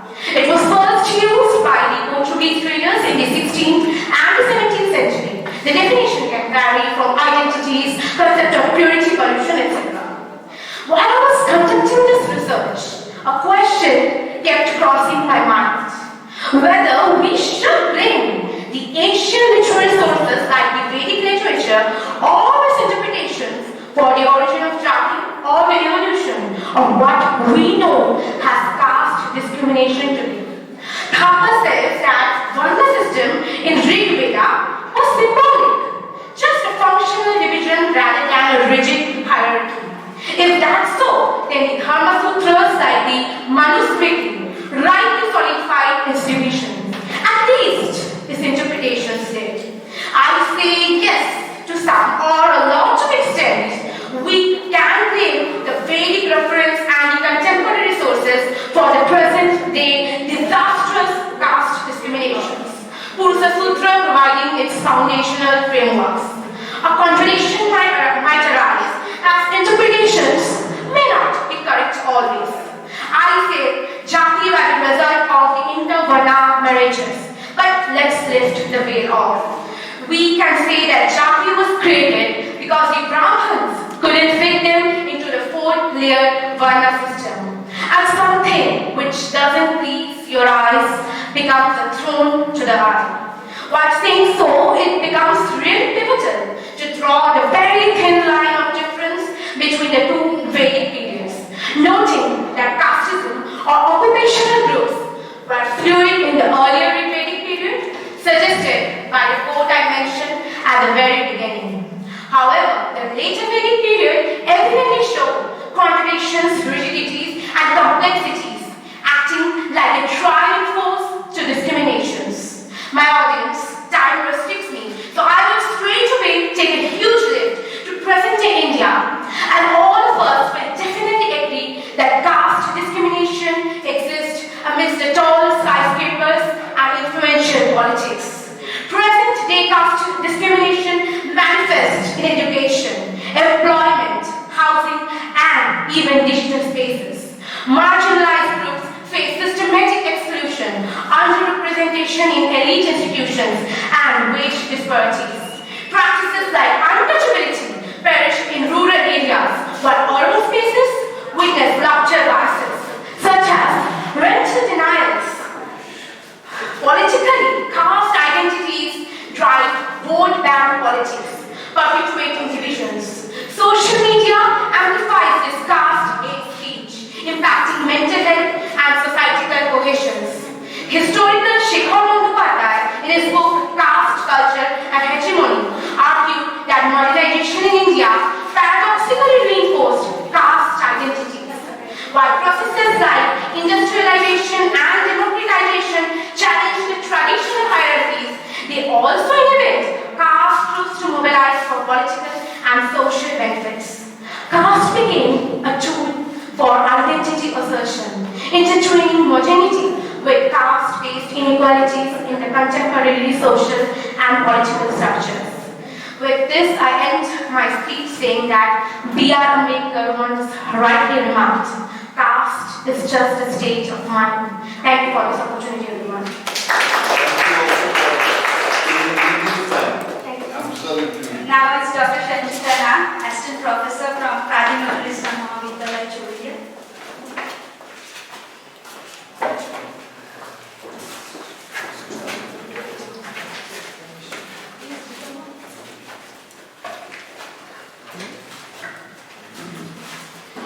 A very good evening to all respected chairpersons, Dr. Ravindra Bhattacharya, my sir from Bardhaman University, and Dr. Punit Kumar Das from Kadi University.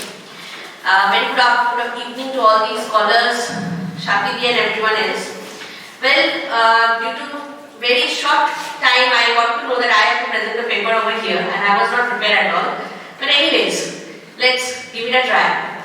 Well, the paper I am presenting here today is Empowering Marginalized Voices, the Importance of Inclusive Human Rights Advocacy. Now, what marginalization is? Marginalization is the denial of access to rights, opportunities, and resources resources to certain groups of people, which can lead to human rights violation.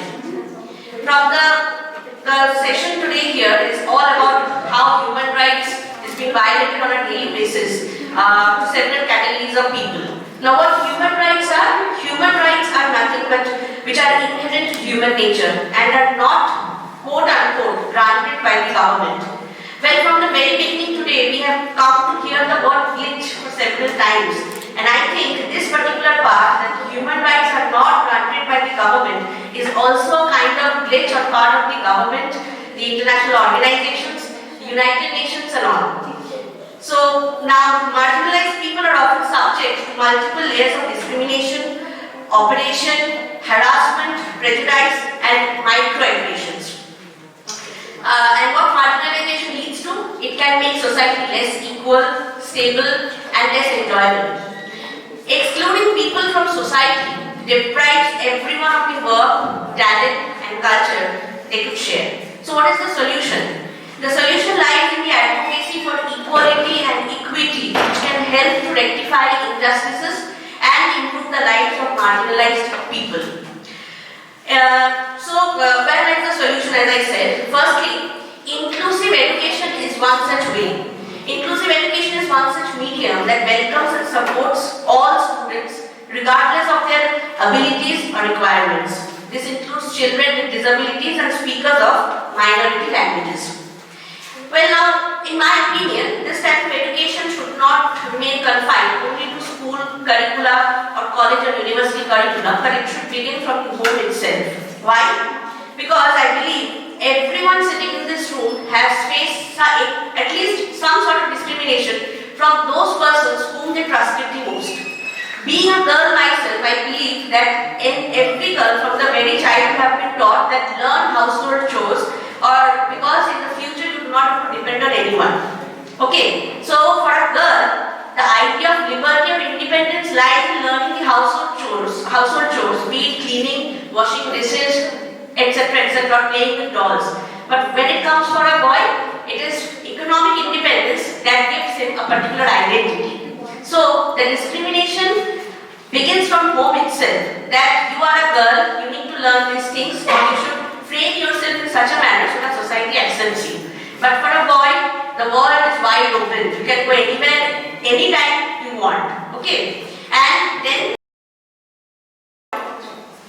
another word we always hear, boys don't cry. Be like a man, do not cry like a girl. So emotions somehow are also reserved for girls only. So this is where lies the discrimination, and from here also I believe human rights violation somehow takes place. Therefore, I won't take much time. The marginalized voices therefore could be lent a ear, not from anywhere else but from the home itself, because we all know that charity begins at home. Respecting the inherent dignity of individuals, including their freedom to make choices and their independence, should be protected at any cost. I conclude by saying that because only then the true meaning of human rights will be realized, by recognizing the very human element present in each of us. Thank you. Developing a few people, just presented in 7 minutes. It's not going to work, I know, sir. But I didn't get the time at all. Anyway, so thank you for giving me the opportunity. Thank you, sir.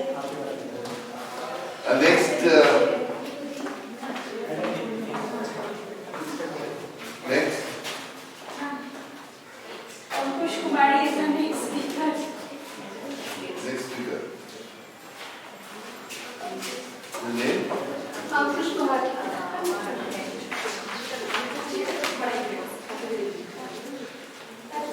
At first, a very good evening to all of you present over here. I am Ankush Kumari, a research scholar of political science from BBA University, Dhanbad. So I am doing research in human rights of displaced person. So here I am going to present my presentation an analysis of the violation of human rights of displaced persons, particularly Dalit women.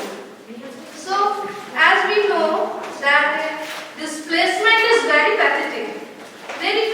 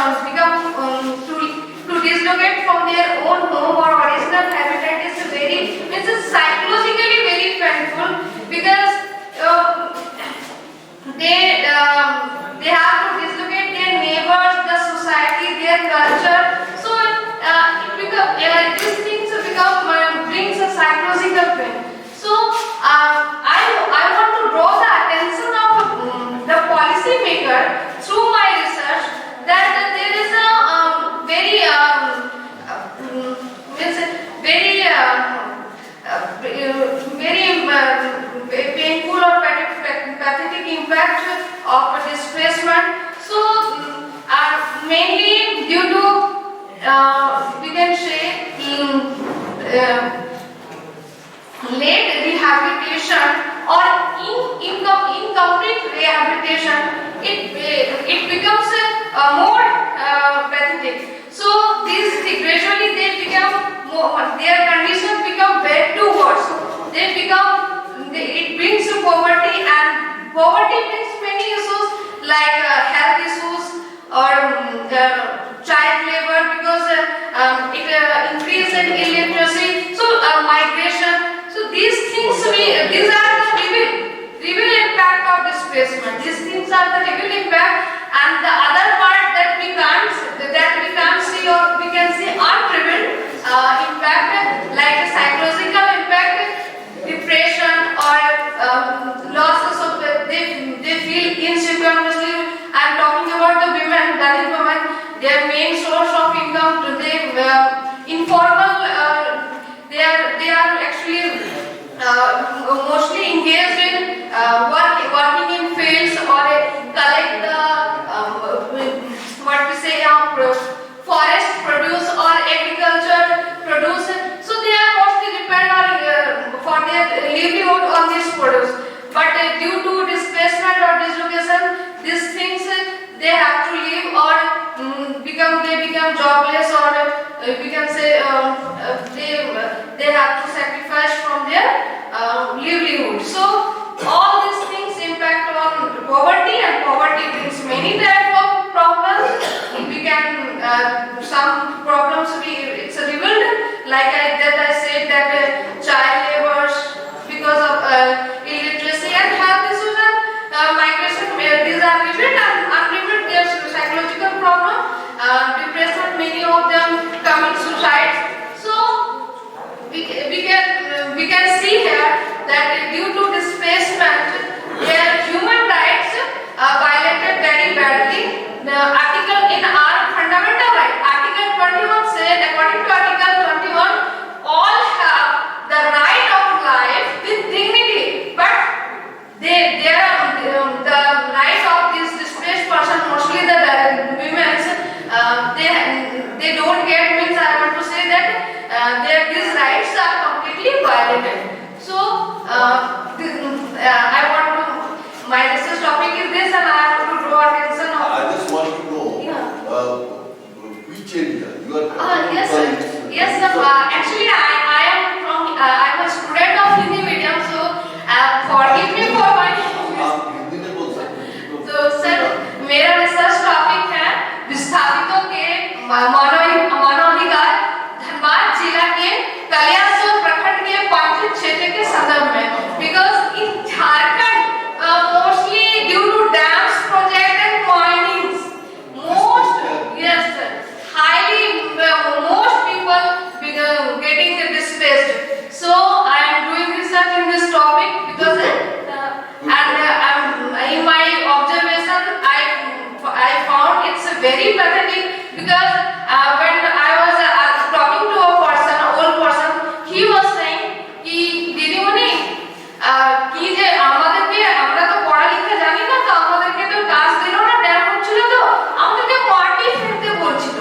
তো মাটি ফেলে কই আনা দিচ্ছিল, ওটা আমাদের কি হতো, এগ্রিকালচার থেকে তো আমাদের কাছে চাল আসছে, আমরা খাচ্ছি, আমাদের পুরো বছরে কিন্তু আমাদের সারপ্লাস লিভলিহুড আমরা পাচ্ছি, ওটা বিকে আমরা কিছু করছি।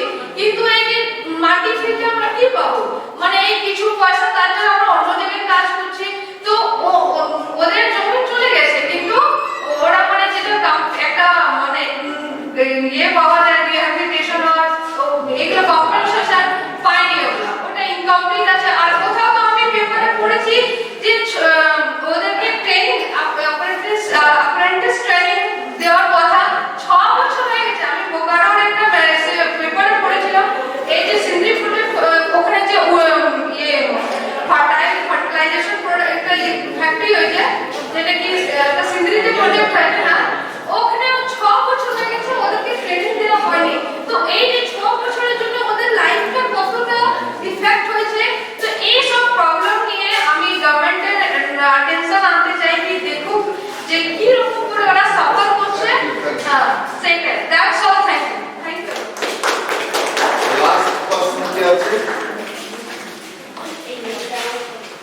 Only one person left.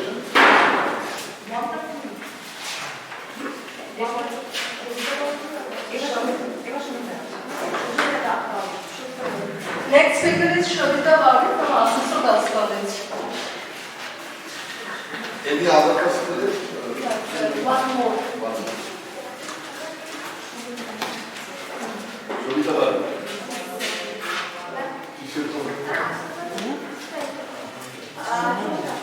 Good evening, everyone. I am Shobita Bhavin, a postgraduate student in political science from Assansol Girls College. প্রথমত সবাইকে অসংখ্য ধন্যবাদ আমাকে সুবর্ণ সুযোগ করে দেওয়ার জন্য। Thank you sir. আমার নির্দিষ্ট টপিকটি হচ্ছে বা আমার নির্দিষ্ট বিষয়টি হচ্ছে জাতিগত বৈষম্য রাখতে ভারতের কি ধরনের ইতিবাচক ভূমিকা দেবে। আমি খুব ক্ষুদ্র ক্ষুদ্র 5টি উপাদান আমি নিয়েছি। তার মধ্যে প্রথমত হচ্ছে ইন্টারকাস্ট ম্যারেজ। স্বাধীনতার পরে 1954 সালে প্রথম ইন্টারকাস্ট ম্যারেজের জন্য আইন প্রণয়ন করা হচ্ছে স্পেশাল ম্যারেজ অ্যাক্ট। এর প্রধান উদ্দেশ্যই ছিল আন্তর্ধর্মীয় এবং আন্তর্বর্ণের মধ্যে বিবাহের প্রচারের মাধ্যমে জাতিগত বৈষম্যটাকে দূরীকরণ করানো। খুব গুরুত্বপূর্ণ ভূমিকা পালন করেছিল এর আগে। দ্বিতীয়টি হচ্ছে এডুকেশন অ্যাক্সেস। অনেক পিছিয়ে পড়া শ্রেণী রয়েছে যারা উচ্চভক্ত শ্রেণীগুলোর সাথে কম্পিটিশন করে চলতে পারে না। খুব রকম দারিদ্রতার মধ্যে দিয়ে চলতে হয়। সরকার এগুলি চোখে রেখে অনেক রকম সুবিধা করে দিয়েছে, free education, free training, free course, scholarship প্রদান, যার মাধ্যমে সমাজের মধ্যে সমান অধিকার নিয়ে চলতে পারে। তৃতীয়টি হচ্ছে কনস্টিটিউশন অ্যাক্ট। এটা নিয়ে বেশি বলার কোনো দরকার নেই, কারণ কনস্টিটিউশন একটা বৃহৎ সংবিধান যেটা কোনো 5 মিনিটে বলা সম্ভব হবে না। খুব অল্প করে বলবো, মৌলিক অধিকার সবাইকে সমান অধিকার প্রদান করেছে, যাতে কিনা সবাই সমান অধিকার ভোগ করে থাকে, একে অপরের সাথে পাশাপাশি চলতে পারে। এই ক্ষেত্রে আমি বলবো 1955 সালে যে প্রোটেকশন অফ সিভিল রাইটস হয়েছিল, এছাড়াও হিউম্যান রাইটস হয়েছে কমিশন থেকে বিভিন্ন 1989 সালে একটা আইন প্রণয়ন করা হয়েছিল ইত্যাদি। এবার ইকুয়াল ডেমোক্রেসি। ভারতীয় গণতান্ত্রিক ব্যবস্থায় সংবিধানের 326 নম্বর অনুচ্ছেদে সর্বজনীন ভারতীয় বয়স্ক ভোটাধিকার প্রদান করা হয়েছে, যেখানে বলা হয়েছে জাতি, ধর্ম, বর্ণ, স্ত্রী, পুরুষ, অর্থনৈতিক অবস্থা নির্বিশেষে সকল নাগরিক সমান ভোটাধিকার পাবে, অর্থাৎ সকলের সমান, কারোর মধ্যে কোনো বিচ্ছেদ থাকবে না। এবং শেষটি হচ্ছে হিউম্যান রাইটস। 1948 সালে জাতিসংঘ কর্তৃক গৃহীত the universal declaration of human rights ভারতের পটভূমিতে বর্ণ বৈষম্যের বিরুদ্ধে লড়াইয়ের জন্য এই ঘোষণা যথেষ্ট গুরুত্বপূর্ণ ভূমিকা পালন করেছে। এর প্রথম অনুচ্ছেদেই বলা হয়েছে all human being are free and equal in dignity and rights. আমার মূল্যায়ন আমি ছোট্ট একটা উপাদান নিয়ে বলবো, শেষ উপাদানটি হচ্ছে নাগরিক। অর্থাৎ আমরা যদি এত সুবিধা করে দিচ্ছে, আমাদের কনস্টিটিউশনে মৌলিক অধিকার নিয়ে বহু কথা বলে দিচ্ছে, কিন্তু শেষ উপাদান মানসিকতা। মানুষের যদি মানসিকতা কোনোদিনও পরিবর্তন না হয়, তাহলে জাতি বৈষম্য এরকম ভাবে সমাজের মধ্যে রোগ আক্রান্ত করবে, এবং এই রোগ কোনোদিনও ঠিক হবে না যতক্ষণ না মানুষের মানসিকতা পরিবর্তন হয়। সুতরাং আমি আমার এই কথাটা বলে আমার বক্তব্য শেষ করবো। আমাকে বলার সুযোগ দেওয়ার জন্য অসংখ্য ধন্যবাদ। Thank you.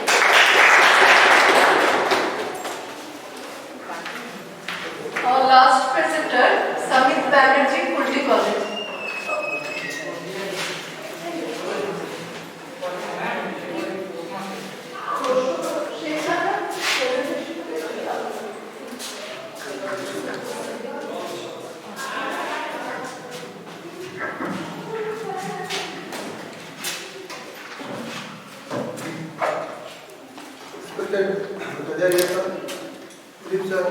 And all my colleagues in the school. My topic is the person of cloud in human life. Because I belong to the computer track, so I just think what human life means when the weaker sections are being oppressed.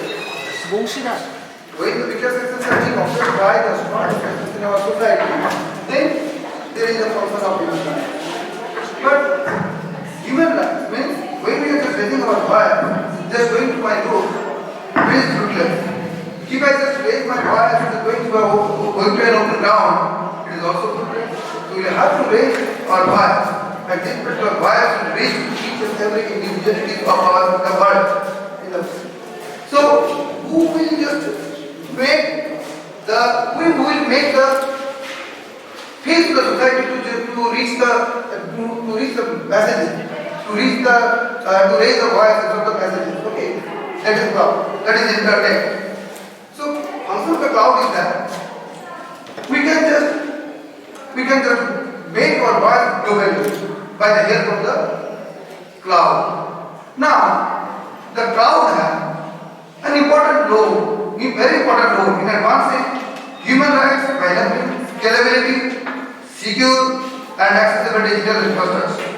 Its primary concern includes facilitating global communication, supporting the storage and dissemination of critical information rights, data and storage, and ability to access each and every individual around the world. Now, I just take just very just a short time discussing all these things. First of all, that's privacy rights. Privacy rights means we know that when we are judging the voice and we are throwing all these things in media, social media, this means it is not only the global, it is not only being global, it is being also private. Why? Because our server is securing our code privately. Means if I just wanted to just throw this particular information that has been posted by us, it may be private or public. If it is private, if I just think that it should be made private, then it will remain private. If I make it public, then it will be public. Then the freedom of the expression. We know that we have the freedom of the expression regarding any issues. Whatever the operations are being made by to the bigger sections of the societies. Access to information. We know that any information regarding human rights and caste discrimination by the help of the internet or the cloud. And finally, I must say that data security and integrity is also a matter. And I'm just concluding my speech over here, specifically thanking the Departments of Political Science and History for inviting me to come over here and to deliver my speeches. Thank you.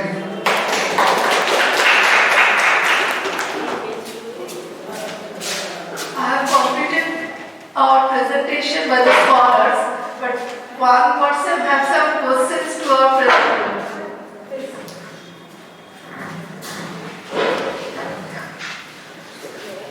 Every coin has two sides of story. তো এই যে জম্মু কাশ্মীরে যে আফজাল গুরু আছে, সে ভারতবাসীর কাছে আফজাল গুরু সন্ত্রাসবাদী বা টেররিস্ট, কিন্তু জম্মু কাশ্মীরের বাসিন্দাদের কাছে তিনি স্বাধীনতা সংগ্রামী। বা ভারতে যখন ভারতের স্বাধীনতা সংগ্রামে ডক্টর ভগৎ সিং স্বাধীনতা সংগ্রামী, কিন্তু ইংরেজদের কাছে তিনি সন্ত্রাসবাদী। তাহলে এটা কি সন্ত্রাসবাদ না নিজের নিজস্ব অধিকার বা স্বাধীনতা রক্ষার জন্য লড়াই? আর 2 নম্বর প্রশ্ন, প্যালেস্তাইনে যে হামাস সংগঠন আছে, সে ইসরায়েলে আক্রমণ করেছিল, তার প্রতিশোধে ইসরায়েল প্যালেস্তাইনের গাজাতে আক্রমণ করে, কিন্তু প্যালেস্তাইনের দেশের সকল জনগণই দোষী নয়। তাহলে কি মানবাধিকার রক্ষার নামে সন্ত্রাসবাদ বৃদ্ধি পাচ্ছে? এই আমার দুটো প্রশ্ন মাননীয় রবীন্দ্রনাথ স্যারের কাছে। আমি ভেবেছি এখানে এদের কাছে করছে যেটা হয়তো বলিনি। তা একটা বলেছে প্যালেস্টাইনে যে লড়াইটা হচ্ছে সেখানে কিছু জঙ্গি কাজ করেছে, তার মানে কি সবাই সেটা এই জায়গাটাতে সবাই বিরুদ্ধ করা হচ্ছে, তাই ইসরায়েল যুদ্ধ করছে, এটা একটা জায়গা। আবার পার্সপেক্টিভটা চেঞ্জ হয়েছে, যখন ভগৎ সিং দেশে লড়াই করছে নিজেদের কাছে সে সন্ত্রাসবাদ, কিন্তু ভারতীয়দের কাছে এটা মানে এই যে পয়েন্টটা খুব সেন্সিটিভ, এটা খুব ভালো জায়গা ধরেছো। মানে আমি যে গ্রুপে এখনই একটু আগে আমি পোস্ট করছি, আমাদের একটা হিন্দু হোস্টেলের গ্রুপ আছে প্রেসিডেন্সি কলেজে, বহু বছর আগে, তারা সব প্রায় রিটায়ার করেছে, কেউ রিটায়ার গেছে, কেউ রিটায়ার করার মুখে গেল।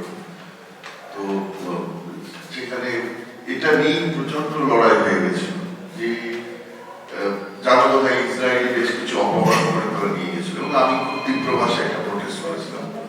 তো তারা আবার বলেছিল যে যারা বেসিক্যালি মার্কসিস্ট সেকুলার এরকম, তারা বলেছে যে তারা তো জাতীয়তাবাদের টুকরা, তো ওদের বিরুদ্ধে যেটা ভগৎ সিং করেছিলেন যে ওদের বিরুদ্ধে যে অপরাধ হচ্ছে সেটাকেও তো জাস্টিফাই করতে হয়, কারণ ওদেরকে তো একটা দেওয়াল দিয়ে আটকে রেখে দিয়েছেন, তার বাইরে যেতে পারছে না, কারণ ওদেরকেও তো কিছু একটা ফর্ম নিতে হবে, এবং ফর্ম নিতে গিয়ে এখন এইটা, এই যে পাওয়ার ডিসকোর্স, এটা কে ব্যাখ্যা করতে গেলে মানে আমাকে পুরো ইন্টারন্যাশনাল রিলেশনসে পাওয়ার ডিসকোর্সে আসতে হবে।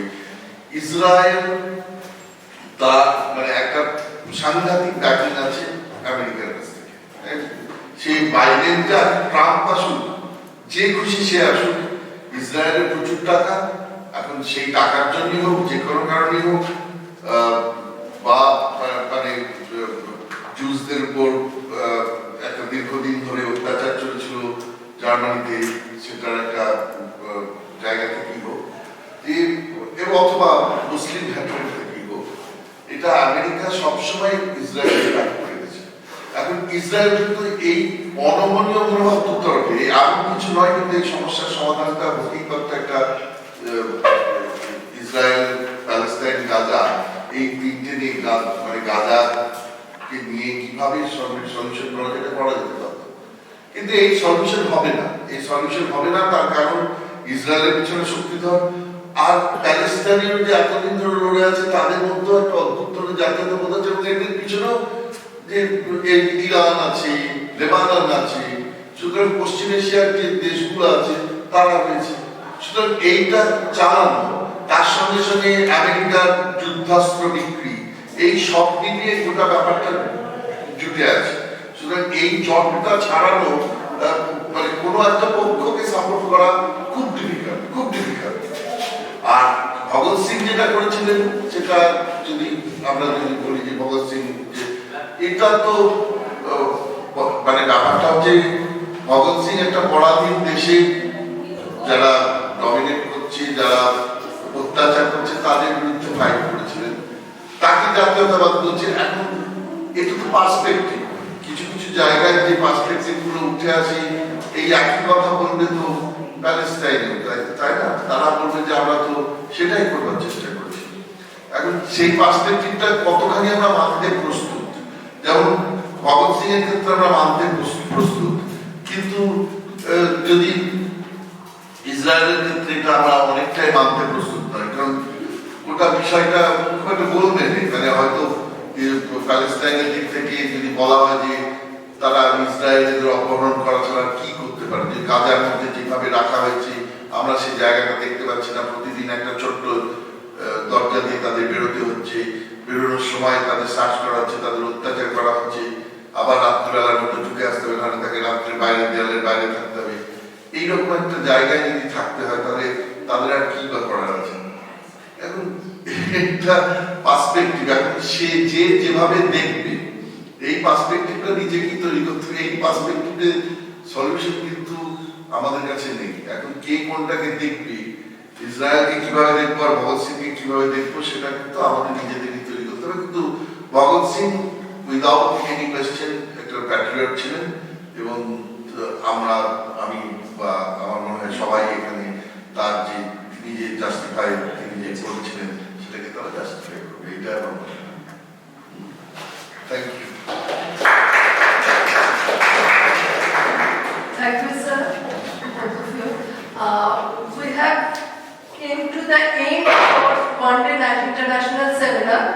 The last thing is vote of thanks. So please,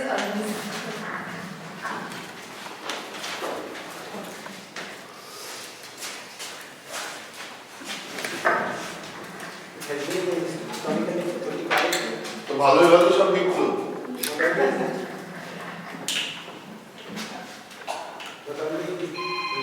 আমাদের তো পাশের রাজ্য থেকে ইন্টারস্টেট হয়ে গেছে, পাশের রাজ্য থেকে এসে গেছে, তার থেকে এসে গেছে, বলার কিছু নেই। It has been starting at Kulti College. Not only is this the first international seminar organized by our college, I think it is one of the best seminars, if not the best, in my more than 20 years in Kulti College. First and foremost, I would like to thank our resource persons, Professor Senior Professor R. Lalita S. Fernando, Professor Shahid Tanvi Nasri, Professor Ravindran Bhattacharya, Professor Pradeep Kumar Das. On behalf of the college, and from the board of our heart to all the speakers. So we have thoroughly enjoyed today's sessions and lectures. Thank you very much, sir. And we will look forward for your support in the future also. Thank all the participants and people presenters who come from different colleges, surrounding colleges, some from SR, some from surrounding countries and states also. I would like to thank our TAs, Professor Rajkumar Roy, for his cooperation and support. And I would like to thank all the departmental teachers from departments of history and department of science. Joshi sir, Charkar madam, Khati madam, Shanta madam, Vidya sir, Shubhita sir. For the last 2 weeks, we have done a prayers for ACD. First, congratulations to all the departments, teachers. I convey my gratitude to all the teachers and non-teaching staff, all the non-teaching staff. Because we usually not mention for the specific Ashwin, who is an decoration of IQAC college in Singapore, and you consider, and you are seeing. Last but not least, I would like to thank all our students, past, present, for their presence here. Thank you. চলো খুব ভালো seminar হলো অনেকদিন বাদে Thank you, সবাইকে. Finally, we have come to the end of this program. So maybe we'll come again. We'll again gather together for another one in a few days.